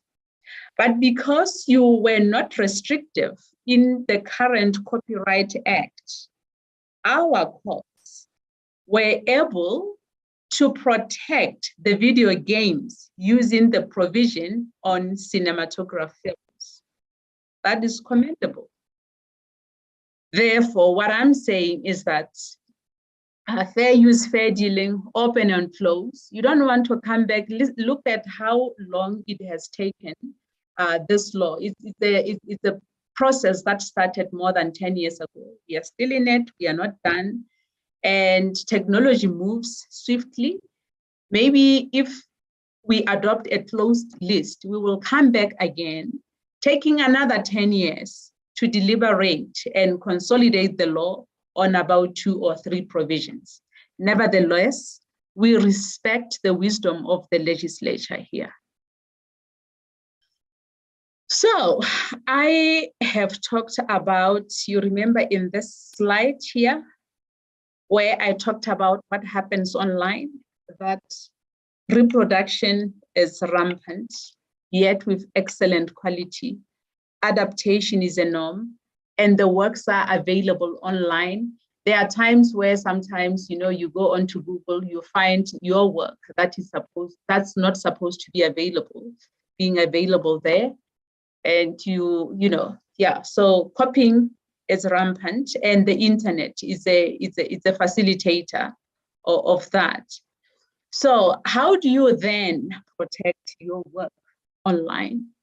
So what copyright owners have done was to devise mechanisms in which they would make sure that your work is not easily accessible online by using technological protection measures. We normally refer to them as TPMs. So whenever I say TPMs, I refer to technological protection measures. And if you remember, in my definition of terms, I have indicated that these are technologies or devices that otherwise prevent access of the works online. So what is the purpose of TPMs? Remember, traditional copyright law, one of the reasons or one of the uses of traditional copyright law is to protect the rights owners. But you realize that online, it's a different field altogether, and you can find yourself without protection. And again, as consumer, we are vulnerable online. So sometimes you want to buy the original work and they are pirated works all over in the online field. So TPMs, therefore, have these three different purposes. One is to enforce IP policy and to protect rights owners and also protect consumers in a way that you know that you are getting the quality work that you wanted or that you have paid for if it's something that you were supposed to pay for. So that's what the purpose of TPMs in general is about. And because now copyright owners started deploying TPMs without any legal framework, that also became a problem for the legislature and also the international organizations such as WIPO, because remember, under our current Copyright Act, we have Section 12 that gives us exceptions to the restricted rights. That means if I can refresh your minds a little bit, you know that you can reproduce someone else's work without being found to have infringed copyright if you're doing that for purposes of private study, as an example. So, yet, when copyright owners use TPMs without regulation, then they disregard the exceptions that are available to us. And again, the international community needed to give countries or member states direction as to the use of TPMs. And therefore, both the WCT and WPPT have provisions on TPMs. And as I have said, I am not going to be talking about WPPT today, but the focus is on WCT. So, honorable members, as far as WCT is concerned and the TPMs, these are the obligations that you are going to have as South Africa once you ratify the internet treaties.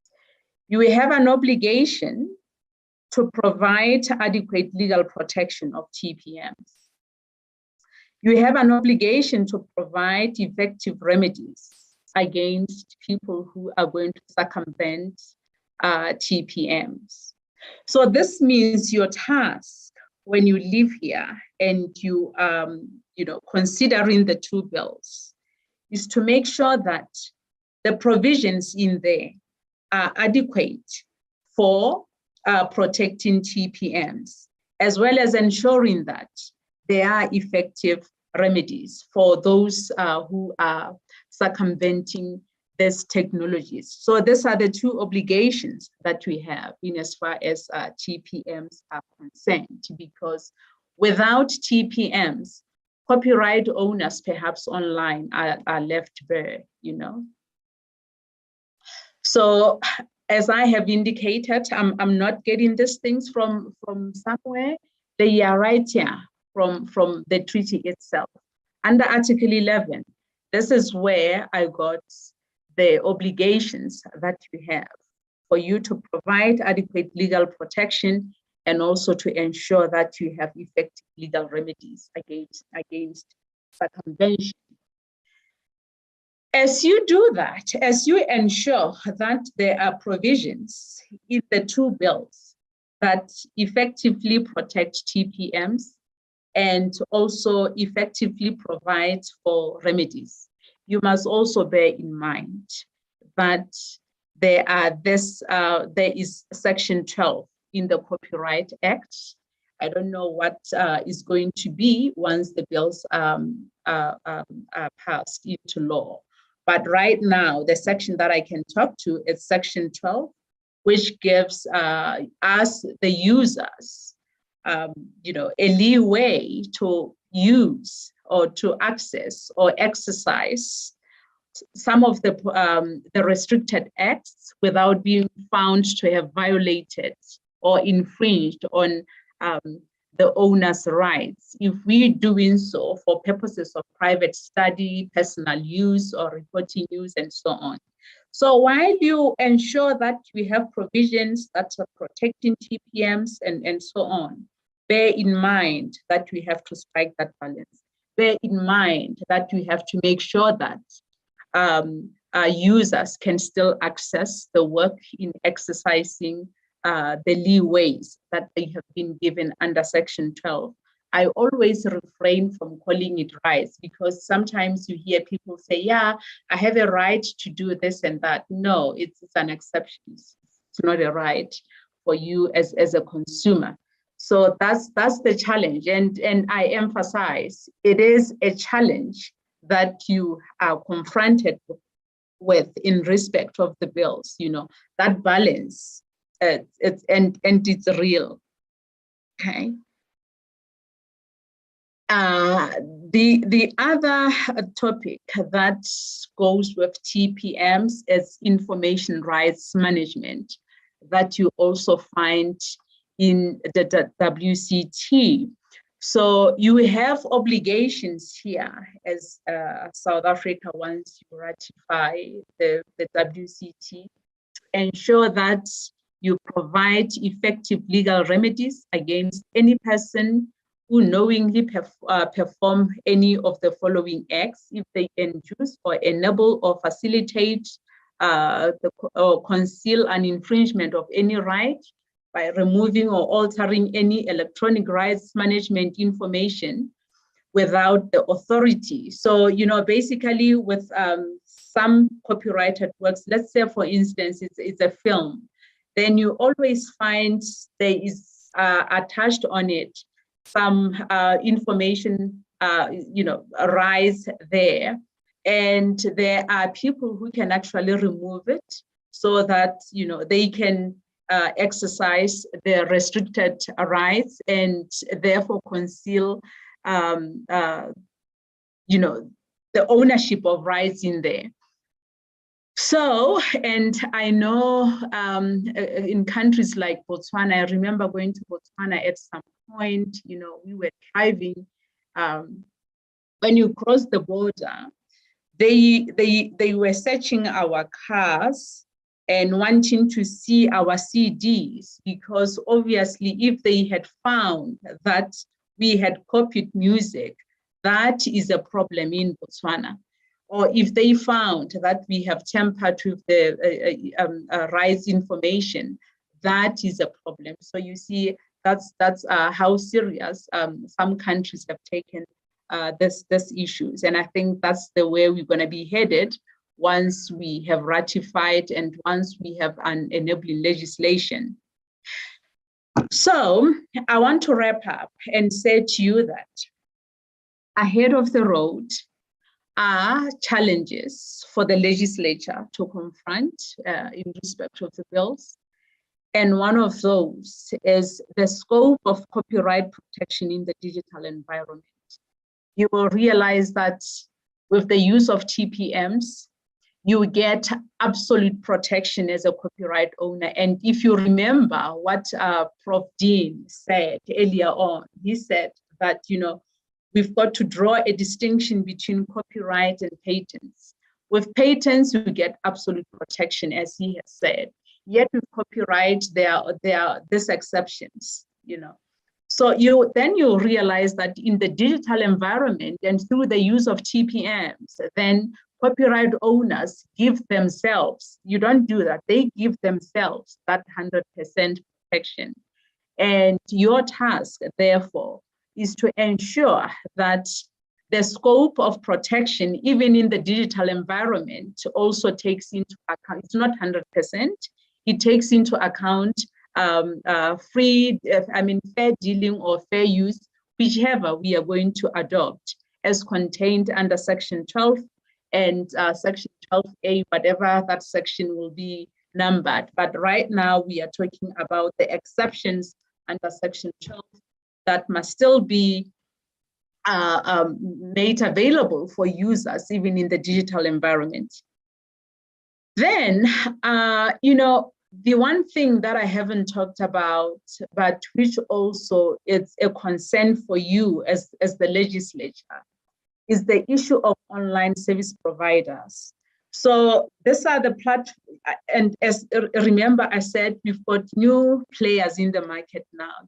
We've got like YouTube, you've got Amazon, you've got Netflix, there are many. But some of them actually don't clear the rights, and some of them allow us, the participants, the subscribers, to upload information on their website.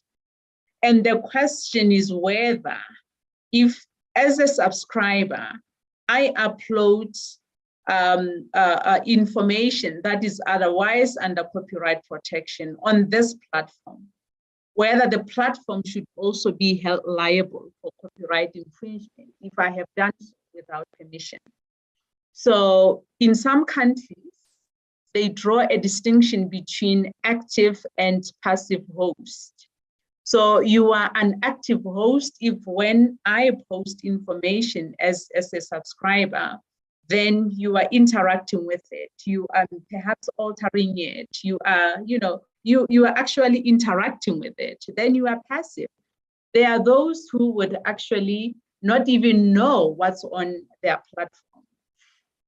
So then those that would not know what's on their platform, in some countries, they are not held liable for copyright infringement. And of course, they don't just leave it like that. They also say that if when you are notified of an infringing work on your platform, then you remove it, then you won't be held liable. In our current law, ACTA, Electronic Communications Transactions Act, we have a similar provision, and whereby the online service providers also have an obligation to take down infringing information if it's uploaded and they were not aware. But if they are active, then it's a different ball game. They are held liable for copyright infringement. So now we are talking about, we're going to be faced with interrogating the bill, and you are going to decide as the legislature, what is it that you want to do? Do you want to hold them liable or not? And under what circumstances? So you decide, and as I have indicated, in some countries and even here through ACTA, we are saying upon notification, you must take down. And in the United States, they even, is it United States or EU? I'll check. They even say that for you to escape liability, you must also have a policy in which you prevent or you ban completely habitual offenders of online service providers. Those online service providers who habitually are found to have infringed copyright by being active hosts. Right. Then the other one that you were confronted with, which one of the honorable members, I think it was Honorable Kyla, who mentioned the issue of the rise of performers in the digital environment and so on. That's one of the challenges you are confronted with as the legislature, but it's a topic again for the next session, because today our concern is on copyright, not on performances and performers. Then another challenge is the protection of databases. Some countries have taken it seriously, like the European Union, databases are huge. And we are seeing it even in the WCT, that it came out very clear about the protection of databases. And why are they important? As I indicated earlier on, that countries are trading in services now. So we are in the information age. Data is very important, without which really you cannot function in this day and age. So this is why databases are very important. They are the drivers of the economy. Then in the US, some years back, they were confronted with the problem of peer-to-peer file sharing. These are the things that you need to know as to what you're going to be doing about them is another story. And finally, in respect of the challenges that you are confronted with, of course, the list is endless, but these are the things that I could pick up for you now. So finally, as I indicated, we talk about industrial revolution, we talk about artificial intelligence, and this one is not covered in the bill. So the question now and the future is whether the works that are created by artificial intelligence would be ascribed copyright protection, and who would be the owner of such copyright if it were to be given copyright protection. And as I indicated, the bill is not tackling this issue now, but other countries are already dealing with it. However, we have a scandal already, but that's in as far as patents is concerned, not copyright, where we have given patents protection for an invention that was created by artificial intelligence. Everyone talks about this one. Not that, I always also, again, on this one, my response is that, remember, we don't examine, all right? We are a depository system in as far as patents is concerned, so people shouldn't look at us as people who don't know what they are doing. We do know what we are doing, I think, but we don't examine patents. And when this one came through, I think if we were examining, we could have picked it up that the inventor here is AI, but that is the situation that we are in right now. And finally, does it matter? Does copyright matter? Yes, it does. As I indicated, countries are trading services now. I have seen the president and his entourage going to the developed nations, trying to lure the investors to come into South Africa. And investors, of course, are keen about the legal framework in South Africa in as far as intellectual property is concerned. So there is a relationship between the flow of FDI, foreign direct investment, and intellectual property. And again, previous speakers also talked about reciprocity that is expected in the field of copyright. And because everybody else is moving towards that direction of WCT and WPPT, we cannot be left out. These treaties are important. They are responding to the new wave of technology and the internet, and we just have to join the bandwagon, and in a good way, because as I indicated and emphasized, we are trading in services now. Also, we have the trading partners, and also we have the trading agreements, bilaterals that we have signed. Some are unilateral in a sense that we are not supposed to have obligations per se. We are just the recipients of the benefits.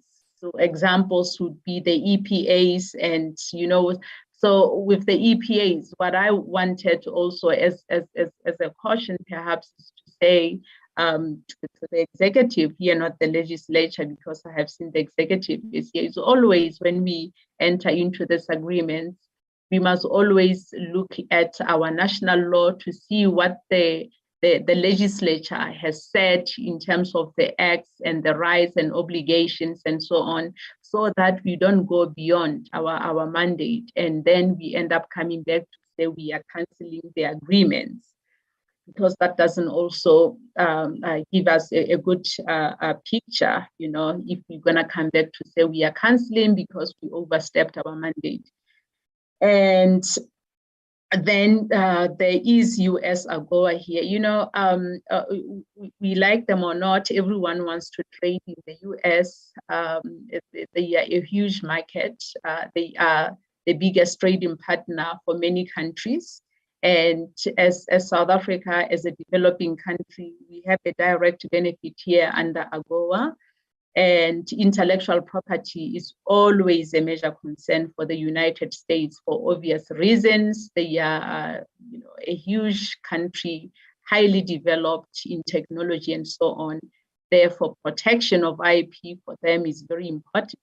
This is why if they feel you are not compliant, they will put you under Section 301. And if you are still not complying, perhaps you may even find yourself under special provision, and things don't look too good for you as a developing economy if you can find yourself under the US sanctions. They do take IP protection very seriously, but we also want to assert our sovereignty as a state. So that was my concluding rant there, which is important, which we must know.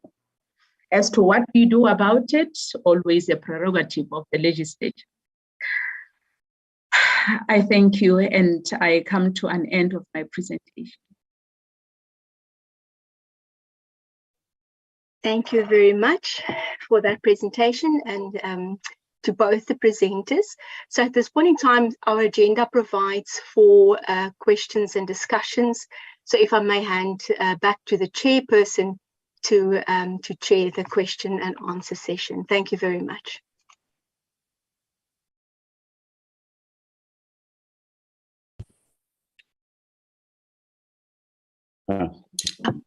Thank you once again.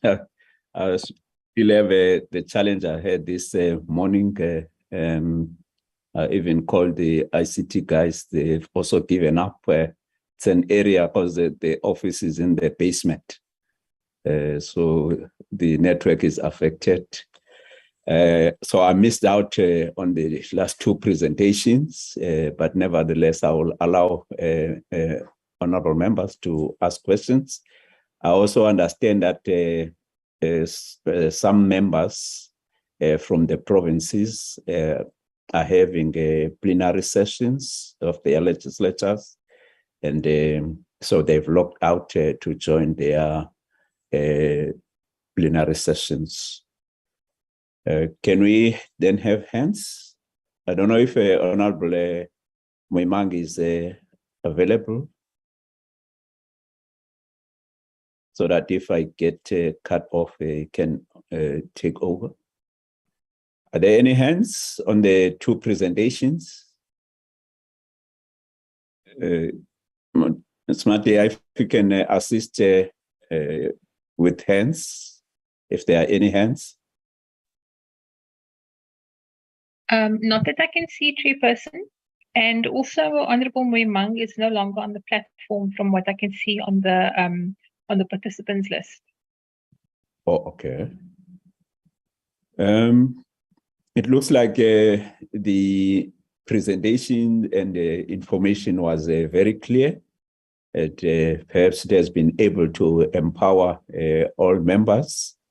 So we're all now looking forward to the, oh yeah, there are hands. I see Honorable Kayla Marie. I hope you managed to fix your microphone, followed by Honorable. Thank you, Chair. Am I audible? To you, Honorable Kayla? Yes, you are audible. Yes. Oh, fantastic. Okay. I just, not more than a question, I just wanted to sincerely thank all of the presenters today and also to thank yourself, Chair.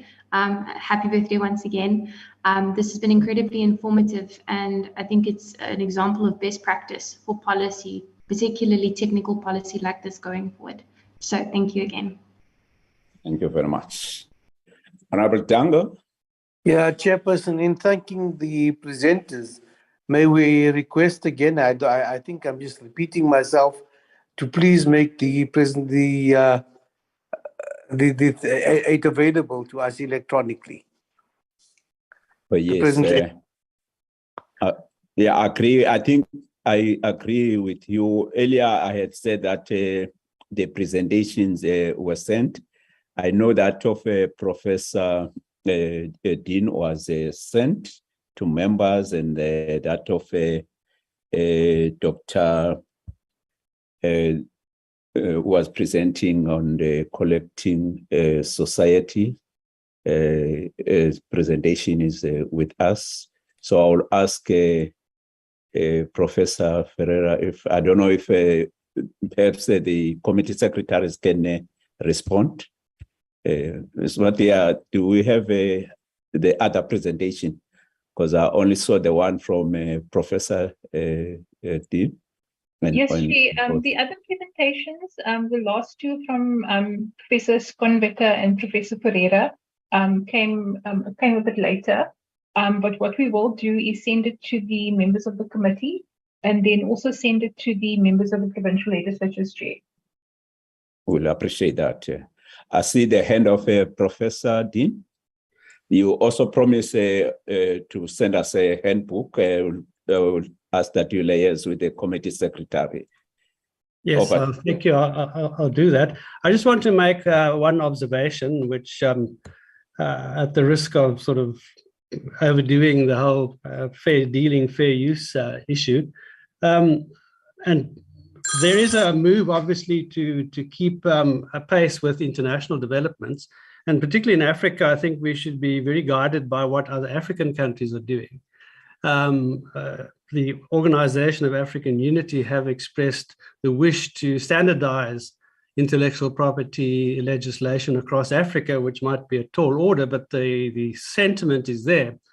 Now, the African Regional Intellectual Property Office, RIPO, which is an arm of WIPO, has actually produced a model law on copyright. It was published in 2019. And I must say, I think it's a very good document. I think it's something which the committee should look at and to take guidance from. And it is the voice of Africa, so to speak. So it enables our legislators to keep pace with what other African countries are thinking. And in particular, I find their approach to the question of exceptions very sensible and very good. And it's I think there would be merit in the committee taking a close look at that and being guided by it. Thank you. Thank you so much, Bro. I think we still have a lot of time. I don't know if other panelists would like to make comments, maybe general comments. Chair, my hand is up. I don't know if it's obvious. Yes, you can go ahead. Thank you very much. And I hope my face is clearer now. The power is back. I just wanted to point out, I'd sent a paper that captures almost everything that I discussed today to Advocate Charmaine. Thank you. And also to point out that I'm not trying to respond to anyone, but just to say that on the question of fair use, I know that Nigeria, which is by far the largest country in Africa, even in terms of content of creative output, has a provision on fair dealing, that on fair use, that honorable members may want to look at when they are making their deliberations. The Nigerian Copyright Bill was recently passed by the Nigerian Parliament, and as we speak, it's awaiting assent by the president into law. It has very fantastic provisions on copyright exceptions and limitations, particularly the fair use provision, which it frames as fair dealing, but it's, in actual fact, it's a fair use provision. So the honourable members may want to learn from that also. And a similar provision, I think, in Liberia too. Yeah, thank you very much, Chair. Thank you very much. Professor Ferreira, and I'll come back to Honourable Tim. Honourable Chair, I don't have a hand up. Yes, I know. I'll say I'm taking opportunity that they will still have time. We're supposed to finish. Okay, all right. No, if just for, yeah, so well, Prof. Dean, anything you want to say, add on my presentation? No, I think yes, I want to congratulate you on it. I think it's very, very useful, and I agree with everything that you said, barring we're in different camps when it comes to fair use. Yes, indeed. Quite honestly, I'm amazed that we've taken so long to get around to wanting to join the WIPO Convention. I was serving on the Statutory Advisory Committee in 1996 when the WIPO Convention was passed, and strangely enough, we were one of the first countries to sign the convention. Of course, we never ratified it, but why we signed it in 1996 and then never got around to ratifying it has always been a mystery to me. And it's long overdue that we sign up to it and implement its terms into our law. Okay. Yeah, indeed, we don't agree on that one, and I respect your thoughts on the fair use, the closed list, and I think our debate on Honourable Rai, I think our debate is enriching really to members of Parliament, because while you are just sitting and listening, because the good thing is that we are not saving, at least speaking for myself, we are not saving the interest of anybody. So for me, I'm just saying, you know what? I have read cases, and Prof. Dean, you have litigated, all right, extensively, and I respect that.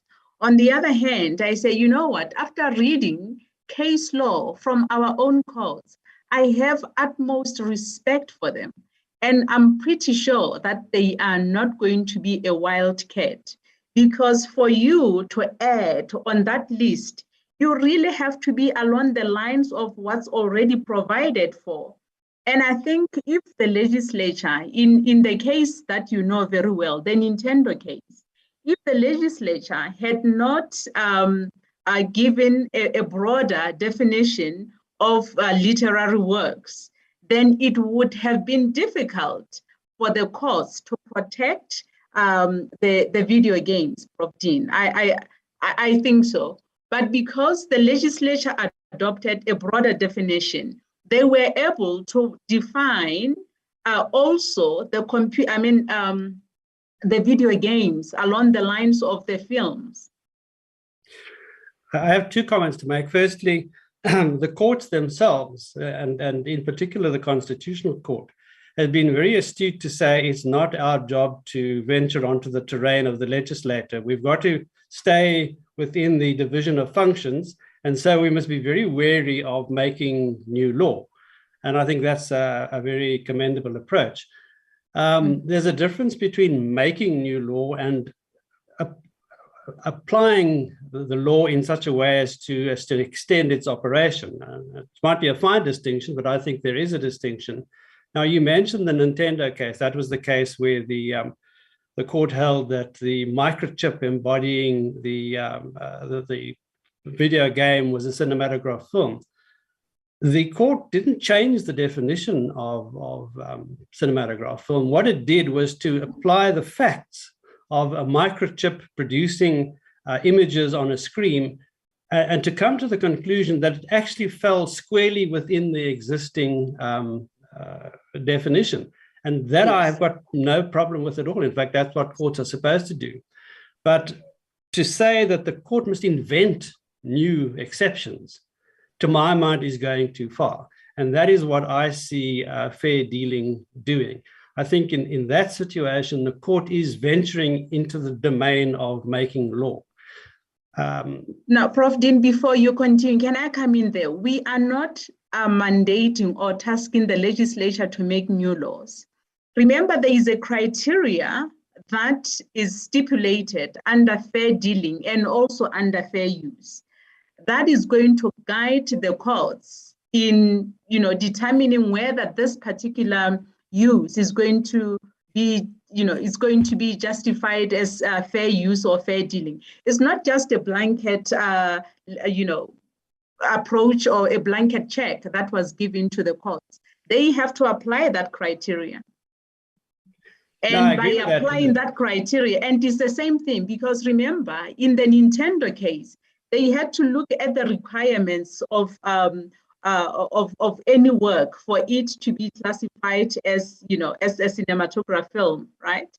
And by applying those characteristics, they were able to now also protect the video games. In the same manner, I believe that by applying that set criteria of justifying whether something is a fair use or fair dealing, whichever word we are going to use, then they should be able to, to stay on course. We must agree to disagree. As far as I'm concerned, those criteria are very relevant. I referred to them in my book myself. I think they are very good criteria for analyzing whether or not something is fair, but whether the use that they are contemplating, for instance, making a copy of a book to give to your family, whether that should be an exception or not, that goes beyond simply fairness and unfairness. Let me read to you what Lawrence Lessig, who is one of the arch proponents of broadening the scope of, or lessening the prohibitions of copyright in America. Let me read to you what he has to say about fair use in America. Mm-hmm. Fair use in America simply means the right to hire a lawyer to defend your right to create. And as lawyers love to forget, our system for defending rights such as fair use is astonishingly bad. In practically every context, but especially here, it costs too much, it delivers too slowly, and what it delivers often has little connection to the justice underlying the claim. The legal system may be tolerable for the very rich, but for everyone else, it is as embarrassment as a tradition that prides itself on the rule of law. So that's a proponent of limiting copyright in America, criticizing his own system of fair use. And to my mind, why must I disbelieve him? Okay.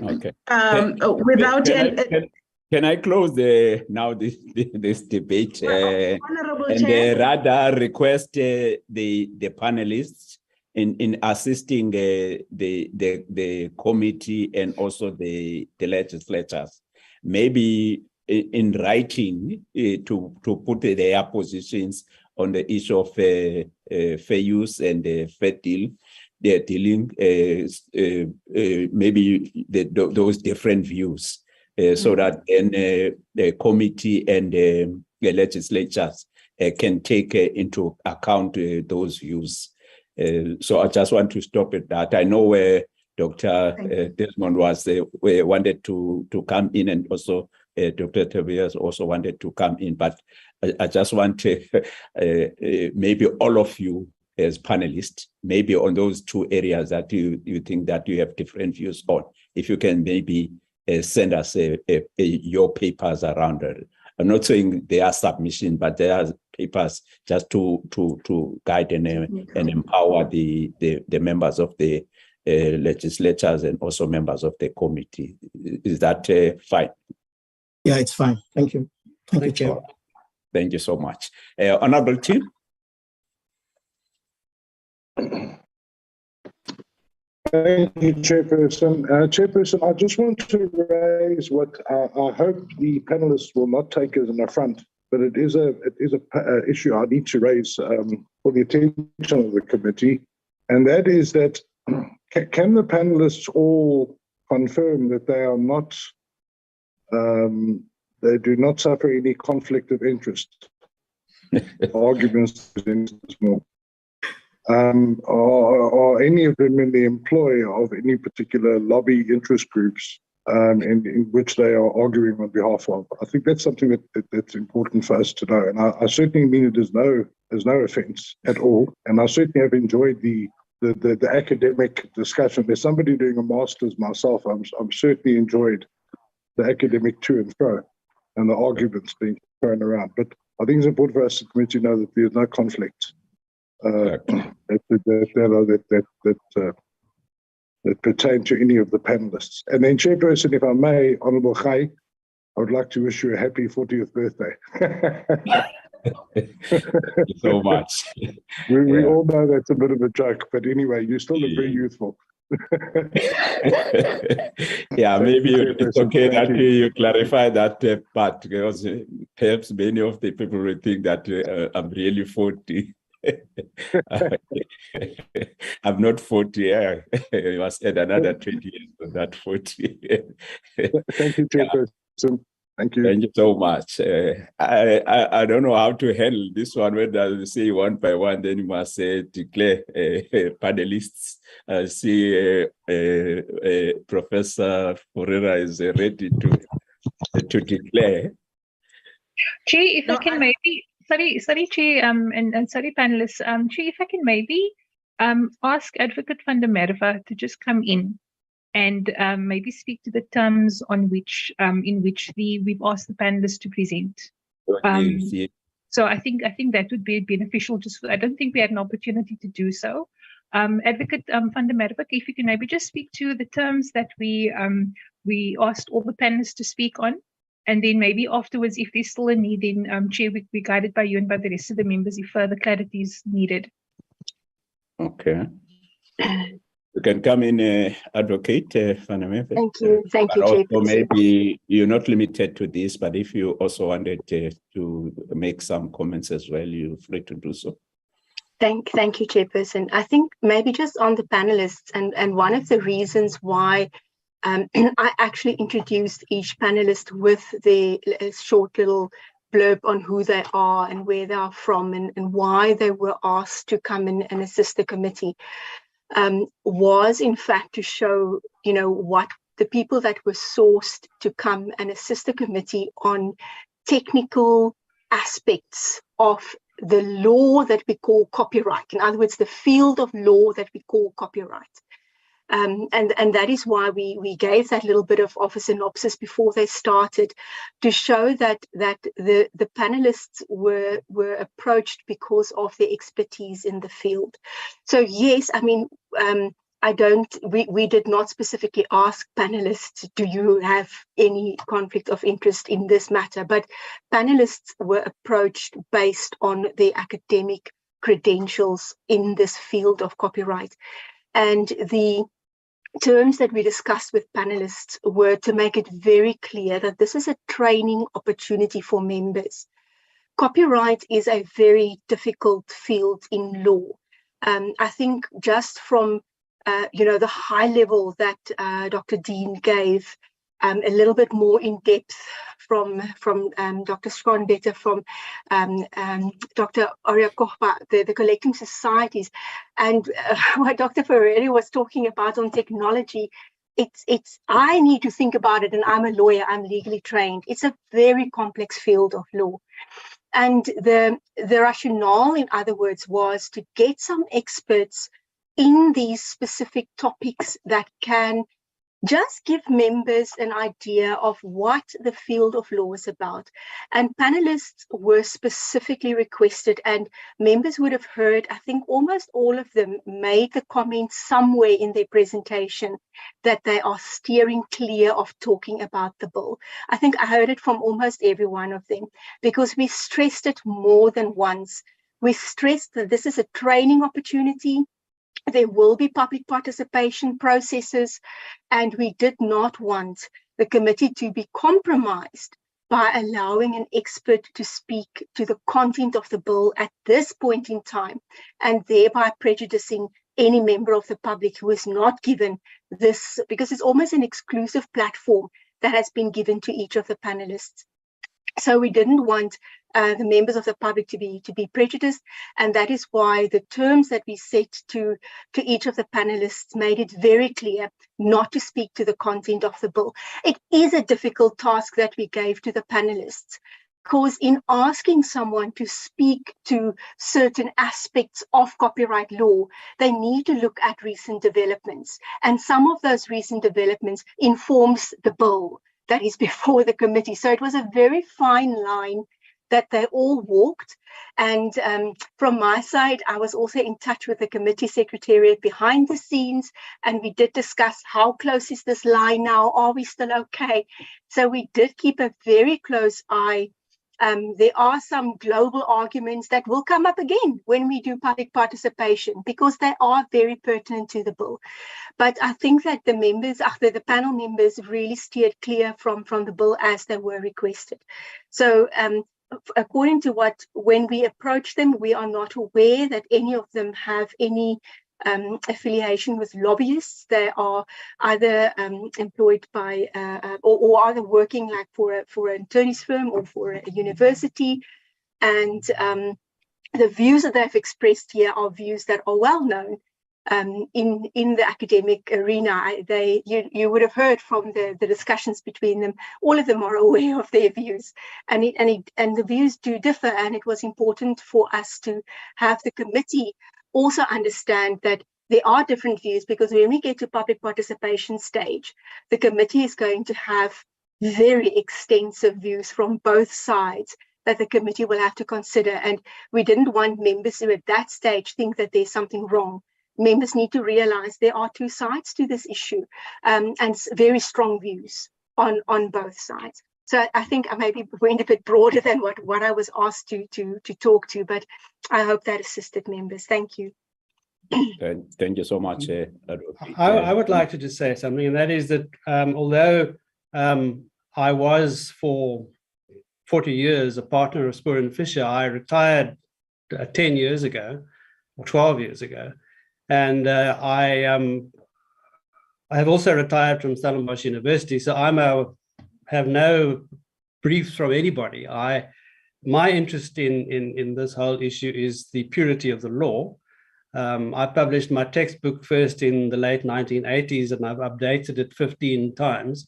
And I want to ensure that our copyright law is of the top, best quality possible. It compares very favorably with any law anywhere in the world.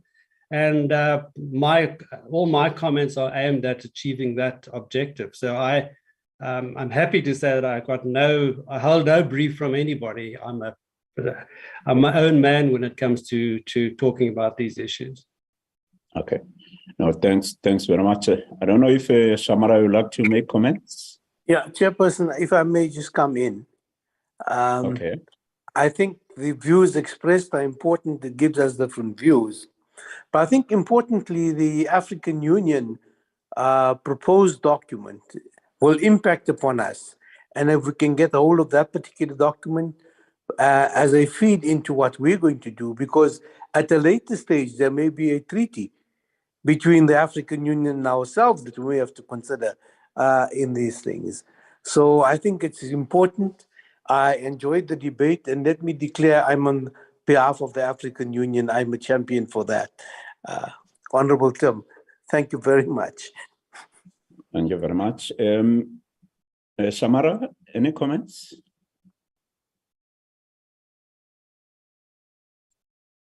Or is Shamara maybe in the plenary? No, no, she's still on the platform, Chair, as far as I know. Oh, okay. I think, Honorable Tim, I think you're covered by the comments or input by Advocate Fanemeve, or you still want the panelists to declare?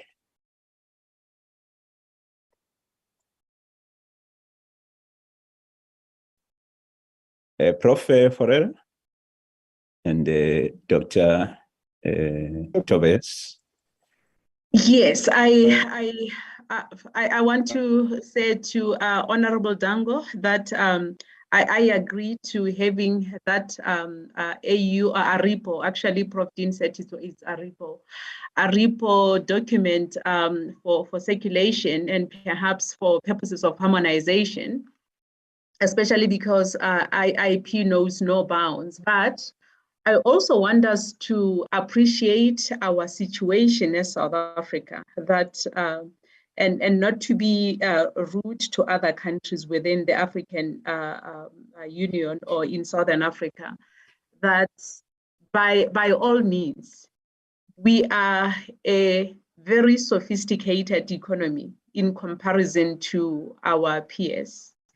And in most cases, they look up to us for guidance. Sometimes at the regional levels, they may agree on certain standards, which, because of our sophistication of the sophistication of our economy, our experiences may differ. Just a minor example on foreign investment law, we have had to go back to SADC to say, listen, let's look at certain clauses here, because we have been burned already as South Africa, given how huge our economy is. We are the first ones to feel the heat. So as much as I agree that we look at what ARIPO has and look at the signages, but also let's consider the fact that we are a sophisticated economy. All these companies are here, and we are the main destination in Southern Africa of FDI. So we can't drop the ball. We can't afford to drop the ball. Thank you. Thank you. Dr. Tobias, sorry for using your first name. It sounds no, that's easy. I understand. Easier for me to pronounce. Yeah, just a quick intervention from me. I also wasn't able to follow the entire discussion this afternoon because I had to run between meetings today, unfortunately. That's why I kept also very, very quiet here on my side. I just want to say the following. First of all, I want to corroborate very strongly Advocate van der Merwe's earlier comment that there was very clear instructions, which I really tried in as much as I could to adhere to not speak to the merits and demerits of the bill. It is, as she mentioned, very hard because we obviously all know what's in the bill, and there is that temptation to use that as a peg for the discussion. And in one or two occasions, I believe I started to stumble over it and then hopefully in time corrected me and made the conversation more like a neutral one. So there was indeed that very clear brief. And I believe to the extent that I was listening, all speakers adhered to this. It's inevitable that you invite, if you invite 4 academics, that you get 5 or 6 opinions into the room. So I think this is what you witnessed today. That's the beauty of the beast of academia. Hopefully, though, this will still benefit the deliberations of the steering committee, as untidy as it sometimes feels. Just knowing the diversity of views and the different opinions is important to also then probably properly place what you will be receiving in terms of public comments to that. I have no doubt for a second that even though we differ in views here, you got a very high level panel together here, I believe. And while we may differ in opinions, I couldn't agree more with Professor Dean that I think all our objectives here is collectively and collaboratively to work towards a better copyright law and policy framework in the country. It's just that our approaches differ, but that's quite normal. And let me finish off by just clearly and categorically stating that I have no conflict of interest that I need to declare here. Thank you. Thank you so much. Dr. Desmond, also yes, sorry. Thank you, Chair. You can call my first name. You can even call me Desmond. Okay. Yeah, so like every other speaker I've said, every other panelist has said, I need to also emphasize categorically that I have no conflict of interest to declare, and the objective is to ensure that the legislative exercise comes out effective and efficient, and that we have a copyright act that every stakeholder in the creative industry in South Africa, in the literary industry is proud of. Just to quickly also agree with what Professor Malabakeng said about, said about the ARIPO model law. to point out also, in addition to what she has said, that South Africa is not a member of ARIPO. And so probably maybe those in the policy space or those in the foreign diplomacy space will probably understand why that is so. And to say also, in addition, that at the moment there's no document within the AU framework dealing with copyright law. There was an attempt in the past to establish a copyright, an IP organization for the whole of Africa, which is still very much in the, as far as I'm concerned, the gestation is still very much in the embryo. But at the moment, there is a move, and I'm sure very soon an IP protocol will be adopted under the Africa Continental Free Trade Agreement, the AfCFTA. And from my little engagement with that process, both by way of research and by way of consultancy, we are looking at a protocol that will take the shape of, the kind of deal that we have as far as copyright is concerned, because Africa, the whole of Africa is looking towards an IP framework, a copyright framework that is in tune with our lived experiences, that speaks to our, objective as Africans, as set out in the Agenda 2063. And like Professor Malibakeng said, South Africa is a leader in this regard. So we must be, seen aligning with what is happening within the AfCFTA as far as IP is concerned. We must not falter. We must bear in mind that copyright laws, IP laws must be tailor-made to address and to take care of local circumstances. South Africa now, there is the move by the government to make South Africa an investment hub, and also to enable South Africa gain the benefits of the fourth industrial revolution. Copyright law is one important instrument that would help the country to, be a giant as far as emerging technologies, artificial intelligence is concerned. And the best way to do that, the best way to structure our copyright legislation to attract the gains of the fourth industrial revolution is to actually, honorable members, with all due respect, to toe the line that the copyright bill is already having, and having a system that is balanced, that is open, that is flexible enough to take care of all the interests of all stakeholders. Thank you very much, Honorable Chair. Thank you so much. Back to you, Honorable Tim. I see your hand is up. Yes, thank you, Chairperson. Chairperson, thanks. It is our job as members of Parliament to ask the uncomfortable questions, and so it was just in the fulfillment of that duty. But I thank the panelists for their response, and I thank them once again for their presentations, and we'll take it all on board. Thank you, Chairperson. Thank you so much. I think at this stage we've come to the end of the first day of our workshop. We're going to continue again on the 25th, next Tuesday, on the performance protection. So we will be also receiving inputs from the panelists on that particular bill. But after that, we will then get a briefing on the two bills. We haven't seen the bills yet. So whatever you're talking about, we not even have a clue of what you're talking about. I think which is good, because for now we are not even sure whether your inputs are dealing with the merits or demerits of the bill, because we haven't seen the bill as yet. They will be forwarded to us, I think, sometime this week in preparation then for the briefing that will be taking place next week. But we will also be outlining the process that will be taking as we develop the process of lawmaking, including the involvement of the provincial legislatures in the process of making law.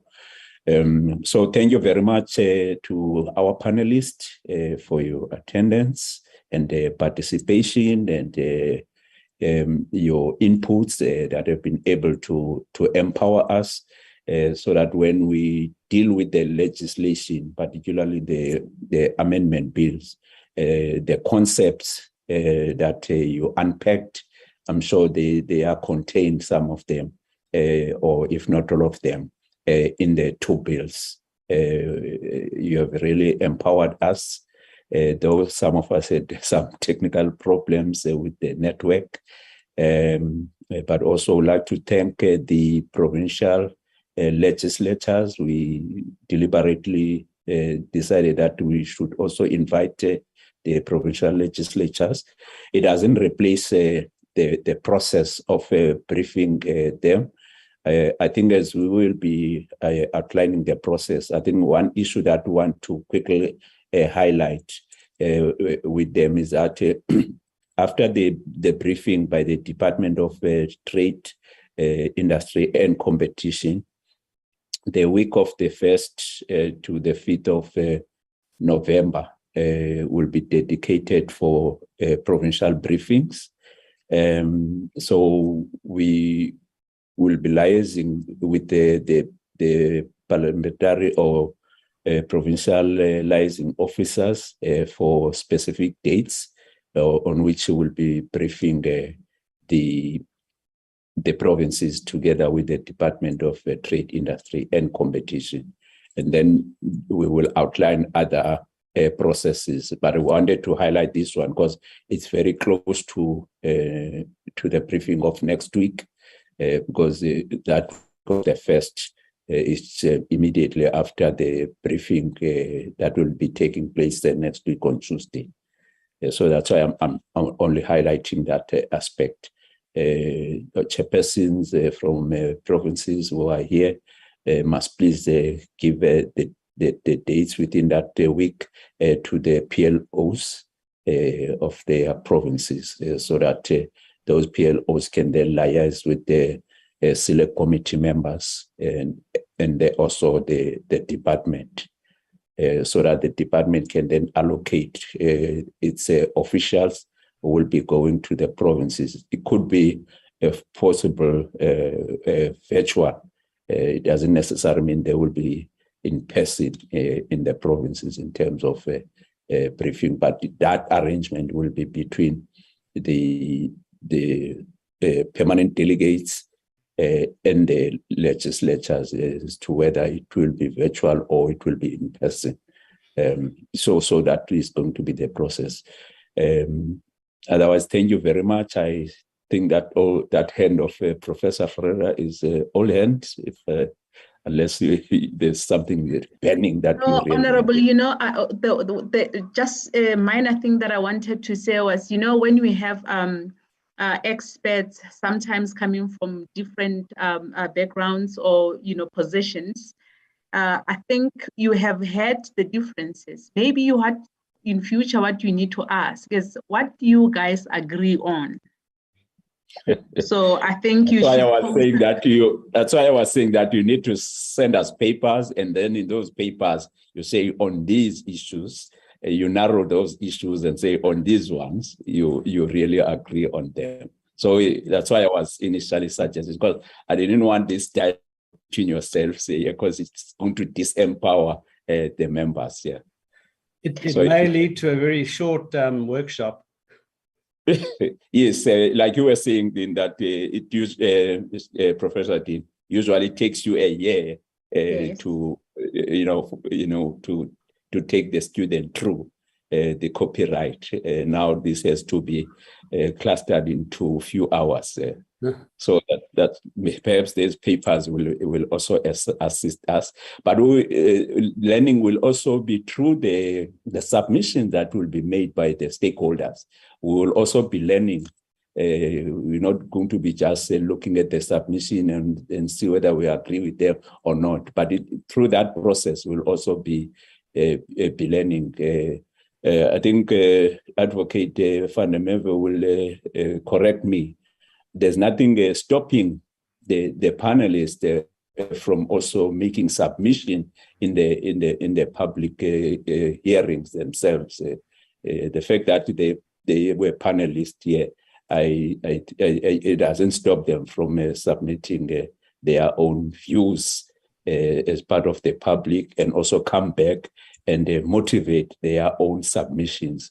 Is that correct, Advocate van der Merwe?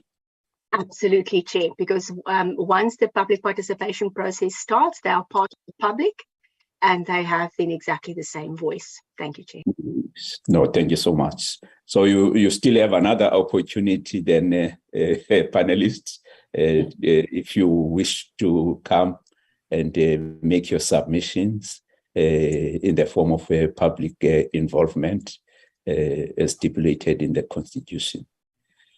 I don't know if Committee Secretary, are there any announcements? No, Chair, just to say that the workshop on the Performance Protection Bill continues next week on the 25th at 10 o'clock.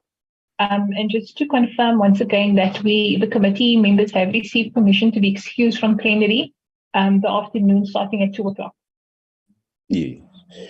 I wish the provinces could also make that request to be excused from the plenaries as well, so that they are part of the whole session next week. Any comments from your side, Advocate van der Merwe, before we close? Nothing from my side. Thank you very much, Chair. All right. Thank you very much. Members, any comments? Both from the Select Committee and the provinces? Are there any comments before we close? Seems none. Let me then take this opportunity to thank everybody, the panelists, honorable members from the committee as well as from the provinces. Also acknowledge I saw some officials from the department, DTIC. I also saw someone from the CIPC.